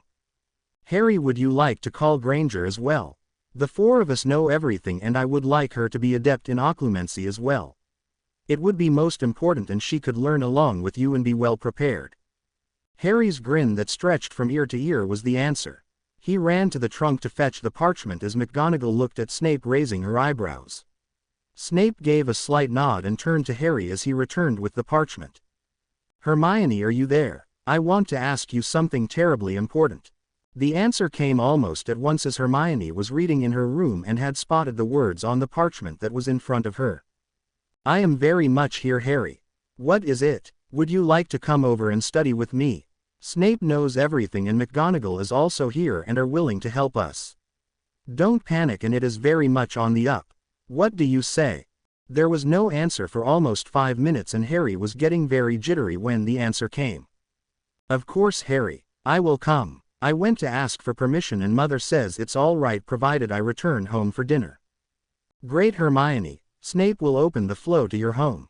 I will pop in first and then bring you over here. Is that fine with you?" "Fine, Harry. Come right over." Harry waited only for Snape to adjust the wards and then threw a pinch of the flow into the merrily crackling fire and put his head inside. Hermione was waiting with a gun that pointed straight at his face, her hands and her whole body trembling, with her eyes full of terror. He gaped and stared at her open-mouthed at that. "Hermione," he gasped incredulously, and then suddenly he came out and fell into her room as she ran to him and pulled him through. She immediately ran to him and hugged him. "Oh Harry, did Snape torture you through legilimency?" "Don't worry. We can go and hide in one of your houses until you train, and oh Harry, I am so glad you escaped." Wait, Hermione." Harry was so bewildered by the hysterical friend in front of him he did not know what to do. "What are you saying? Why did you point that gun at me? What happened to you?" "She got scared that you were under the Imperius or something, you get." Snape's voice came very dryly from the fireplace, where he and McGonagall were uncomfortable perched, watching them with great interest.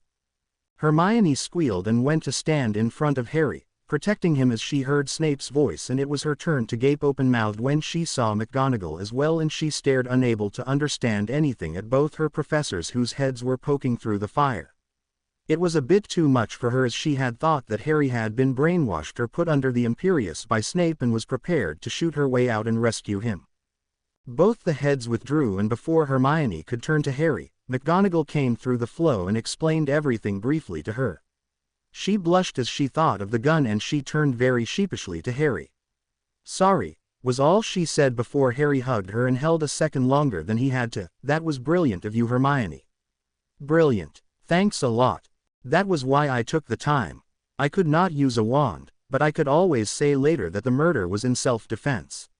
She shrugged, still embarrassed by her actions. Harry looked at her, a gamut of emotions running through him: amazement, gratitude, admiration, and so many others, and together with all of these emotions he felt very humbled as he realized she was willing to kill a man to save him. He hugged her once again, whispering his gratitude to her. She blushed prettily and smacked him on his arm. "Oh, do keep quiet, Harry. It was no big thing. I know you would have done this and more for me. Now you go back and I will call up my parents and then come with you." Hermione called up her parents and told them everything, and they agreed to let her go, and she was soon in the cottage and sitting on the floor with Harry. McGonagall started the conversation. Tell us about the wards, Severus. Will Voldemort find out about it if he comes looking, and will Harry be safe there? As I told you, Minerva, blood wards need an acceptance that has to be voluntary. You told me Harry was left on the steps in the night. A whole day had passed where we do not know where or with whom Harry was. It could be the day Dumbledore bound Harry's powers and gifts and left him on the doorsteps with a bloody letter. Snape's lips thinned with anger. Albus had not the courtesy to even ask the Dursleys or inform them in person of the Potters' deaths. McGonagall scowled as well as she thought back to those days. We do not know what was written in that letter. Probably Albus went back later and placed a compulsion spell on them or forced them by frightening them to take charge of Harry. But they are not blood wards. Harry would have been safe in any of his own properties or with you with a blood ritual. There were so many alternatives. All of them were silent as they thought of the fact Harry had spent so many years abused and unwanted on the whims of one man. Snape especially was very angry as he had just seen what Harry had gone through with his so-called blood relatives. He cleared his throat once again, bringing all of them out of their thoughts. Now what I think is we must take care of the Dark Lord first, his Death Eaters next, before dealing with Albus Bloody Dumbledore. We need the Order much as we dislike it to help us in dealing with the Death Eaters and then ultimately Voldemort. In that time we must change many things, first of all the perception that Harry is Dumbledore's man only. We have to make Harry independent and also ensure that he is forever out of the loop of the manipulations. Snape frowned thoughtfully as he spoke, turning various things in his mind. Dumbledore will never allow for it, Severus. Minerva was at her most disdainful, allowing Harry to be free, away from his control. Never, and if he even suspects something, he will take action against us and Harry. From now on, in fact, Severus, you should make sure that everyone is always assured of the fact that you dislike James's child. If Albus ever suspects otherwise, he could threaten you with the dark mark. He could throw you to the ministry, he could, and now we know he would do anything. She finished bitterly. Harry nodded his head vigorously, looking very startled and worried at that. Severus, we must not do anything that could make you the scapegoat. That will never do. What Professor McGonagall says is also true. Dumbledore will never allow me to go far away from him, and at this time I am not very wise to go against him. Hermione looked startled, as did McGonagall, but Snape was looking very thoughtfully at Harry. What do you mean, Harry? He asked, looking very interested in the answer Harry would give. Severus, at this time I think we should not give any clue or suspicion to Dumbledore or Moody about my aura, strength, or that our group here knows everything. In fact, that way I think we may be able to gain more time. He said he will not allow the final clash with Voldemort to occur till I reach 17 and take formal control of my vaults and his, well, I mean him, Sirius. He stopped there a bit choked up and then valiantly continued. So he will try and break me as much as possible to get my magic all worked up, and at the next time I meet with Voldemort once I am 17, he would probably come along with me and release my magic at the last moment and then watch with a sad smile as both of us went down. Only the Dark Lord won't go down, as he has created Horcruxes, and unless we destroy them he will keep coming back. Snape finished as McGonagall gasped in horror. Severus, what are you saying? You know who has created Horcruxes? She was actually trembling with fear as Snape nodded his head. Harry turned to Hermione and told her about then, and she too was filled with horror and fear as she realized just how enormous their already huge task had become. Minerva, get yourself together. How else did you think a dead man could come to life after 13 years? Snape asked her sharply. She shook her head as if trying to come out of the fear Snape's words had given her. I am sorry, Severus. I was totally unnerved and just about lost it there for a second. How did you know? Snape's lips tightened for a second as he thought of Regulus and his wasted life. I overheard Minerva, not now but before the Dark Lord fell. The diary that Harry destroyed in his second year was one of them. That was how it managed to get possession of the Weasley girl. Another one was destroyed as well. I heard about it too. It was a locket belonging to Slytherin. Now what I do not know is if he has created more, or we have only 3 more to destroy before killing him, as he was to have made the 7th with the killing of Harry, and we all know how that went. McGonagall put her hand over her mouth at the enormity of the task in front of them, and they were only 4 of them here who were up against the light, dark, the ministry and well, against everyone. She looked at Severus, her eyes conveying the concern about the task that lay upon this boy who was destined to fight all of these people with only 2 witches and 1 wizard to help him. Snape nodded his head as he understood what she was so worried about. But this was not the time to panic. At least they had been given some vital information and the time to train Harry and plan their moves. Also they knew about the Horcruxes, that was a plus. He turned to Harry. You are absolutely right, Harry. In fact, we should do all the things I said before, but in secret and bide our time and deal with the Dark Lord first. Let me finish Minerva. As McGonagall was about to interrupt again, Harry must learn and learn fast not only about offensive and defensive magic but also wizarding politics and work his way up the ladder so that he not only knows how to recognize manipulation but also to deal with it swiftly and efficiently. McGonagall nodded thoughtfully. What Snape was saying made a lot of sense. The debacle at the Department of Mysteries where the Dark Lord failed to kill Harry and Albus has made him very frustrated. He has sent all of us away, those in the public eye, like me, Rookwood, McNair, Avery and Malfoy. That was how I have got almost 2 months to spend here. Well, we must not waste a minute more and do as much as we can before the Dark Lord starts calling and I am not able to be here continuously. All of them nodded at that and Hermione went back to her home with McGonagall to talk her parents into taking a holiday in France, where Hermione had been before and she could manage any questions that may arise about her trip. The Grangers had been planning to go on a holiday when Hermione left for Grimmauld Place and so not much persuasion was needed to make them go a bit early. Hermione would live with McGonagall in the night and come every day to the cottage with her and learn along with Harry from Snape and McGonagall. McGonagall herself finished her duties in school in about 2 days and casually went off for a well-deserved holiday. She had created a special room that was off her bedroom for Hermione and had completely sealed that room. That meant there was only the wall if anyone would by chance happen to enter her bedroom. Though the chance of anyone doing that was highly unlikely, she was not taking any risks. There was a flow in Hermione's room that connected her to the cottage and that was the only way in and out of that room. Not even McGonagall could enter Hermione's room from her bedroom once she had sealed the door with a wall. That way she ensured no one would know of her presence even if they flood to her house and happened to enter her bedroom at any point. Satisfied with all the arrangements made so far and after Hermione came bag and baggage to her room, she would find going to the cottage in the morning and staying there through the day and going back to her room late at night.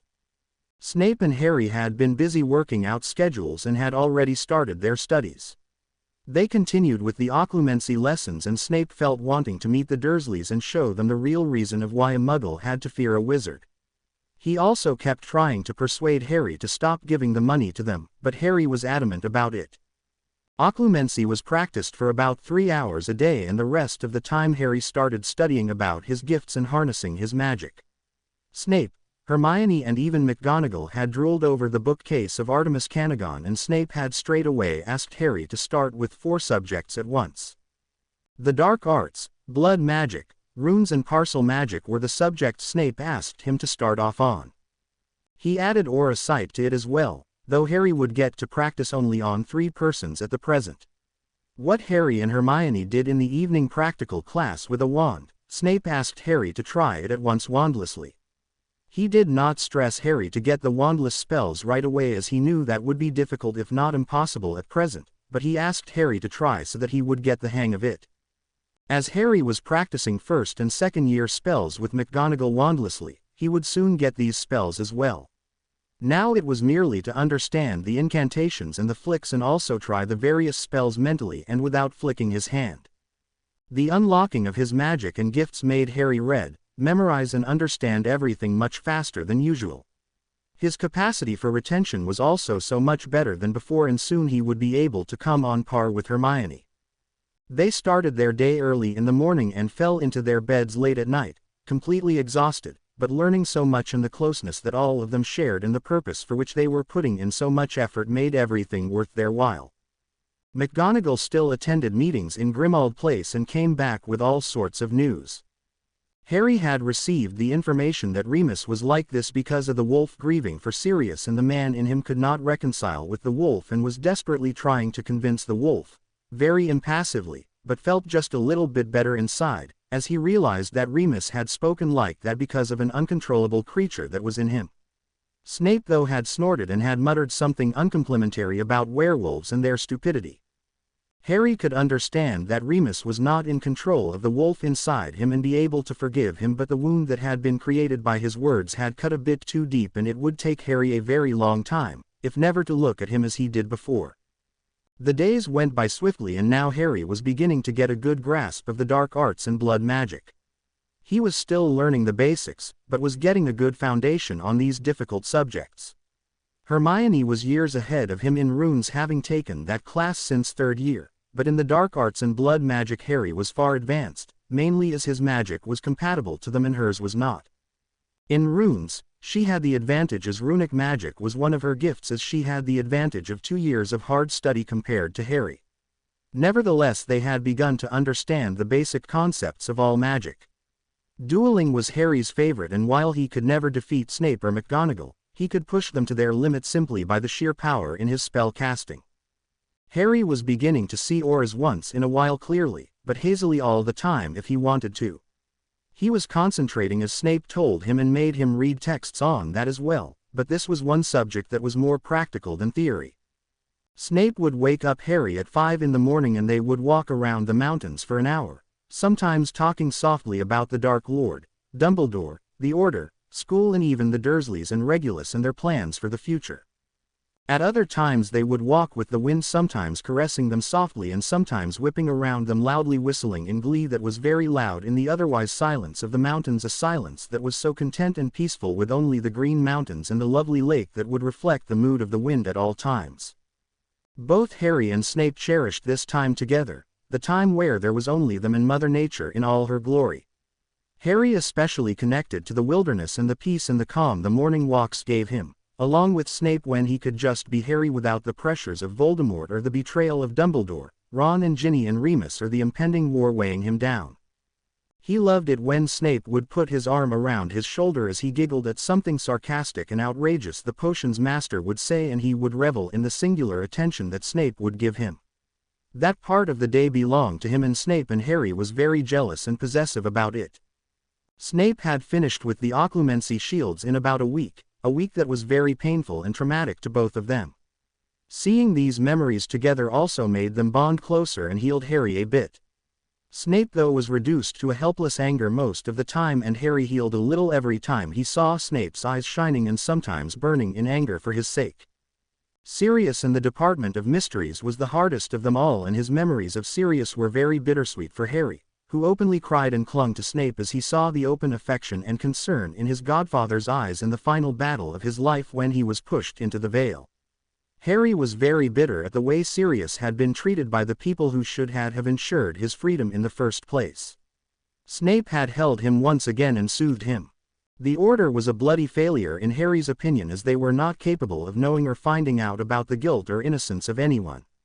Sirius should have never gone to Azkaban, should have not needed to wait until his death for his name to be cleared. A week before his birthday came their owl results that had Harry and Hermione in a state of flustered nervousness. Hermione need not have been anxious at all, as she cleared her owls and got an outstanding in every subject except defense against the dark arts. Harry failed history and divination, got an outstanding in Dada, and exceeds expectation in transfiguration, potions, charms and care of magical creatures, and an acceptable in herbology and astronomy. On the 30th of July Harry waited until midnight for his birthday in a very happy frame of mind. He was lying on his bed and going through his shields automatically, as was the case nowadays, the process of continually strengthening them becoming spontaneous. "Happy birthday, Harry." 3 voices sounded on the gong of midnight when Harry turned 16. He turned sharply to see Snape, McGonagall and Hermione standing there, beaming at him. Well, Hermione and McGonagall were beaming at him and Snape was smiling.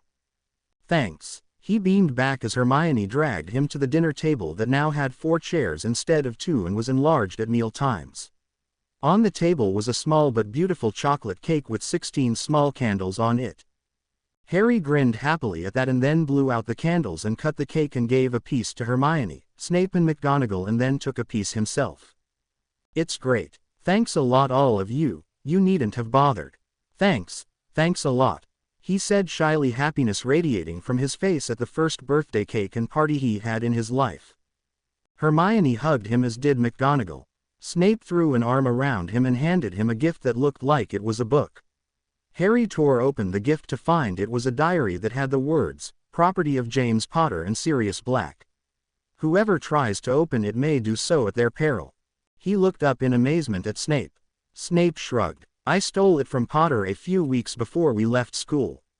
It was funny the way they searched for it. But I could not open the book and so I never returned it. Now it belongs to you."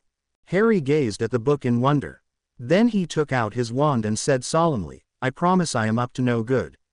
The book glowed for a moment and then lay still. Harry turned the cover and it opened harmlessly. He looked up grinning from ear to ear at Snape, who was scowling at the stupid password, and crushed him. "Thank you so much. You have no idea what this means to me." "Oh, but I do, Harry. I know just how much it would mean to you. That was why I gave this a birthday gift," Snape said softly, his scowl all gone and his eyes shining as he saw Harry's happiness. McGonagall had given him a complex book on transfiguration that was actually using basic and complex spells in battle. Harry thanked her and opened Hermione's gift that was also a book, though it was on runes. All of them spent some time eating and chatting, and then McGonagall and Hermione went to McGonagall's house. "Harry, today you get the day off.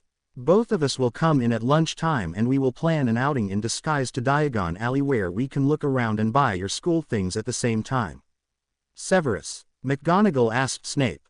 Snape nodded his head in agreement and then all of them were off to bed. Harry went to bed and opened the book.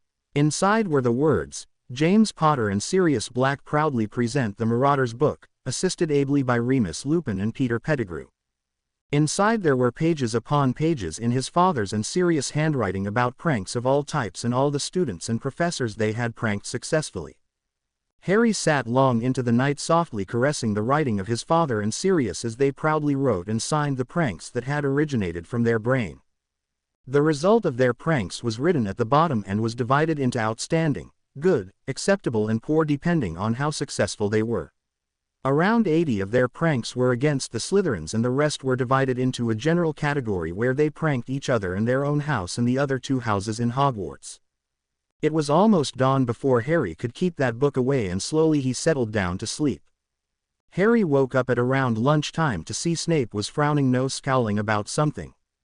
"Hey," Harry said softly as he went to the bathroom to have a wash. He came out in 10 minutes all clean and fresh to find tea, stew and sandwiches all placed under a warming charm. He looked enquiringly at Snape and Snape shook his head. "I have had my meal already, Harry. I will have a cup of tea, though." He was still frowning as he poured himself a cup of tea. Harry silently filled his plate and looked up at Snape, who had sat down in front of him. "A Patronus from Albus," Snape told him abruptly. Harry's face clouded. "What is in it?" he asked as the fireplace turned green and Hermione and a second later McGonagall flooded into the cottage. Both of them were smiling as they came in and Snape, frown and Harry's face made their smiles falter. Hermione rushed to Harry. "What is it, Harry?" she asked him with concern as she looked between Harry and Snape. Snape answered her and McGonagall as they sat down and helped themselves to the tea. "Albus has sent a Patronus Minerva. He wants Harry to go to Diagon Alley at 4 in the afternoon for his books. He will be escorted by a few members of the Order and the Weasleys. This will also provide a general outing for Potter from being cramped with me. I am to come along with this merry party as well and bring back Potter to the cottage. Hermione will not be able to come." Harry burst out, feeling that his birthday was turning sour. "I have not been called Harry. Hermione and I will come along in disguise and who knows, we may pick up something." Harry did not brighten up. "I don't want an outing, Severus. I don't want anything. Let us all stay right here." "We can't do that, Harry. Albus will become suspicious. We should go. There is no arguing on that. You know that. I don't have to tell you how important it is to keep him in ignorance."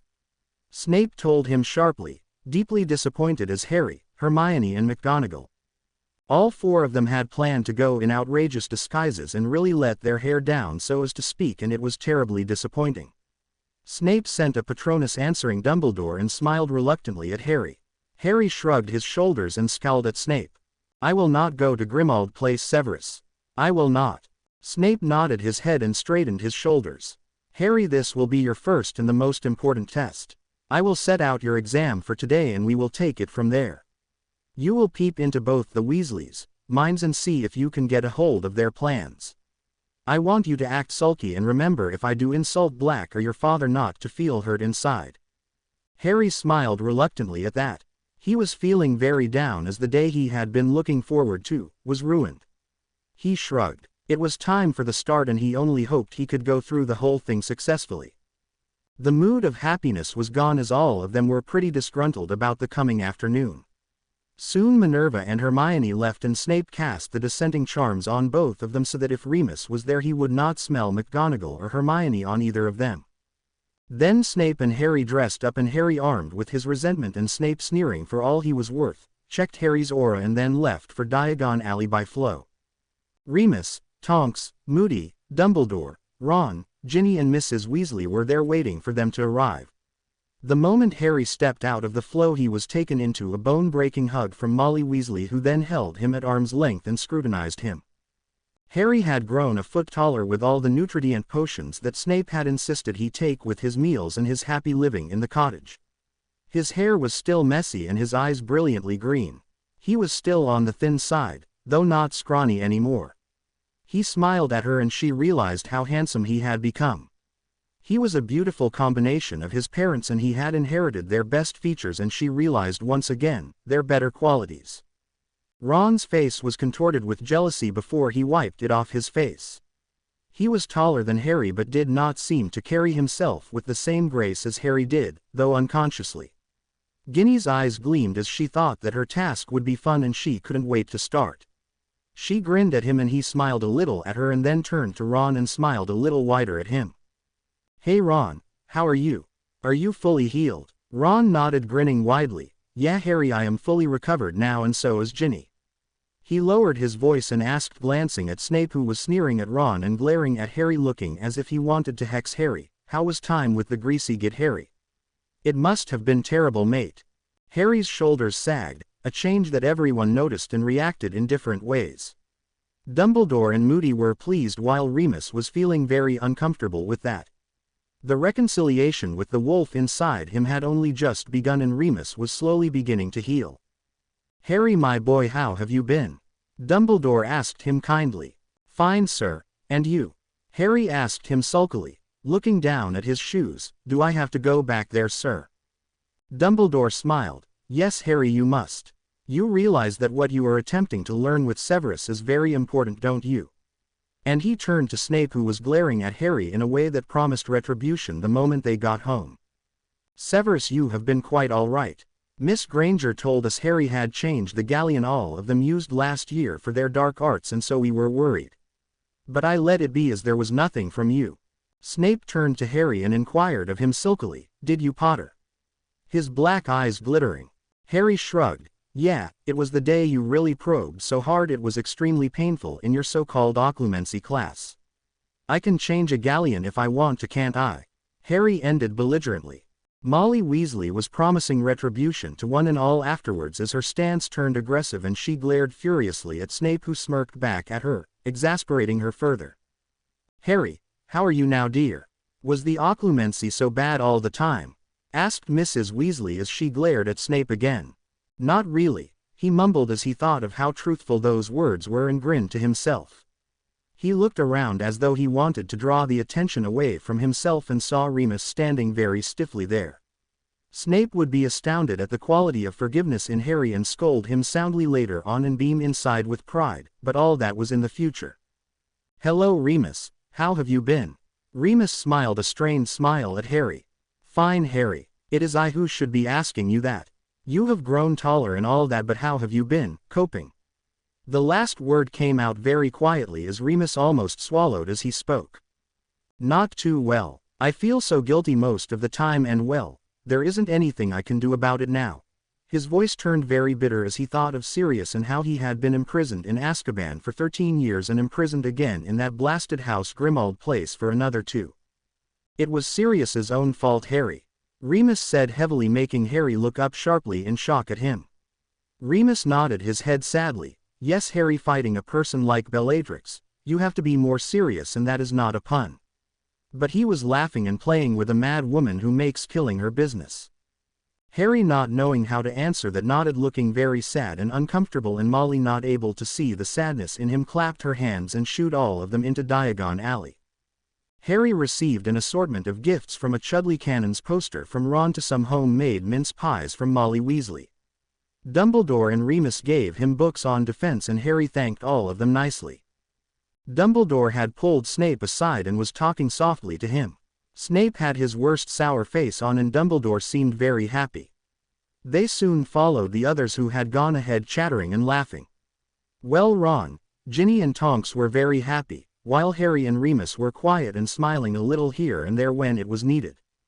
Ron, Harry was about to ask him something as they went to Gringotts for money from their vaults, but forgot in the panic he indulged in when he realized he had not warned the goblins to pretend as if they did not know him, but his fears were unfounded, and they went safely down, where Harry took a lot of gold from his trust vault. Ron, Harry asked him as they were being measured for their robes, "Where is Hermione?" "She is not with you guys at headquarters." Ron's face fell very comically. "She should be, Harry, but she has gone off to France once again with her parents." Harry nodded his head, trying to peep into Ron's mind, but it was more difficult than he had thought it would be. They went shopping for almost everything, and Harry paused by Elops, thinking of Hedwig for a minute. He had asked her to fly to Hogwarts and stay there for the summer when he had left, and now he went in and bought a lot of owl treats for her, hoping to pacify her when he went to school. They walked into every store, buying all their stationery, clothes, books and the like. Harry spotted McGonagall and Hermione, who had come as mother and daughter and were doing their purchases at the same time as Harry and keeping a discreet eye on everyone. No one except Snape and Harry really knew who they were, their combination of Muggle and wizard disguises fooling everyone. After they finished with their purchases, they went into the new shop of the Weasleys' Wizarding Wheezes and were greeted by an enthusiastic Fred and George, who dragged Harry to the back and showed him many pranks in various stages of completion. "How are you?" Fred asked him very seriously, so seriously that Harry was taken aback. "If the Git is doing irritating stuff, then partner of ours, all you have to do is send word. We will take care of him completely from head to toe. He will never worry you ever again. Promise." Harry was touched. He shook his head. "You have a fabulous place here, guys. Snape is fine, as irritating as ever, but not really harmful. He wouldn't dare. Dumbledore would kill him." Then softly, "If you need more money for expansion, all you have to do is MPGHN. Two hands closed Harry's mouth, not allowing him to finish. "We are doing fine, Harry. Thanks a lot," George told him, grinning as he started showing Harry the various things they had been developing and how it all worked. Soon all three of them were engaged in a discussion of pranks. Harry slightly hinted at a few pranks he had read in his father's and Sirius's books, and the twins went into rapture as they built correctly on the scant information Harry had given them, and they talked excitedly with each other. "Harry, you have the making of a superb prankster." Fred clapped him on his back, making Harry feel a fraud and just a little bit sad that he could not just yet share that book with the twins openly, as it would arouse Dumbledore's suspicions. Harry, after all, was not allowed to have anything of his parents' stuff other than the invisibility cloak and the photo album that Hagrid had given him in his first year. Harry accepted a carton full of pranks as his birthday gift from the twins and walked out to the front of the store to meet the others. They said their goodbyes to the twins and walked back leisurely to the Leaky Cauldron, where old Tom was thrilled to see so many people who were actually going to stay and have something instead of just passing by, as was the case since Voldemort had made an appearance in the Ministry of Magic a month or so ago. Now people used the Leaky Cauldron only as a flow point to hurry into Diagon Alley, finish their purchases and hurry back home. Snape had sent a Patronus to Albus in the morning saying that Harry did not want to go to Grimmauld Place right now and was kicking up an unholy fuss about it, and he was tempted to silence the boy forever, and Albus, wishing to concede small things, had agreed immediately and had arranged for an early dinner after which Harry would leave with Snape. All of them sat there for a long time having dinner and chatting about inconsequential things. Ron and Harry got into a heated discussion about Quidditch, but if you noticed him carefully you would see the strain around his eyes as he smiled and laughed with Ron. Ginny kept butting into the conversation and Harry just nodded his head or shook it to answer to any question she put before turning to Ron with another point that had apparently struck him about the Chudley cannons. By the time dinner was over, Ginny was gritting her teeth and could have hexed Harry and Ron. Ron noticed it and frowned, but Harry did not seem to notice Ginny was there in the leaky cauldron at all.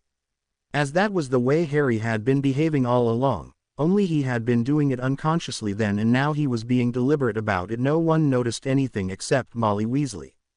She saw the way Ginny was trying to get the attention of Harry and the way Harry would answer her queries politely and turn back enthusiastically to Ron and talk Quidditch, and smiled a little to herself. She would have been thrilled if her Ginny and Harry, whom she thought of her son in every way, would get together, but she instinctively knew that would not happen. Harry had not even looked at her as a person or a friend, let alone in another way. She sighed as she knew these things had to happen on their own. She looked fondly at Harry and felt a wave of compassion when she realized all that he had gone through. Sirius had been right last year in wanting Harry to have proper and important information regarding the link in the prophecy. But everyone except Snape had shot him down, including herself.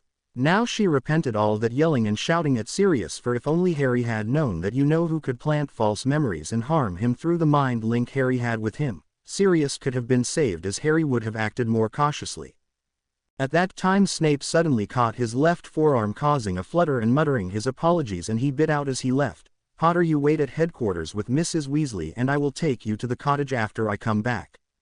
Did you understand, Potter?" Harry nodded his head, not daring to show his concern or cautioning Snape to be careful. Snape looked deep into Harry's eyes, nodded once and strode outside and apparated. McGonagall and Hermione had gone back to the cottage when Harry and the others had entered the leaky cauldron. Snape apparated to the cottage and told McGonagall briefly what had happened, and asking Hermione to stay in the cottage, he asked McGonagall to go to Grimmauld Place and stay with Harry there. McGonagall only stopped long enough to ask Hermione to be careful, and then she left as Snape apparated to Voldemort. Meanwhile, the Dumbledore quickly asked everyone to move to the flow the moment Snape had left. "Harry, you go first to headquarters and all of us will follow." Harry nodded his head, hating the thought of going back to Grimmauld Place, but now was not the time to argue. Harry took the flow and threw a pinch into the fire when there were 20 pops, and 10 seconds later there was 21 pops and Harry was gone. Dumbledore could have cursed himself. He should have realized the moment Snape was called Harry should have been sent to Grimmauld Place. Instead he had waited for Snape to leave, and somehow Death Eaters had come and taken Harry with them. Dumbledore roared over the babble of noise everyone was making, "Silence! All of you to headquarters right now." He lifted his wand and sent a general message to everyone in the order and asked them to assemble at Grimmauld Place at 1. In 10 minutes everyone was at Grimmauld Place. Molly Weasley was crying helplessly and McGonagall was terrified even though Snape was there. It could mean that both of them were in danger. Remus was horrified. First it was Sirius and now Harry. He had not even explained to Harry about being so distant with him, and now Harry was in the clutches of Voldemort. Voldemort had had a lousy 2 months. He was almost coming to the conclusion he was going to lose even with his Horcruxes. The fight at the Department of Mysteries was a total failure, and now he was never going to get any respect or fear until the bloody boy who lived became the bloody boy who died. It was at time a lowly Death Eater who worked in the Ministry of Magic came with news that Potter would be roaming the alley on his birthday that was 3 days away. Voldemort had asked Malfoy, Snape, Rookwood, McNair and a few others who were in public offices of one kind or the other to stay away. Snape had asked permission to leave for the Isle of Man to rest in solitude, and Voldemort had given it, telling him to report if Dumbledore ever called him for meetings. "Come to me after the meetings, and any chores he gives you, Severus, and inform me. Otherwise you are free to go. Make sure your hands are clean. Be careful, I do not want to rescue you from prison as well," he had said, glaring at Malfoy all the time. That summer had seen the marking of Draco Malfoy, Crabbe, Goyle, Zabini, Parkinson, Millicent Bulstrode, Daphne Greengrass, Theodore Nott and Terry Boot, who was the lone Ravenclaw. When the Death Eater from the Ministry had bought the news, Voldemort had taken a day off on Muggle baiting and chewed on this. The next day he had called Bellatrix, Avery and Mulciber and spoke to them and then dismissed them. And then Voldemort had waited. This time he would be careful and he would not make the mistake of giving Potter's wand back to him. The end would come swiftly and without much yelling and screaming and frustration. The waiting came to an end on the night of the 31st of July. To be continued. I hope you enjoyed this story. Also remember to subscribe and like this video. See you in the next video.